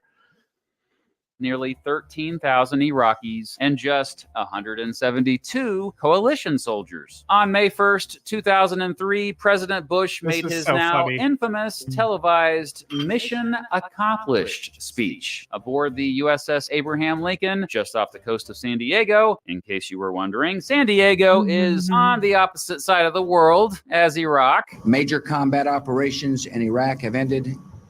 In the Battle of Iraq, the United States and our allies have prevailed. Now, I know this speech has become a meme at this point. You know, it basically comes up anytime anyone declares victory too early in a crisis. But it's worth noting that Bush also said the following in this speech. We have difficult work to do in Iraq. And boy, was that an understatement. Little did Bush know that this war would go on for the next 8 years. Meanwhile, Saddam Hussein and his inner circle had gone into hiding. The war was over, and we celebrated, and we'd won the war, eating ice cream. And I thought they would hate us, but they didn't. You know, they didn't start hating us until we stayed. If the coalition forces had just left Iraq on May 1st, perhaps this war wouldn't have been so controversial. One Gallup poll found that 79% of Americans thought the war had been justified, with or without clear evidence of weapons of mass destruction. And yet, the Americans stayed. And the insurgency portion of the war had now begun. An insurgent is a person who revolts against a government or authority. Soon after Bush declared victory on May 1st, 2003, the first armed insurgents began to attack American soldiers. In the beginning, these which were? I'm assuming Cyrus. I believe so. Insurgents were just Saddam Hussein loyalists refusing to surrender. However, soon the insurgents were Islamist extremists seeing the overthrow of Hussein. Okay, so yeah, though that is true. So like, there's the Fedayeen still. So the Fedayeen exist until like the end of 2003. They like get wiped out in like September or November. I wouldn't consider them like insurgents though. They were like trying to be like the legitimate force of Iraq at the time. As an opportunity to create an Islamist government. Oh, hey, speaking of Hussein, American forces were soon closing in on. No. Too general, too early, too general about what their goals were. At this time right here, we're talking they want America, Iran, and some, though it gets less and less with how much power Zarqawi ends up centralizing by the end of 2004. So, but at this time, early 2003, they didn't even know Al-Qaeda was there at this point. So that wasn't on the docket. But definitely, they wanted you out. That was the goal. The goal was not about an Islamic government or any of that shit. That shit is injected by Al-Qaeda into this government. Oh, hey, speaking of Hussein, American forces were soon closing in on him. They had killed his sons, Uday and Qusay, in a shootout in Mosul, as well as killed or captured at least 300 of his top leaders in his government. On December 13th, 2003, they found Hussein hiding on a farm just outside Tikrit. He surrendered, and the new Iraqi government found him guilty of crimes against humanity and sentenced him to death by hanging. Show the video. Footage of it online. I'm not even joking. Anyway, even though partly true, the footage that he showed there, you can watch the footage of it online. I'm not. This is partly true. Okay, so they have the satirist leading him to the gallows. They broadcasted that on the news for Iraq. And then the news cameras cut, right? But there's then a cell phone video from inside the room. That cell phone video is where you actually see the door drop and you have the boing meme that they'll do where they have him boinging. I don't think I've ever seen that video. Well, the thing is that you can't see anything. You can see him drop and then the person is like, and then you see him dead because they run up to him and you can clearly see that his neck is snapped. Yeah. But you see him drop and then another and then shaky cam and that. So it's not really something you can. It's not like a serious like in-depth like video where you can actually see what's going on. Not even joking. Anyway, even though American forces had captured Hussein, insurgency was on the rise. And now many of the insurgents were Iraqis mad about the occupying forces refusing to leave. Kidnappings, murders, car bombs. Incorrect again. Okay. So with the kidnappings, so I just start taking place in them too, but the kidnappings start as a tactic that Zarqawi is really doing. And so it just becomes a more common tactic. But the first guy who's executed isn't executed by anyone but Zarqawi. He cuts his head off in a second. And so that's what we're looking at first. Is these you can look up if you type in hostages in the Iraq War, you'll see they're all from certain years, and then there's none after a certain period because it was the meta. It was the most effective tactic at the time. suicide bombings, and highway blasts caused by improvised explosive devices, or IEDs, became much more common and increasingly put the lives of American soldiers at risk. Things got worse in April 2004 Yes. when word got out of... What's he gonna say? Look, there's a clue on the screen. It says YouTube made me censor this. I don't know. It could be fucking anything. Abu Ghraib. About American soldiers torturing Iraqi prisoners at Abu Oh, Ghraib those prison. pictures, This led to yeah. a flood of Islamist militants in... Again, no. Stop it. Stop with the Islamist thing. No. It is not about that. These people were fighting for their country. They saw crimes being done against their own people, and this is before the country was divided. There was, even though like the Shia definitely saw that they were going to be able to take advantage of this situation and stuff, there still wasn't like a civil war going on. This is like finally they saw that they might be able to stand together, So they're seeing their own people after something that they felt like might be a liberation. We are liberated from this. We can build our own destiny. And then they see the pictures, and it's more heinous than some of the stuff Saddam was doing, because it looks worse. Not this, because like Saddam was definitely way worse, but it looked bad because they're fucking putting hoods on the guy's head. Like the picture's scary as fuck. To Baghdad. And talk about bad timing. This all went down when the American military was trying to prop up a new Iraq. Okay, we're skipping over some things. So after Abu Ghraib comes out, there's an event that immediately follows that. So what we're not talking about is the protests that are going on because the Marines are occupying a school in Fallujah. This leads to fatalities. Different sides of the story say like somebody had a gun in the crowd, somebody threw rocks at them or something, but the Marines opened fire on civilians 2 different occasions, killing people. This did not sit well for Fallujah. Then at the same time, the actual like power structure, the tribal power structure on the Sunni side and much of the Shia side are not supporting these elections. Al-Qaeda, on the other hand, is supporting the elections because they know that this is a bad idea. While these elections are going on, what happens so just before them, so right after Abu Ghraib, right, and after the shooting of people who were protesting, and after the Blackwater massacre at the square, these guys they got detoured on a street because an IED charges went off on the street, so they said they had to reroute. Ends up rerouting them into the middle of IAI territory in the city of mosques. Infamous video comes out, and this one you can see mostly of the aftermath, but they kill these guys. 2 of them are Blackwater guards. The other 2 are like basically kitchen guys. They like help set up kitchens. So they're trying to like establish our supply lines and food networks. And the American propaganda about this is very weird. They say like they knew they said they thought they were CIA because they were targeting CIA.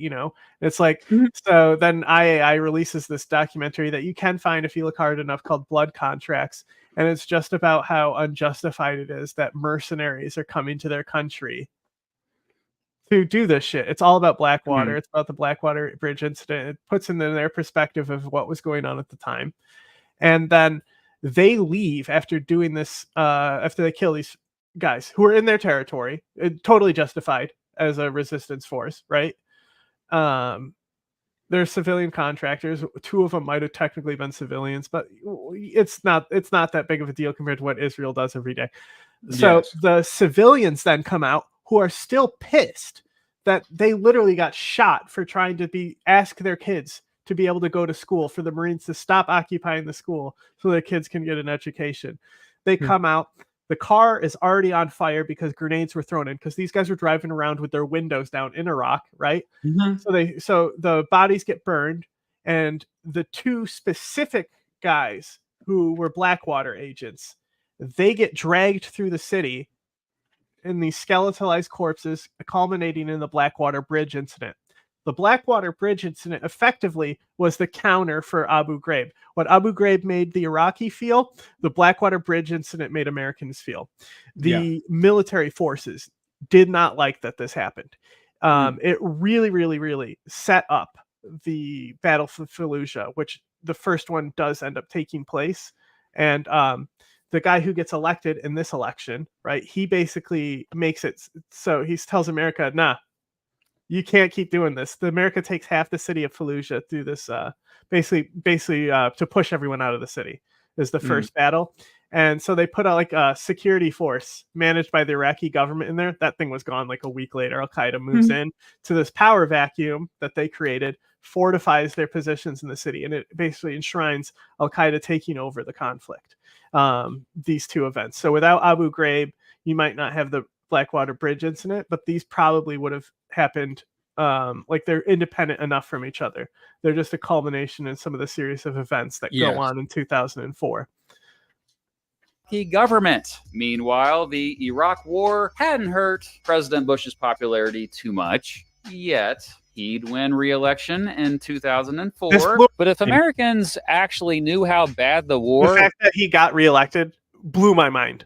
I didn't understand how it was possible. Would get over the next 2 years, he likely would have not gotten re-elected. In 2005, millions of Iraqis voted to draft a new constitution and vote for new representatives and a president. But that didn't go so well. Sunnis boycotted the elections, resulting in the Shiites gaining power. Oh, wait. You may not know what... No, the thing is that the Shiites would have all ultimately had power regardless. The Sunnis were boycotting it because it was putting them into a fucking minority in their state, and that's not what they were interested in. They were interested in American getting the fuck out and their country going back to being unified, which it hadn't been for a long time.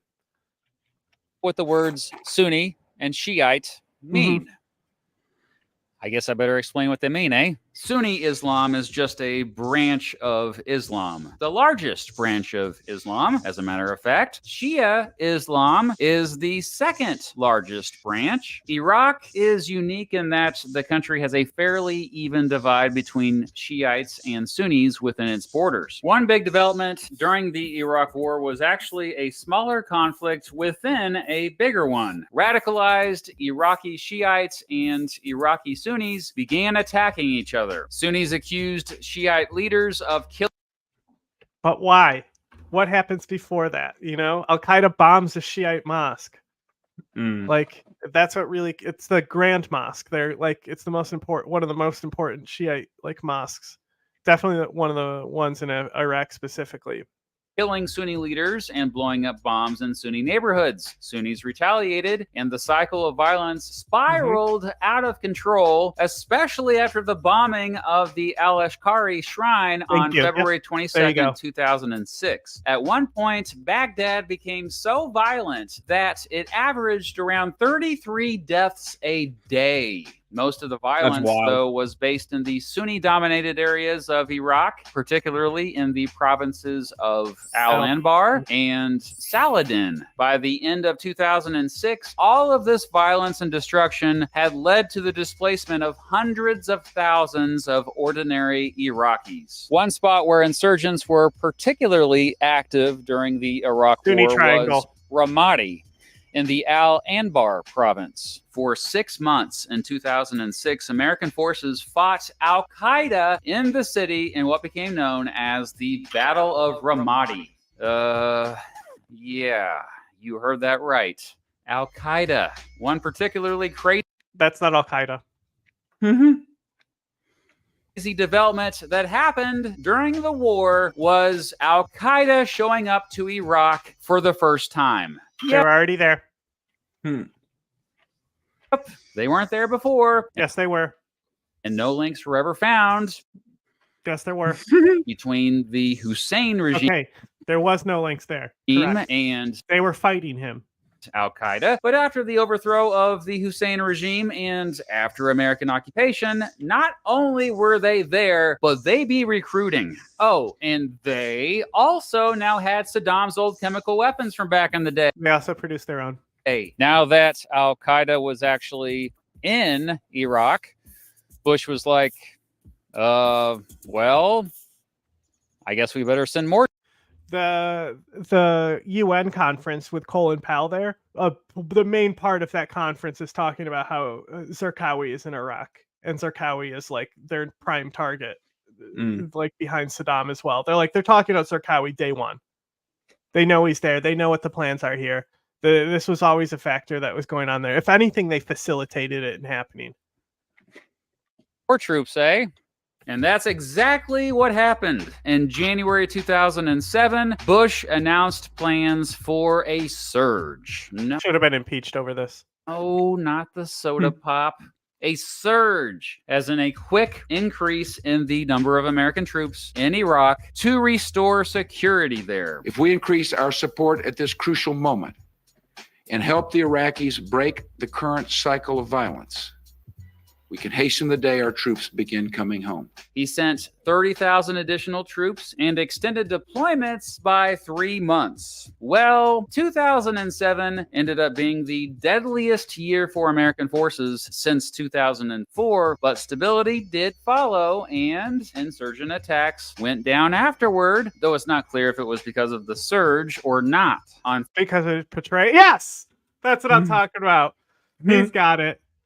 February 10th, 2007, General David Petraeus took over as leader of the coalition forces. His leadership had been one of the few success stories during the war. Much of it centered around his... Because he was the only one who actually cared. Interesting. This was a back burner thing for the Bush admin. They didn't give a fuck about Iraq. Focus on rebuilding the country's infrastructure and redirecting funding directly to Iraqis. I love that shit. So they're literally, you see how they're handing out millions of dollars every day. And redirecting. Like these are tribal elites, right? Like these are the guys that are the real insurgency runners, not the young kids you see in the rags and stuff. And they're giving him wads of hundreds, and he's just instantly like, "I'll put this right here," as they're signing the deals, Still, by 2008, most Americans were done with this war. Like polls now show that not use money as the United States as your first go-to. A new guy had to come in and say, "Hey, what if we give him money?" A clear majority of Americans were against it and wanted the troops home. And not only did the war hurt the popularity of George W. Bush, but it hurt the popularity of the entire Republican Party. Barack Obama won the presidential election of 2008, in fact, promising to end the Iraq War. That said, around that time, the Iraqi parliament had already established a timetable to withdraw American forces. In February 2009, the newly elected President Obama said all American combat forces would be out of Iraq by August 31st, 2010. Well, this happened 2 weeks ahead of schedule. I am announcing that the American combat mission in Iraq has ended. Remember when we pulled out of Afghanistan ahead of schedule and had to turn around? Operation Iraqi Freedom is over, and the Iraqi people now have lead responsibility for the security of their country. It would have been That great said, around 50,000 American soldiers. if he was like, Iraqi freedom is over. The people of Iraq now have freedom. Remained in Iraq to help with the Iraqi take that either military way. fully taking over. By that time, the whistleblower media organization WikiLeaks had released footage of what became known Don't as show the that. Do not show July that. 2007 Baghdad airstrike. The video, which WikiLeaks called collateral murder, showed American troops aboard an Apache helicopter firing on and killing journalists and other civilians. And this children. footage, as well as 400,000 Thank God. secret American military documents from the war released You never know how crazy some of these people are. We already got 9/11 by in there, WikiLeaks so. later on that year further turned Americans against the war. In October 2011, President Obama announced that the last here's a question for you, 39,000 Paul. American soldiers. Here's a question for you. What is worse? The collateral murder video or the Israeli Defense Force chasing down aid workers for 2 kilometers? I mean, bombing them? Israel's way worse, but the thing is like the collateral murder video, like you can see where they would misidentify an RPG. Like you can see it Like, because the guy's like looking around the corner because they see these fucking helicopters that are circling and stuff, right? And then not only that, the difference is that the Apache pilots, they're too disconnected basically, Yes. and they're like laughing about it, right? But then the guy shows up and the kid's still alive. And you like the interview with the guy who's an American soldier who pulled the kid who had been shot to pieces by an Apache helicopter and try and run him over to aid. And the fact that the aid trucks come in and run over bodies. Fucking right? Jesus. Like it is a bad incident. But the thing is that America has accountability. That's why Assange is actually a threat to them. Go ahead. What are you going to leak about Israel? Yeah, nothing that they don't release themselves. That they're not. That they're like totally complacent and like we mean to do this genocide. Like you're going to find that out from them. Like in Iraq would leave the country by the end of 2011. And I wish that was the end of the story. I think that if you're gonna have helicopters, they should not be making the call on whether to pull the trigger. It should be ground forces. So the helicopters were there to support the ground forces, but they call in the strike. Command approves it.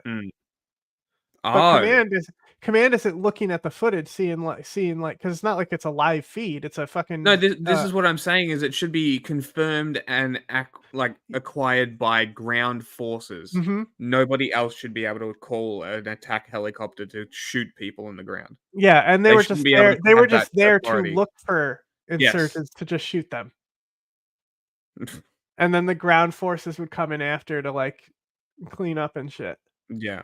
And like such a bad way to do things. Like, and then also what we don't hear about is like the hunter killer teams and like like what they were doing and stuff.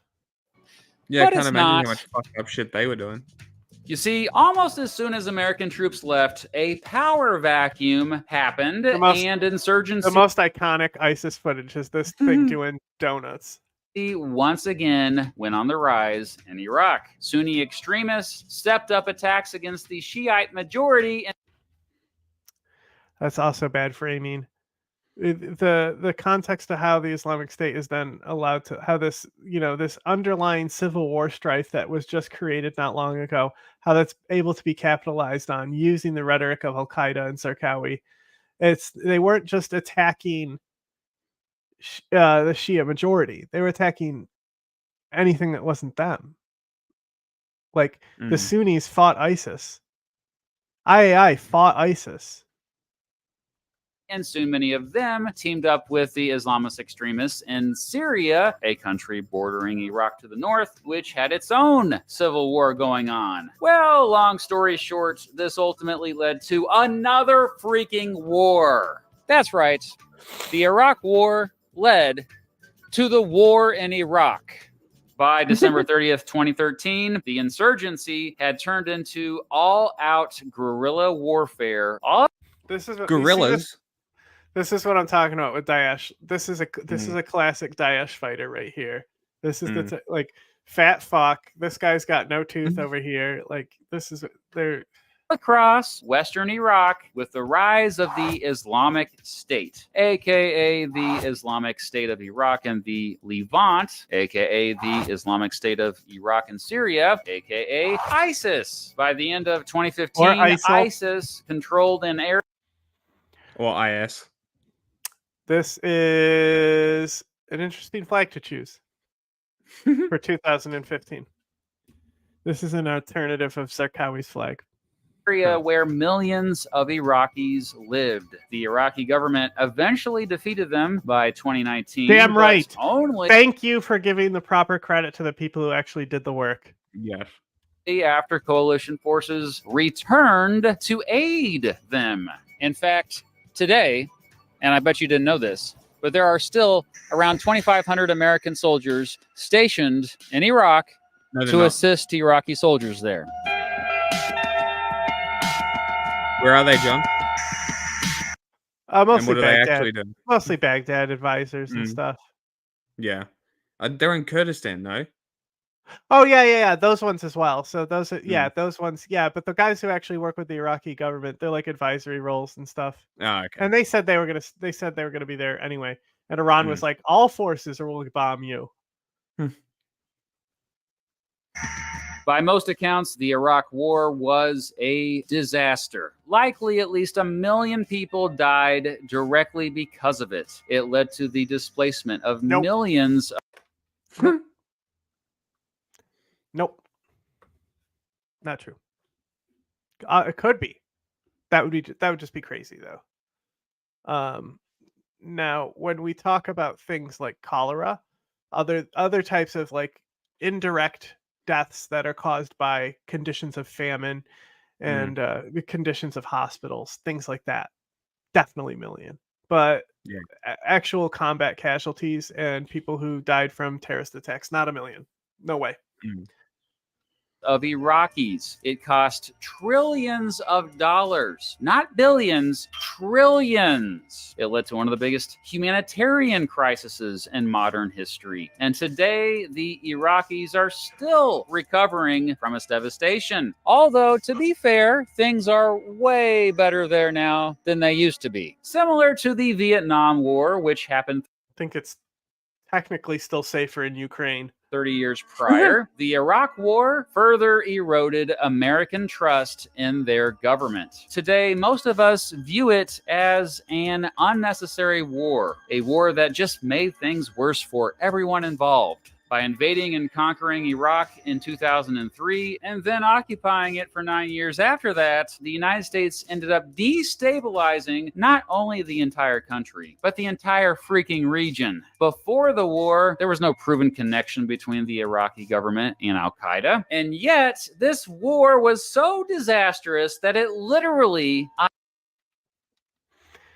Please tell me you don't think these people are ISIS and that's why you picked this shot. Just look at the pants, man. Look at this pants. Clearly not ISIS. ISIS do not wear the pants like this. This guy's got a camera over here. Ironically, you could say, caused Al-Qaeda to take over major parts of Iraq. Holy They all look very crap. white too. The Iraq War hurt the international reputation parts of Iraq. What'd you say? They all look like kind of white. Yeah, I mean, this guy's like the classic uncle with the mustache here, you know? But yeah. Holy crap. The Iraq War hurt the international reputation of not only the United States, but also the United Kingdom. It hurt global efforts to fight terrorism. Heck, the Iraq War made the majority of Americans sick of wars in general. After that, when the American government tried to drum up support for war in a foreign country in the name of, quote, spreading democracy or, quote, nation building, most Americans just didn't fall for it anymore. And not just Democrats. I'd argue that just as many Republicans today say the Iraq War was a mistake as Democrats, as demonstrated by the rise of Donald Trump, who has made no secret of his dissatisfaction with that war. But perhaps that's one silver lining of the Iraq War. Before it, we were much more likely to fall for an unjust war. After it, we weren't. In 2003, back when You also need to characterize this at like happening after 9/11 and how fucked up our brains were. I don't think that. I mean, they would have to do something more like with the Vietnam situation, you know, staging things, even though they did stage things and lied, but you know what I mean? Like when I lived in these apartments behind me, I was young and an idiot. But even back then, I knew that this war was unjust. I mean, I'm still an idiot, but that's besides the point. Just making sure that we're clear here on that.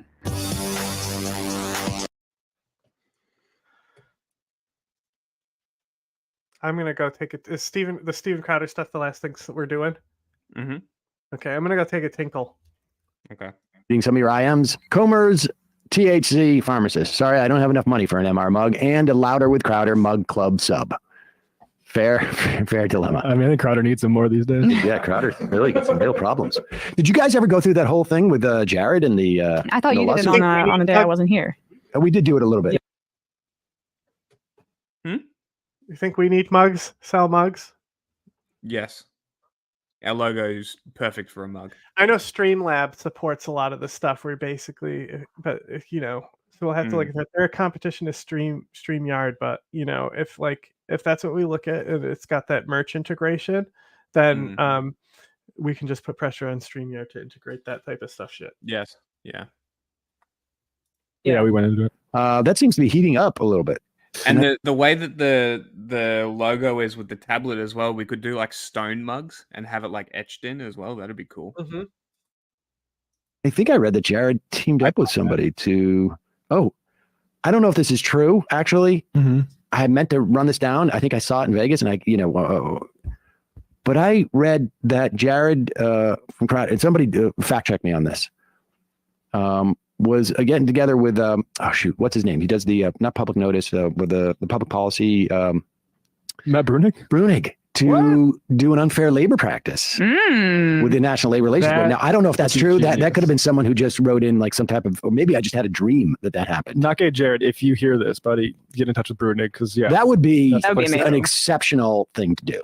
I mean, that was the thing that I said when we were playing the clip that was frustrating to me is that, it's not. I mean, I will grant you that Crowder is, evil, good, evil. I don't really use those terms, but if you want to say an evil boss, I would say, yes, that's true. Bingo. There it is. He did do it. Oh my God. And this is great. And honestly, because my issue that I took with his statement was that he was making it about like if Crowder was some type of like uniquely bad person. Now, I think it is the case that Crowder is a uniquely bad person. But that this uniquely bad person was in a position to be so abusive is a structural problem. And the way that gets addressed. My question is, how did this not come out earlier? So that's the real question. If this was going on the whole time, how has it not come out earlier? Ultimately, is to allow workers to have more power in the workplace. And one of the ways in which you do that is you have an enforcement system, and it would be so wonderful. I don't know how to put this in any other way. So wonderful if Crowder got busted for unfair labor practices and fined. It would be so beneficial. The educational benefits alone from the messages being sent to Steven Crowder's audience or even adjacent or in the conservative media. What? He probably will get busted for unfair labor practices. Yeah. Sphere and just the type of content we could make out of it, let alone, what it would mean for the workers themselves. NDA should be illegal. No. The one that he did was. Oh, really? That's funny. It sounds like, according to Jared, there are other people working at Crowder's outfit that would also, if they found that they were going to have some type of protection, I think that they would have class action. Yep. Well, I don't know if they would do it as class action, but they would be more freed to whatever it is that they. I think the only NDA that we would even look at having would be disclosure of sources, and we would have to have some kind of protection there to, like, have secondary protections for sources. That's the only time I can think that it would be useful. Want to do that they can't do now. So well, I want to see Discovery. I also though am curious, like, didn't he bring a lot of those people in from out of state to kind of like work for him, right? You're saying they're trafficked? No, not trafficked, but it's just like, I mean, it's just the idea. It's a little bit like the Tim Pool thing where, you get people who want to be in media or who maybe are fans of you and you get them to work for you, and then, I mean, at least in Crowder's case, you're allegedly abusive towards them. There's so many different layers of unequal power dynamics here. That was my recipe for many years at this program. I mean, not really. I mean, yeah.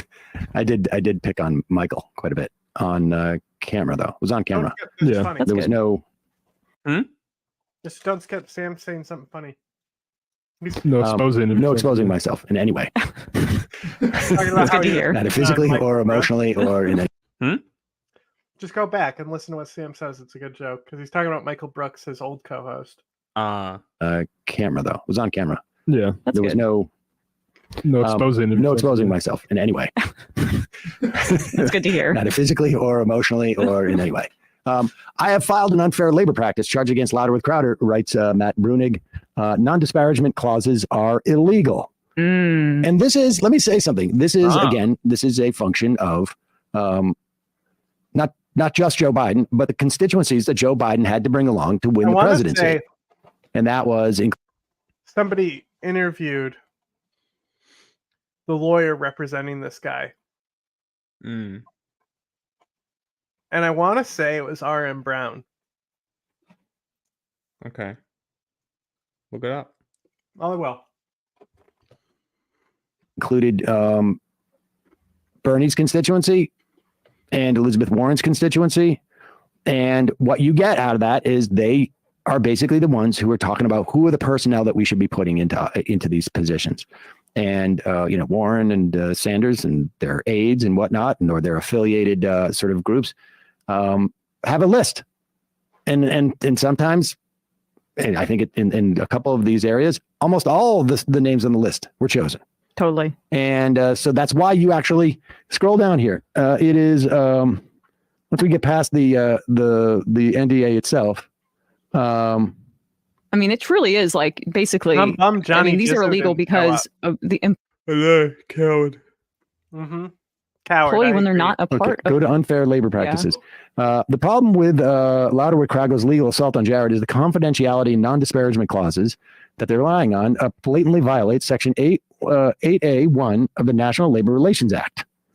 And now, I don't think this is a ruling. Again, this is one of those areas, including like antitrust, where the laws are on the books.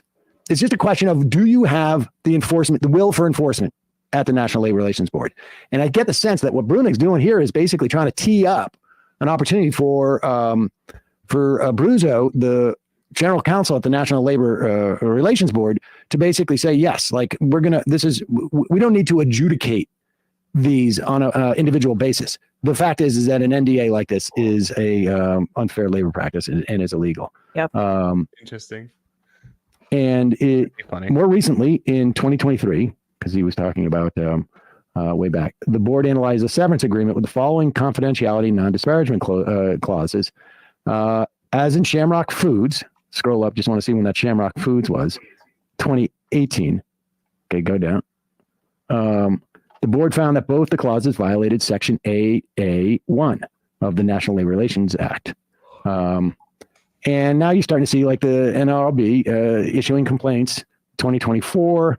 And so this is an attempt to sort of like expand on these NDAs and that's going to be a problem for some people. Well, I wonder who asked people to sign NDAs. I mean, I think never. Yeah, that's and even your friend who likes to wear funny hats, apparently, I think maybe is he okay. Okay, so I'm getting the feeling that something is going on right now with Steven Crowder.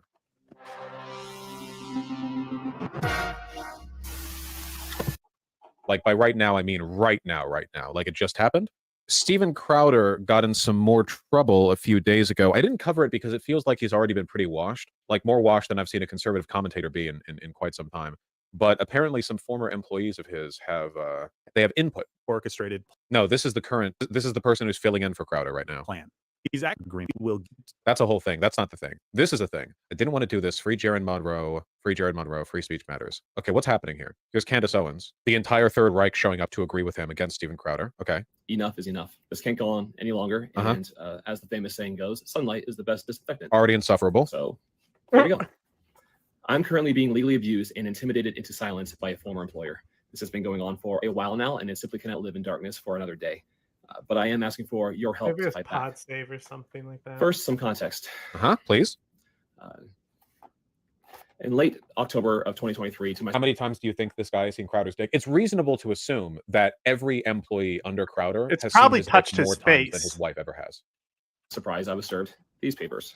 A cease and desist from my former employer. It threatened severe legal action in the form of a lawsuit and demanded I cease communications with my friends. The scare tactics of cease and desist are generally to intimidate, isolate, and eventually devastate. Like most cease and desist, it also demanded that I swiftly provide them written certificate of my compliance. I did not. In the same delivery, I was also... Holy shit, these people are... my context video had way more explanatory value in the first minute. Jesus Christ, can you explain what the fuck is going on? Served these papers. A Rule 202 petition from my former employer. You can look that up on the internet. I know I had to. These documents were filed with the county court of my former place of employment, demanding that I be subject to an oral deposition under oath for an unlimited amount of time, where they were free to interrogate me on pretty much any private matter that they chose. Also, in this petition for discovery, they demanded that I turn over documents of all communications with more than a dozen of my friends and unlimited amounts of unnamed persons in any form and over an unlimited period of time. I did not. Now, I did not That's for insane. a few reasons. Yeah, there's also some funny one, I have Candace seen how this Owens and employer Ben handles Shapiro legal issues. stuff. Okay. But well, it's- we may get it's- bored of the Steven Crowder stuff, so we can. Well, I mean, no, this is just, it's in that same spectrum, but it's like, it's not funny enough to take extra time. Oh, you know. Okay. Well, send it in the chat, so if I want to like delay the end a little bit, I can put it on. And yeah, this is boring as shit. The Steven Crowder divorce drama is exploding right. Oh, it's about divorce, is it? I don't even know, because this guy won't say anything. Jesus Christ. Conservative commentators, my God. The Steven Crowder divorce drama is exploding on right-wing Twitter today, where we learned that the court record features a threatening yam sent to Crowder. What? The lawsuit states, shortly after defendant received Crowder's personal address, Crowder received a threatening message. The message, written on a potato, that's a yam, that's a sweet potato, began with, watch it, watch it. This is the same line that Steven used in the leaked home security footage. Well, there you go. So my understanding is that there's a big divorce lawsuit going on right now, and it's happening at the same time that a bunch of Steven Crowder's former employees are coming out against him and saying, oh, he was such and such, he was abusive, he was bad, whatever. Crowder case updates from the very reliable source, H. Pearl Davis, aka Pearly Things, aka, you know, how do I milk an audience and money from a bunch of 14-year-old boys by explaining to them that I'm mid. Crowder case updates. Hillary Crowder that's the wife, is receiving $25,000 a month in child support. Okay. That's probably the funniest way I've ever heard anyone describe her. That's actually hysterical. Steven Crowder's been covering her legal fees thus far through the child support. That is how money works. Hillary reached out to Steven's friends and coworkers in an attempt to Pearly Things, in an attempt to extort him. Okay. Jared is being sued because he was involving himself in a private divorce in which he was recruited. Okay, this is Jared. Divorce in which he was recruited by Hillary Crowder to assimilate negative PR assets, put pressure on Steven's divorce. Okay, so all of this is about the divorce. Is that it? I knew that once I opened the door to legal abuse, it would never, ever be shut. This is how they operate. In fact, I'm not the only one who's a current victim. My former employer is exploiting the legal system. Here's an article that explains this boring-ass video. Thank God. Ex-Steven Crowder staffer claims he's being legally abused after quitting toxic and abusive show. Okay, subjecting him to years of legal abuse after he left the company. Jared Monroe, and on the show Louder with Crowder, known as Not Gay Jared. Decided to quit the show in August 2018, saying I could no longer put myself and my growing family through the toxic and abusive work environment I endured for years. The place was and is to this day a workplace rife with sexual misconduct, degeneracy, and aggression. The things I saw, the things done to me, and the things I witnessed my employer do to others were disgusting, shocking. It's just an absolute prerequisite, you know, for any like working with Steven Crowder. It's all butthole stuff, you know. It's just the amount of closeted homosexual attention being given, you know. Or yeah, was it all cross-dressing? It was just Steven Crowder casually cross-dressing. Shocking, disgusting, utterly indefensible. I have the receipts. Monroe claimed the work environment was so toxic he was admitted to the hospital at one point for a heart condition and was put on anti-anxiety medication. Once the far right finally accepts gays, their disgusting degenerate media juggernaut will be unstoppable. Yeah, it is like it does seem like as more and more, you know, time passes, the far right is being repped by like black Latinx queer cross-dressing bloody like the entire I swear to God, you know, as multiculturalism and forced diversity goes, the right wing is more rife with it than any other political group. It's ridiculous in terms of like disproportionate representation. Leaving wasn't easy. Monroe alleged she was bullied into signing a aggressive separation agreement after a drawn legal fight, which Crowder's lawyers argued he should be blocked from working in media anywhere else in the world for 2 years. Jesus Christ. Eventually, after emptying his personal bank account to pay his legal fees with a pregnant wife at home, he gave in and accepted a deal with Crowder that paid him no money and enforced a non-compete and non-disparagement clause. Then, in October 2023, 5 years after he left, he was served a cease and The desist from his interview former that I employer saw, threatening they legal were action if he did not explaining immediately like cease why this clause is like invalid and stuff, because they were literally the lawyer. Who the fuck was it? I didn't see it on the Look in your playlist history. either. I tried. Communication with others. What in the if it was company. PBS? While Monroe's non-compete What if it expired was after 2 PBS? years, the term of his non-disparagement clause is unlimited. No court would uphold that. An indefinite non-disparagement clause? Are you kidding me? Come on, no judge would sign off on that. Yeah, that's completely non-enforceable. And I guess the way this is tying into the divorce drama is people are saying that Hillary speaking of Crowder, the PBS. wife of Steven Crowder, who is suing for divorce, was like reaching out to this We guy. might to, want to like, save figure- this one till tomorrow, but I figured that if this will make you go on for an hour, this 7-minute video. So, and when I say tomorrow, I obviously mean next stream day. Yep. What do you Nope, think we're of not that doing that. headline, though? Yep. Yep. Boy. Fuck me. Oh, we want my take on it real quick? Mm. It's just a bunch of this. Yeah, it's just talking. It's just it's they're just meaningless electoral words. politics points that they're Yes. going to get to make them look like they're doing something. Instead of actually doing something. Yeah, like all it is like they're making it so like if you sell firearms, you need a license to do it or something. That's Yeah, really which is what how it it is. is already, unless it's private to private. Yeah, so that's the gun show loophole. That's what they're Uh-huh. closing. Is that those also have to be like you have to like have a license. Go or through a blueprint. gun shop. Yeah, like I've been saying should happen, that all sales should be done through a gun Well, shop maybe you'll love mediator. this bill then, okay, Mr. Gun Grabber. It's not. It's just making sure that you're not giving guns to psychopaths. Okay, the psychopaths are still getting the guns. Exactly. That's why we should do nothing and just give them to psychopaths openly and freely. That's such a dumb argument, by the way. The criminals still get the guns regardless. Like, oh, They okay, will. so why don't we just give them away to more criminals then? You're regulating people who obey the law. It's like you're making something. They say this like you're making something illegal based on a bad person, not to people who did nothing wrong. Bro, murder is also illegal. I think that's more of a moral. I think that's more of a moral thing. Saying like yes, things are made illegal because someone does something. Correct, bro. That's how it works. Somebody has to do something first, and then a law gets passed. But it's just like that's. It's like the dumbest argument to make is be like you're punishing the people who don't commit murders. Okay, by making murder illegal. It's no. I disagree because it's. I'm exaggerating the issue. I know, but guns are like it's like banning hammers because someone used a hammer to kill 10 people in a shopping center. Bro, Britain does that shit. Yeah, and Britain's retarded. Do we really want to follow what fucking Britain does? I didn't say that. I didn't say that I approved of it. Or whatever. In October. Fucking the country where carrying a butter knife will get you thrown in jail. Yeah, let's follow that country. His company sued his estranged wife, Hillary Crowder, for tortious interference after his family accused of mentally and emotionally abusive behavior in a statement to the journalist Yashar Ali. Suing your estranged wife. That is crazy. I love family values. Tortious? Is that it? Tortious? Okay, tortious. I'm not familiar with that word. Tort law. Gotta be honest, I don't know what tort law is. Heard of it? Don't know how it's Conan different from O'Brien regular was law. on Hot Ones, and it was really funny. Who? Conan O'Brien. He did the Okay. Hot Ones show where they eat the wings. I haven't watched that for a while. There's some good Yeah, ones that it I've was seen that it I was just haven't funny. clicked on. What is tort law? Civil suits with the exception of disputes involving contracts. It measures Oh, that's the it? I thought it would be more like size out of there. tortillas and how you regulate them based on size. What is a street taco?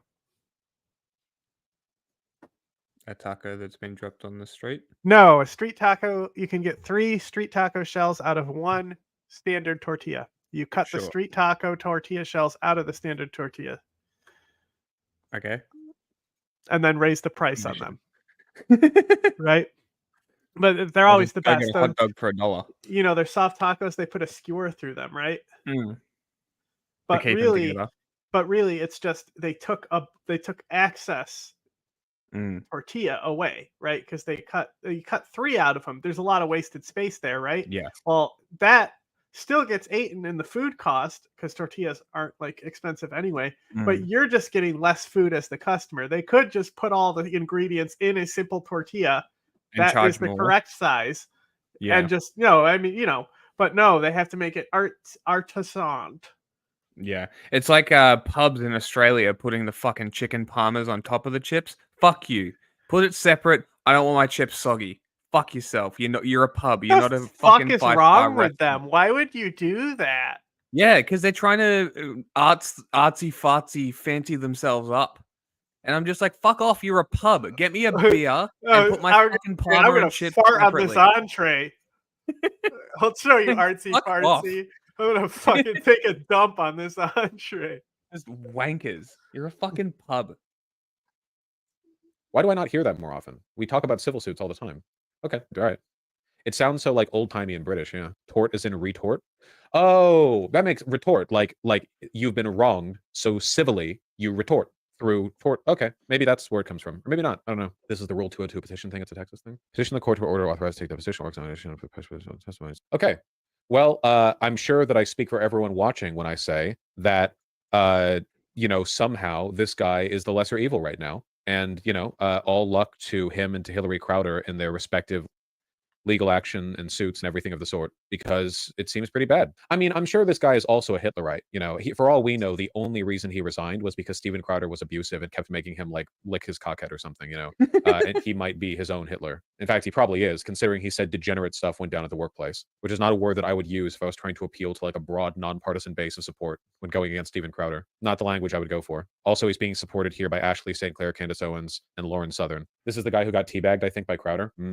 Did cons laugh at the male sexual abuse victims? Crowder, dude, cons don't give a fuck about anything. Steven Crowder is literally like a cross-dressing closet homosexual. All right, let's see what Chunk has to say. Enough is enough. Well, this can't go on any longer. And as the famous saying goes, sunlight is the best disinfectant. Oh, it's Anna. So here we go. I wasn't about to put my family on embarking upon a journey down that road. That gentleman you just heard from was Jared Metello, a former employee of Steven Crowder's, who also goes by Jared Monroe or Not Gay Jared. You can call me whatever the fuck you want. At this point, I don't accusing his give a former shit. employer of fostering a toxic and abusive work environment. While Monroe never specifically named Crowder in the video, he worked for the conservative host between 2014 and 2018, and it's obvious that's who he's talking about. Monroe alleges that Crowder has subjected Legit worst Amazon product that they have. It's the worst. Twitch is awful. him to years of legal abuse following his departure from the company. And as a result, he's now soliciting donations in order to pay his legal bills and prevent the financial ruin of his family. Let's hear from him and more of what he has to say. I voluntarily left my job after deciding I can no longer put myself or my growing family through the. We already heard this. Prior to my employment there, and have never been treated for it since. Monroe says he basically says that the situation at work was so terrible that he decided to resign while his wife was pregnant. That's how bad it was. He says that he knew he couldn't stay with the company, but Crowder didn't make it easy for him to leave either. Monroe alleged that he was bullied into signing an aggressive separation agreement after a drawn-out legal fight in which Crowder's lawyers argued he should be blocked from working in media anywhere in the world for 2 years, have his personal Twitter account seized, and turn over all his personal production equipment that he paid for himself. Monroe explained. This is honestly not insane. The amount of times I've had to do shit like that. Seriously? Yes. What the fuck? Like, I'd tell him to get fucked. That or get blacklisted. Fuck him. I do it myself. I mean, I'm trying to now. How's it going?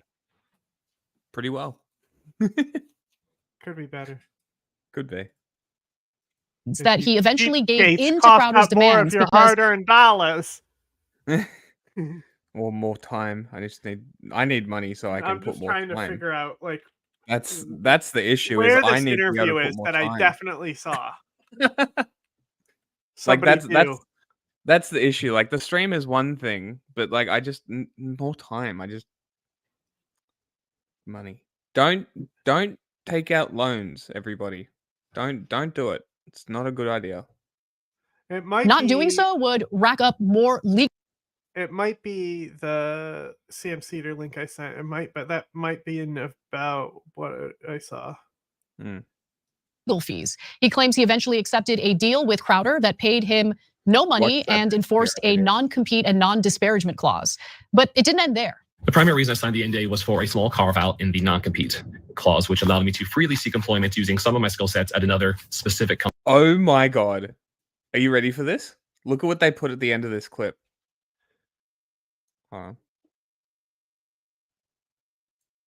Media don't give you honest news. You motherfuckers. Yeah, they put it in, it's their mid-roll in every one now. A lot of mainstream media don't give Do you that straight from it.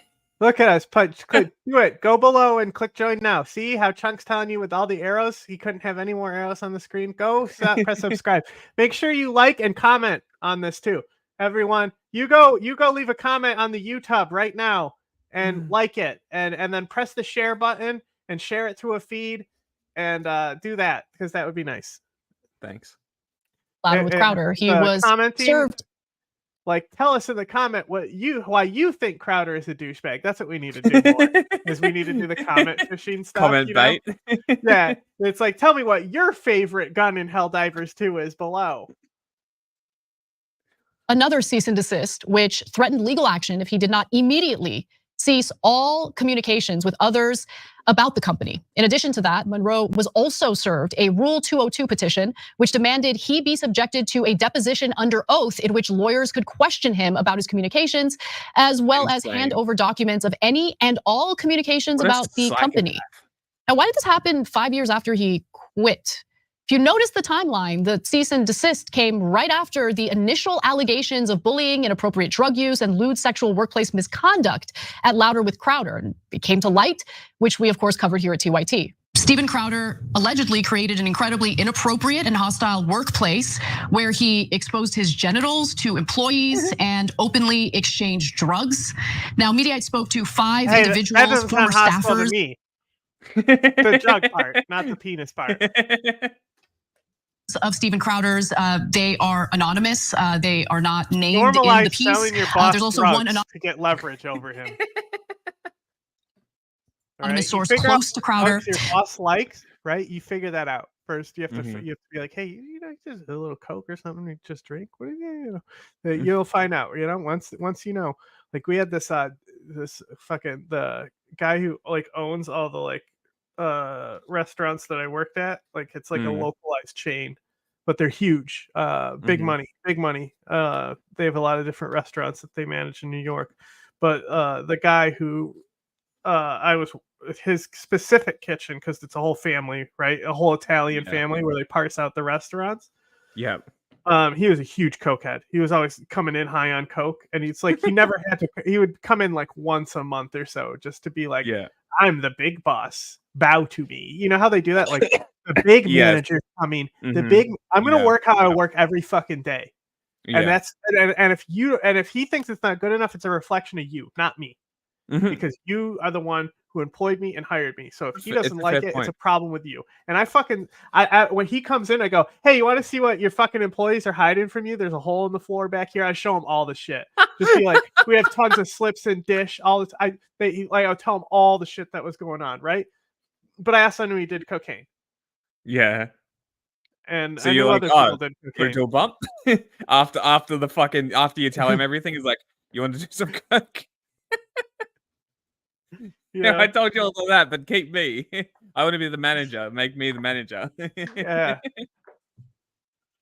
Now, one of those former employees actually showed Mediaite the unsolicited and sexually explicit text messages he received from Crowder, including images of Crowder's genitalia. Yeah, that report came out in July of 2023, and after. Dude, what? Imagine getting a dick pic from your boss and not quitting. Yeah, and like, you remember one time I fell asleep on my phone and sent a bunch of random shit, and I was like, thank God there was no dick pics at the top. You remember that? It was like 2 weeks ago. Yeah. Like I was asleep on my phone, and because of the body heat, it just kept on registering inputs. I sent a bunch of shit on Instagram to people from my photos, of all things.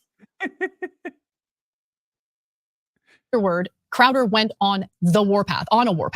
After that report, sources told Mediaite that Crowder sought to crack down on leaks to media outlets. He sent draconian non-disclosure agreements to his current staff with a $100,000 breach of contract penalty. What the Monroe has refused to comply with the current cease and desist and Rule 202 petition. However, last week, Crowder's demand for Monroe's deposition and cooperation in handing over the documents was awarded by the court. Wait, why am I a cuck now? What did I do? No, not you. No, they said the real cuck is John. Where did I just see that? That's funny. Real cuck was John all along. What did I do? which is why Monroe is now raising money for his legal battle. Monroe says that money is also meant to help him pay for his countersuit against Crowder to release him from. It's very strange. I don't understand because you gave your stuff back to the employer. That was to me. That was to gain leverage. Cucks don't have leverage. Because of the contracts for camera stuff. Yeah, it's ridiculous. You're like stuff that you paid for. Yeah, like your work computer that comes out of your fucking pay. Yeah, it's the fucking industry is so exploitive. That's why That's why I'm glad it's fucking dying. Yeah. Like the fact that working in kitchens was like the less stressful job that I would do on the side should tell you a lot. Yes. Here I am, Hasan. Streaming's the hardest job. No, it's just like so fucking exploitive, and like really like we need the protections like SAG has. Well, we could fucking spearhead the union. Fuck it, we'll start the union too. There's plenty of unions. We just need to bring them together like SAG is. Yeah, we'll be the union of unions. His non-disclosure agreement. One former Louder with Crowder employee told Mediaite, quote, Jared isn't a rich man. He knows Stephen has millions of dollars and an army of lawyers. Stephen is extremely vindictive and always looks for any opportunity to get back at anyone he feels has wronged him. Even just leaving the show he views as a huge betrayal. Jared is basically faced with an abusive ex-boss who wants to make his life a living. And have had to do these things as well, where I've had to tell them that they need to give shit back, they need to do this, they need to do that. Like some of these fucking companies are fucking dirty. They're dirty capitalist companies. Yeah, fuck them. We're gonna take them down. Fuck them. And these practices need to end. Like it's just fucked. Hell, because it's like it's extracting wage and then it's taking that back at the end. It's literal wage theft. Like making you pay for shit and then having them give it back to you. That's literal wage theft. Yeah, well, the thing is like the wage theft also in the industry, it takes place like so openly. Like BuzzFeed was notorious for this shit. Where they wouldn't like pay for flights or anything. No, they wouldn't pay people in general and made them work full-time hours as volunteers. And if they didn't, then they would lose their like status or whatever. So these yeah, it was awful. It was awful. Worst time. What a joke. Yeah. Glad it's over. Fuck those people. And has the funds to do so. They came increasingly harder to fucking deal with a straight face the more people I've seen die. Yeah. Because they don't care about fucking human beings. That's the issue too. The reaction to Monroe from both sides of the political spectrum have been supportive. There are a few examples of people not being supportive, but to be fair, Crowder has a lot of enemies, including former Daily Wire host Candace Owens, who tweeted in response to Monroe's video, "Wait till they find out what he's been doing to his wife. I never edited my opinion on Stephen Crowder because I knew that everything would eventually be revealed. This really is going to be a year of revelations." All right, I guess hold on to your butts for that. Owens also apparently donated to his legal fund, and as of this morning, Monroe reached 80% of his fundraising goal. And just to address— Great. Let's move on. I think Sam Cedar is with the actual guy who's an expert this one, I think. Sam Cedar, Emma Vigland on the Majority Report. It's a pleasure to welcome back to the program Mark Bankston. He is a partner at the law firm of Farrar and Ball. And Mark, I appreciate you taking the time to talk to us. You seem like you're extremely busy this week. Yeah, I've had a pretty busy week this week, that's for sure. All right. Now, I know you can't really talk too much about this, but just broadly, what has been reported at the very least, or what can you just tell us about this case involving Elon Musk? Well, I can tell you that, the court ordered discovery in that case. We ended up taking his deposition, as a lot of people have seen. There is some pending sanctions in that case, and we're also going to have a hearing on the motion to dismiss on April 22nd. And what is the case about? Like, what is your client claiming? This one is strange. It really is. To even think of the idea that one of the richest and most influential people on the planet accused a 22-year-old Jewish college student of being a neo-Nazi involved in a neo-Nazi brawl in Portland, Oregon. No. Okay. So I think if you want to, I think the Tech News Daily guys, they have reported on this. They've followed the story a lot.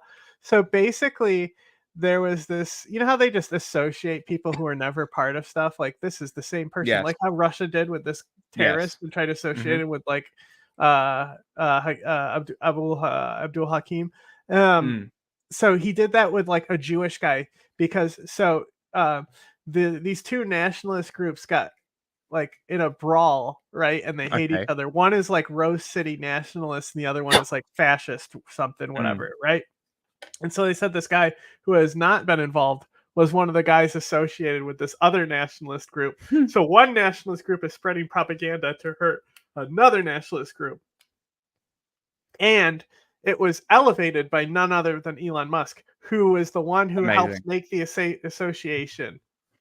And the post still remains uncommunity noted, even though he says, I tagged community notes in it for the fact checking. Why is it still there? And the theory is that it's also still there is because it's been depositioned.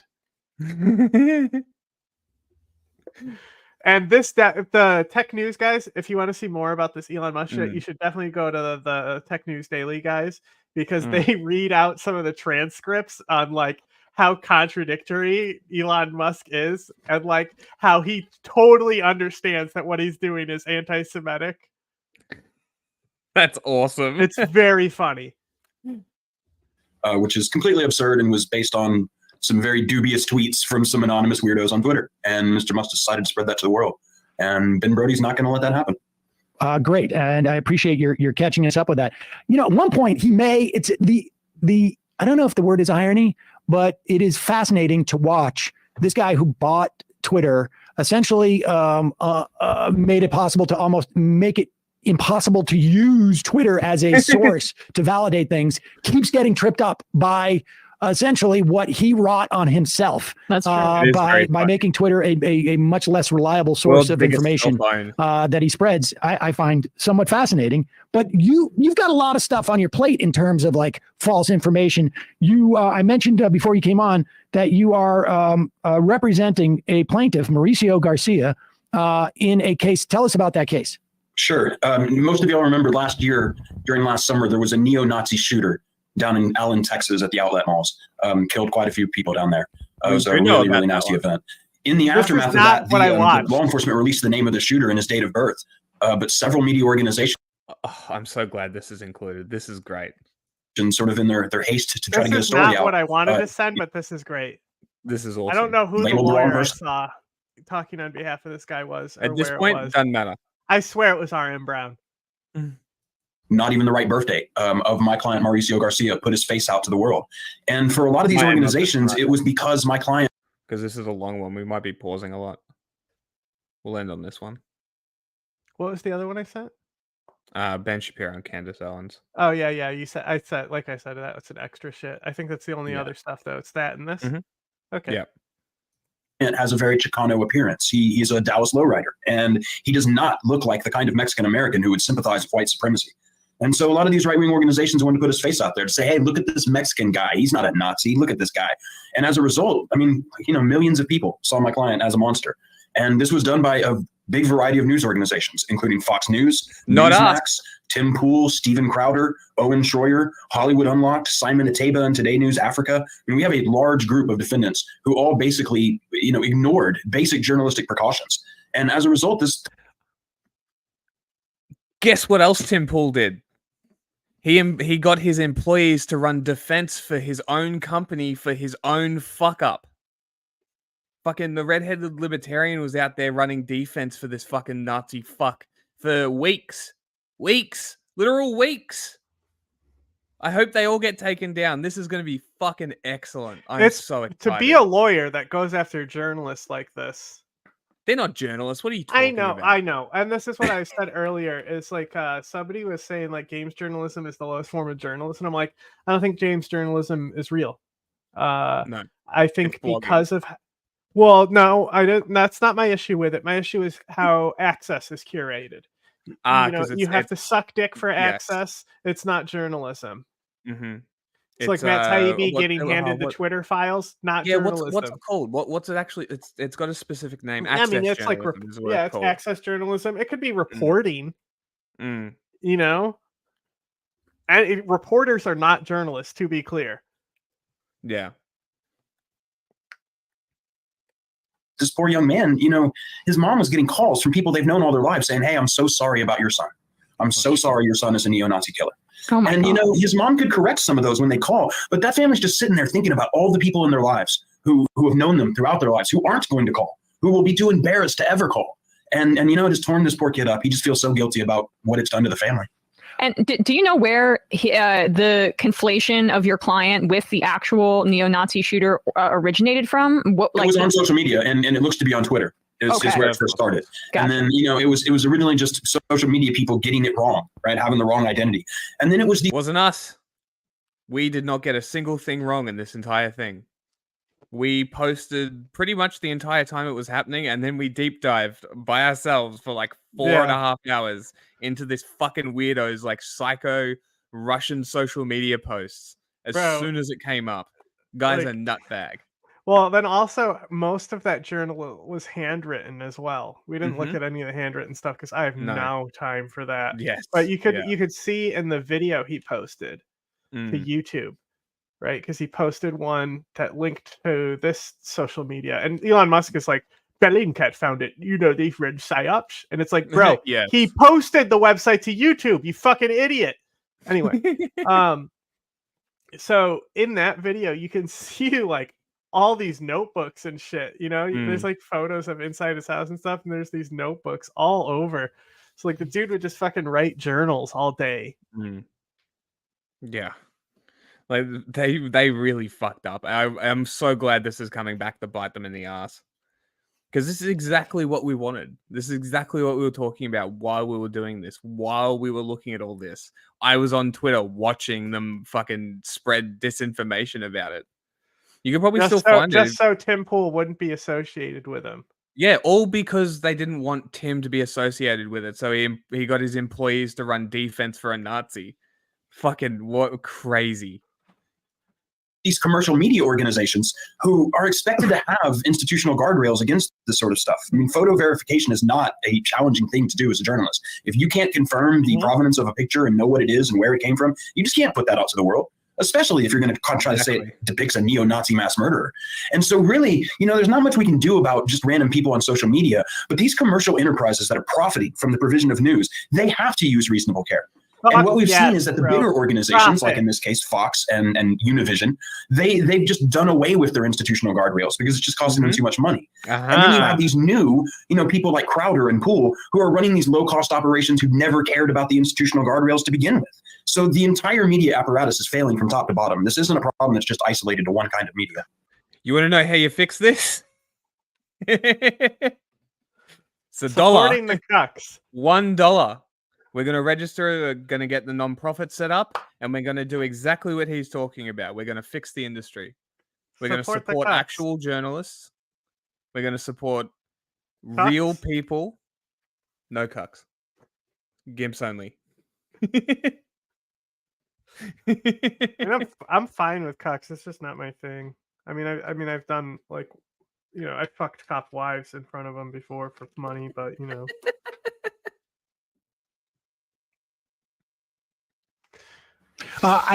It makes me think of Spotify and some of the sort of lies that come out of Rogan's show. He's smart enough not to maybe have these lies focused on one person enough so that somebody could bring an action. It's sort of just like how, who has standing in these issues in terms of like Spotify having to take responsibility for these things. But the thing that really stuck out for me I cannot get behind this argument for Joe Rogan, because if you're listening to Joe Rogan and taking advice, well, he's just saying that Rogan's it's podcast, different with Joe Rogan because he's just general and talking out his ass. Tim Pool is being malicious. Yeah, and that's what I'm saying. And this is why I can never get on board with these Joe Rogan narratives. Like, the guy's just a dude talking to people. I could never, I couldn't do it now, regardless. I just, like my antidepressants don't have me like the performance that I was before. But like, without the money there, like, it's not like the wives were hot. The cops' wives that I was fucking. It's not like they were cops' wives. But like, it's weird. Like, even if I'm getting money for it, it was still weird. Like, never want to be in that scenario. I mean, they're paying me, I'm definitely down for it. But I'm not gonna like actively like do full contact sex work again.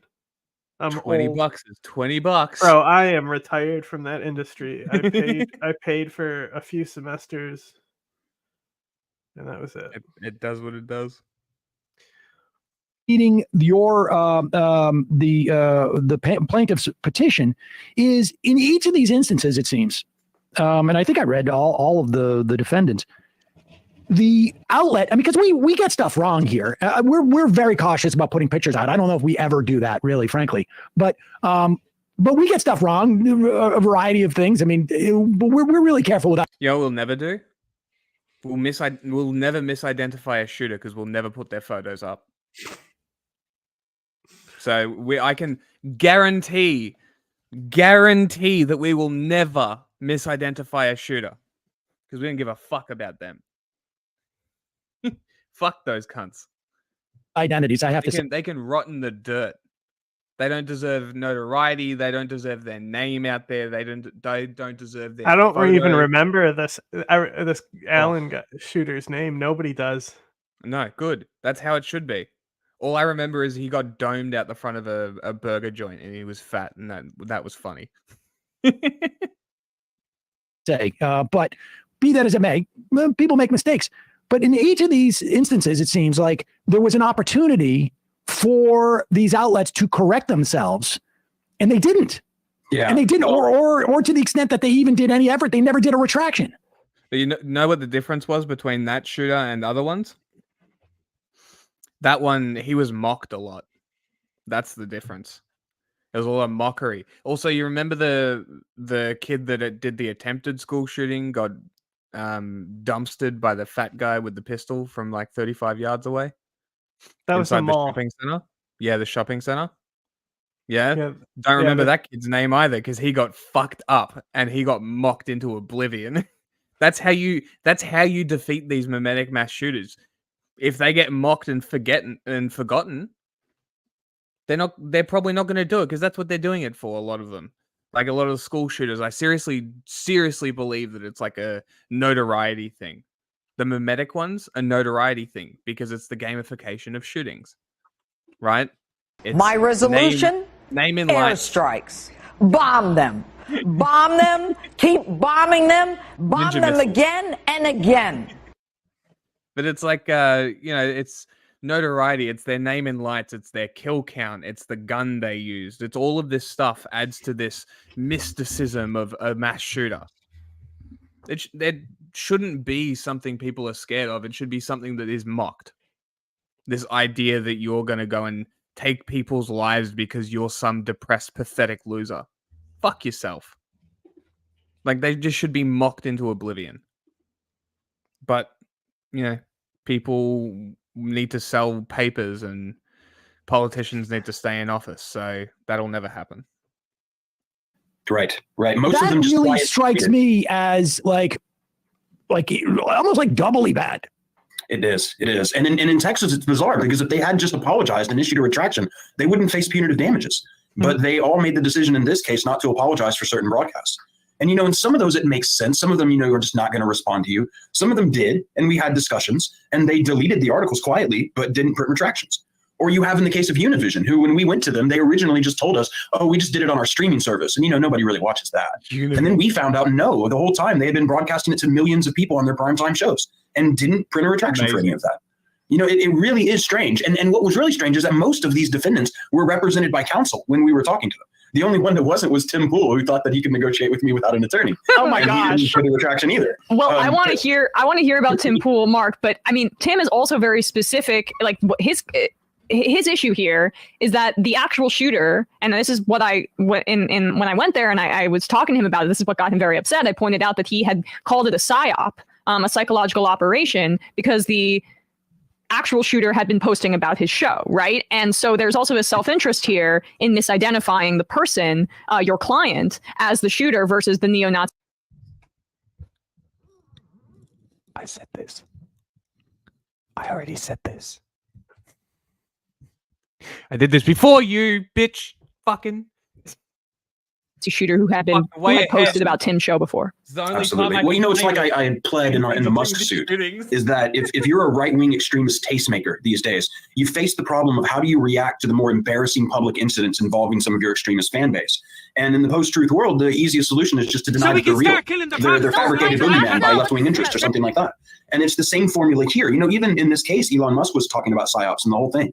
And that's what makes this more damaging, is that if you have people like Poole and Crowder telling their extremist audiences that this is fake, right, he's not a neo-Nazi, then if they see later legitimate news that shows the real identity of the shooter, they're not likely to believe it. Hey, it becomes very difficult to remedy this problem. That in part, I want to read some from the Poole thing in this filing, but that part which you just touched on, the idea that they are actively, in the context of these, obviously, this isn't actionable in from you, but I wonder how much does that aspect of it enhance their culpability or their liability within their case? The idea that they are not only making a mistake, the idea that they are also not issuing a retraction, but then are actually building in an excuse or an alibi for themselves in a more general standpoint, in that, like, if you hear that we're wrong, understand that is part of a big operation that is supposed to smear us. So they're building in their alibi.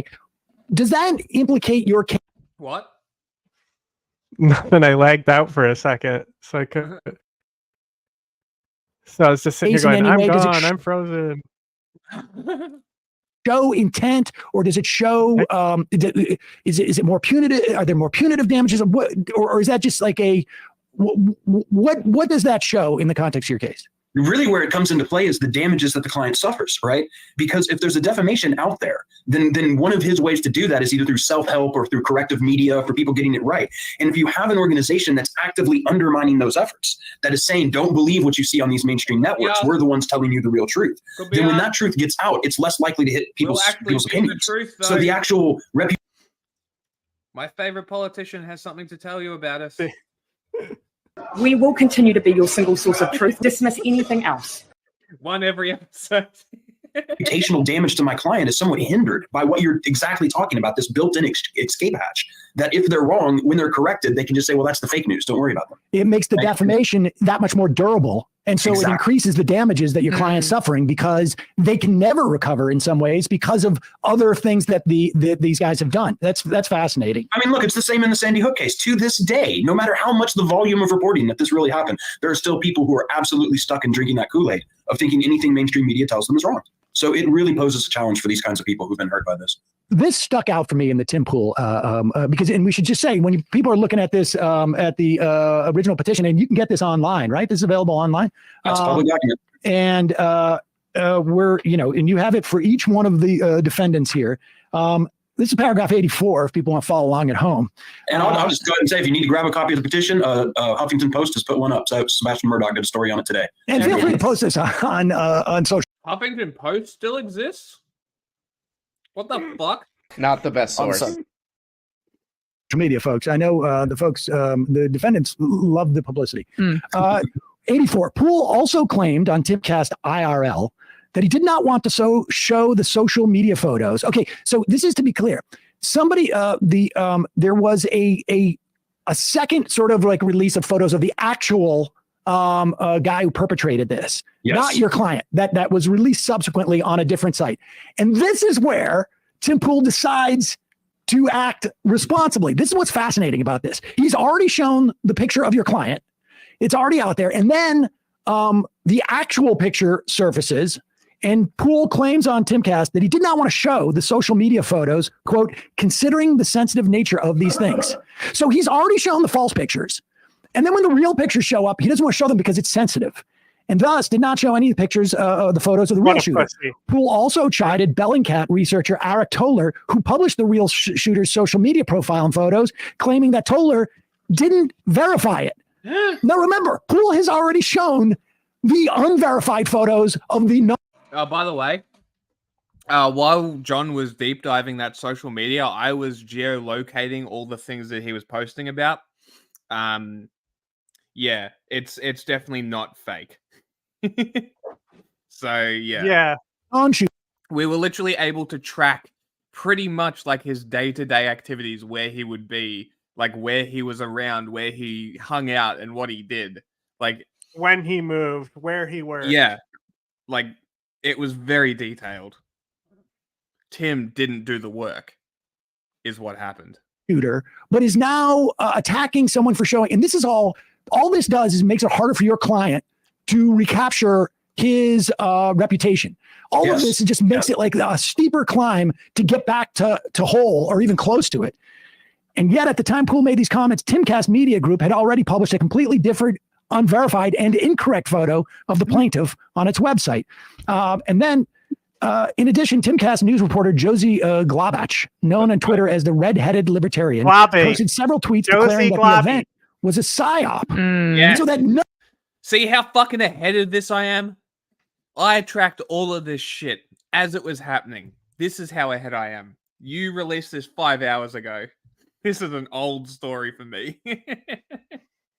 none of this happened. So they have now blamed it on the wrong person, Maybe if more and than then said that 100 none of it people followed happened. me, maybe people would realize. But I guess not. But also, I don't give a fuck because Twitter's not a real place. And that Eric Toller was a CIA operative.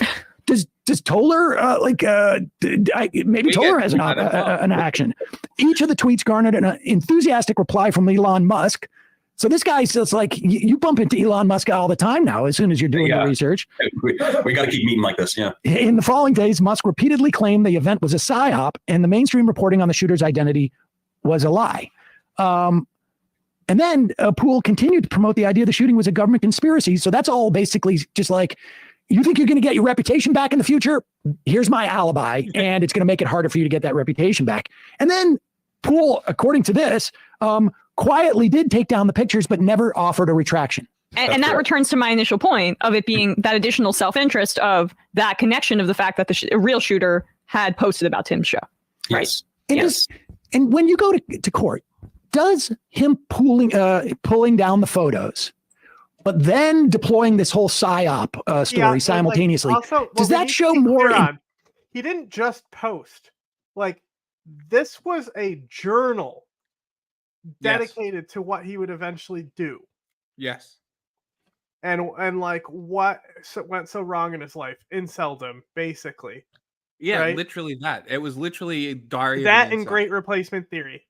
Yes. Which And he was Mexican. Tim Poole pushes both. Yeah, he was a self-hating Mexican who wished he was white. Yeah. Now, Fucking wild. the thing is like, this wasn't just like he had friends online, like he was part of the Groyper community and posted about Tim's show. Yeah, you know? no, he was a loner.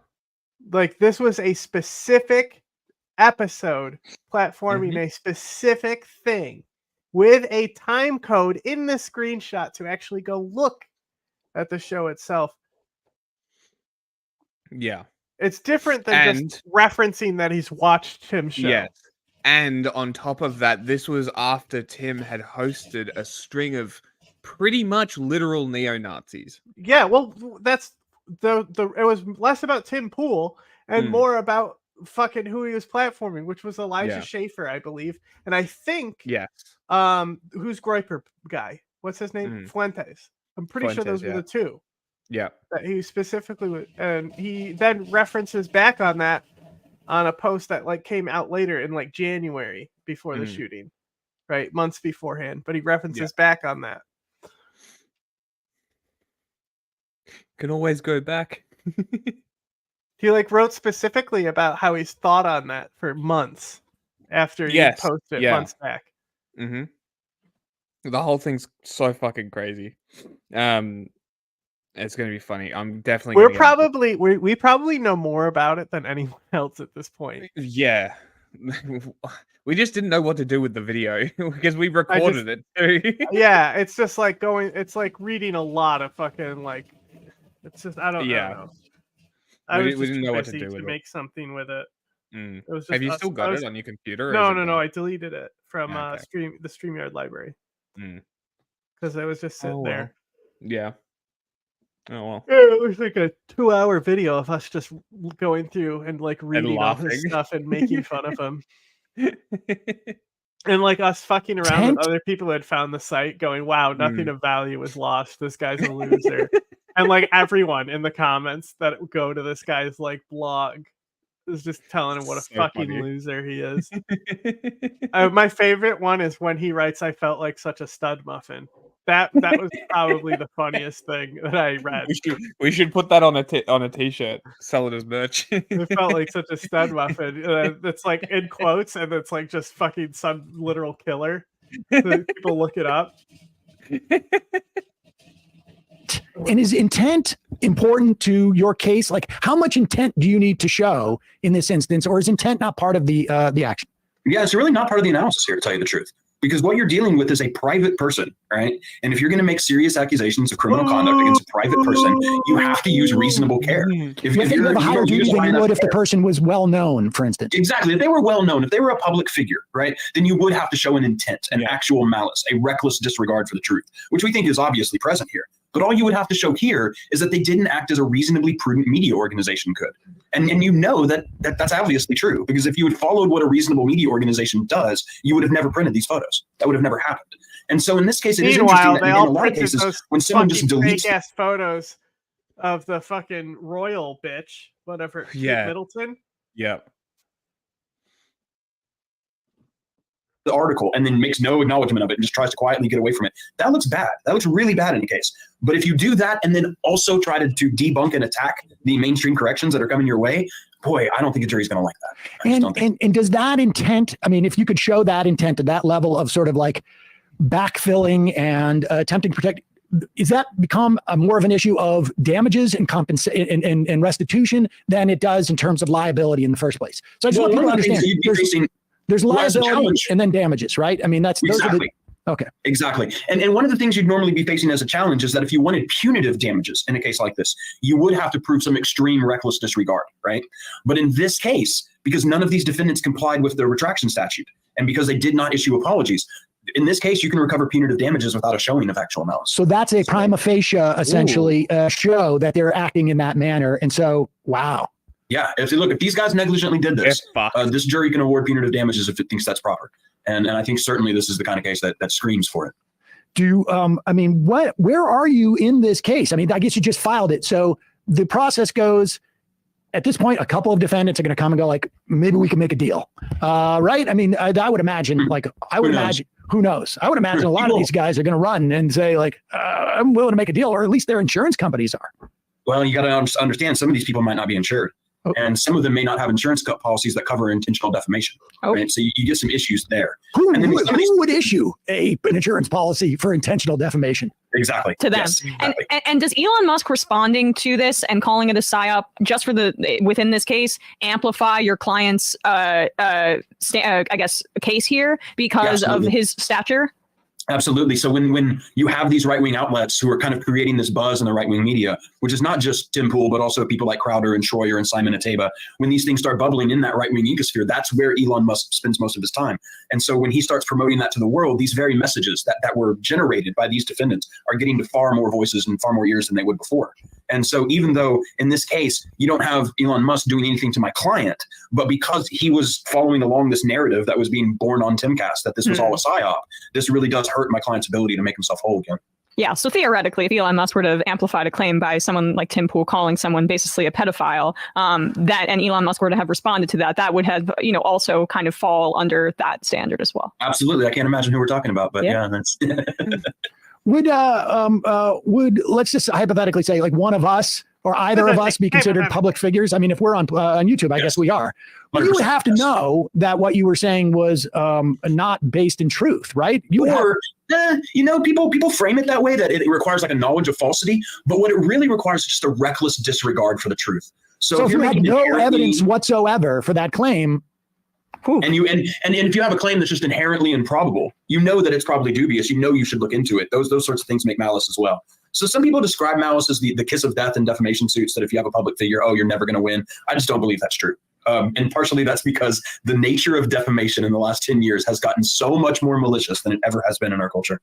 Interesting. Well, maybe you should find a lawyer, but we can talk about that another time. So give us a sense of like the timeline here. When this was released 2 weeks ago, and it was filed 2 weeks ago. Filed 2 weeks ago, and so is this? And when it's filed, I would imagine at that moment on that day, the defendants are notified. Is that right? No, actually not. So when they're filed, some of your more sophisticated defendants will pay docket monitoring services to know that they were sued, right? So Fox, for instance, is going to probably know on the day it was sued. But these other defendants have to wait until citation comes back and then service of process happens. And so it was this week that most of these defendants had a service processor, Which show up at their day? doors. I mean, let's say I wanted to get a sense of like when. I mean, is it public knowledge as to when these people were serviced? It is now. I'm telling you right now, it is. Yes, that the majority well, just out of curiosity, what day was it that, let's say, it was most of this week was Tuesday through Thursday of this week. Tuesday through Thursday. Maybe we should go back and look at some shows and see how how sweaty people were. That would be very interesting to do. We filed the suit a couple weeks ago. We've obviously we sent letters to the offending parties within 2 weeks of this happening back in May of last year. We've been involved in long periods of negotiation and long periods of making sure everything's set and ready to go for the suit. We filed a suit a couple weeks ago. We've accomplished service this week. We're announcing it today. When the defendants answer in 20 days from now, they'll have about 60 days to dismiss the suit. And we'll go through the same process we're going through in the Musk suit. We'll probably have some discovery, depositions of these folks, and then they'll try to dismiss the case. And then the court will say go forward or not. And then we'll march forward into discovery and try to get a trial date. All right, so Bradley, get the calendar out. By the end of April, they've got to respond, and then they have 60 days in to file like a motion, a summary motion to dismiss based upon whatever their theory is. And then you move into discovery and whatnot. Do you have any type of program or internship that I could apply for so that I could be there for discovery? Most of the world need an intern. Luckily, I got enough of those at the moment. Most of the world knows by now that I have very strong feelings about transparency in litigation, and that I believe that more public attention to the court process and what's happening is good for the justice system. And therefore, anything that's a public record in my cases, I not only direct the media to where it's at, but I encourage them to report on it. And in this case, you better be sure that we're taking these depositions and doing this discovery. We will fight as hard as we can to make sure that the public interest is met and that these people can see what is happening in this case. Look, there may be some trade secrets or something like that. They get sealed up from here and there. Or then again, you may have it like a situation like Alex Jones and Elon Musk, where the lawyers fail to get a protective order and it just all automatically becomes public. But I can tell you that one way or another, the information that's critical for the public to know, to understand how this defamation happens, we're going to. That was so funny because Alex Jones' lawyer fucked up on that. Yeah. All right. There's 3 minutes left. Do we want to run it out or what? All I want to do real quick at the end here is a stream test. Okay.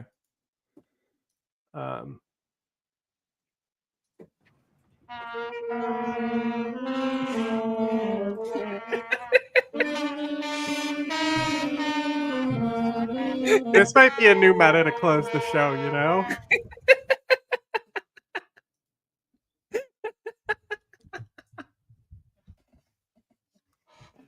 The UK national anthem, everybody. Yes. So let me launch this, and then when it launches, I want to see how. The show's over. I just want to see. You pull up a monitor on YouTube. I want to see how badly it lags through StreamYard's bandwidth. I'm running on low graphic settings as well, so hopefully it'll be okay. Oh, it produced an overwhelming sense of impending doom. This is unfortunately how the only way to find the channel, because it does not come up. What? Like, our channel doesn't come up when you type in our name. You've literally got to you have it. Well, you're on the alt channel. Still not here for some reason. Yeah, you got it. It'll show you if you've actually watched them and stuff. There. Maybe I typed it in wrong. I don't know. Did you? Maybe. But one thing I thought was funny. Let's see, because this is the problem with the actual our show.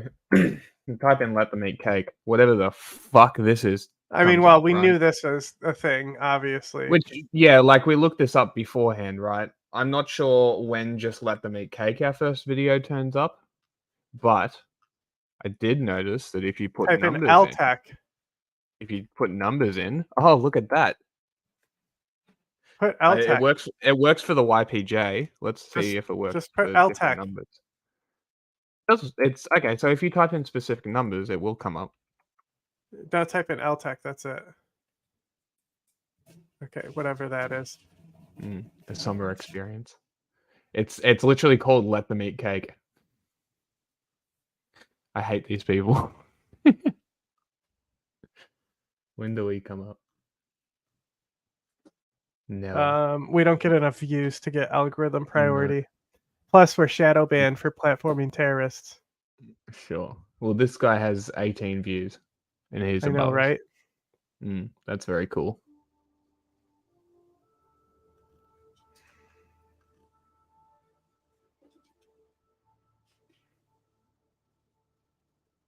Hold on.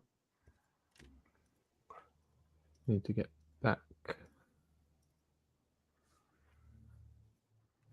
All right, do stuff. Well, it should look fine in the StreamYard engine. It's got to be the. I'm watching on the YouTube. Yeah. It is laggy right now too because it lags in the opening of missions still. It's actually not that bad. It's also on low settings, so in a second I'll turn it up to high.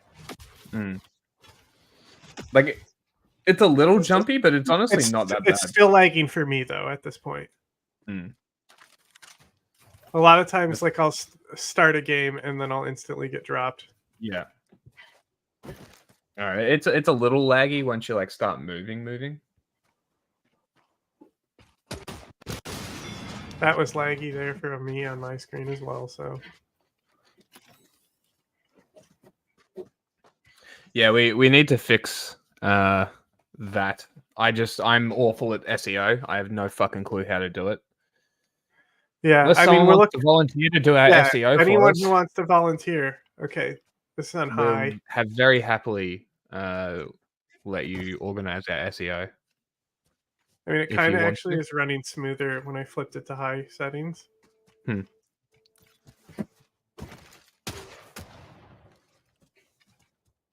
Honestly, it looks fine. What about on Ultra?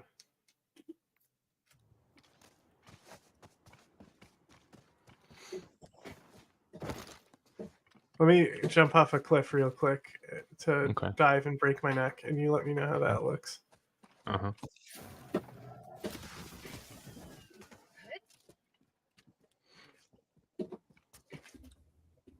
Has anybody been watching the Fallout show? Just while we're fucking around here at the end? What's everyone's opinion on it? I'm curious. Like, I'm very, It's funny. very curious. It's funny because on the monitor that's grayed out right now at the bottom, where your screen share is, looks like shit. It's like 1 frame a second on that one. It looks fine to me. Like, I'm watching it on. It's kind of, it jumps here and there, but for the most part, it's fine. It's watchable. Yeah, the it doesn't look as good as on the stream, but it looks fine. What do you? Everyone else think? Would this be watchable if I streamed this on this weekend? Because we might do it.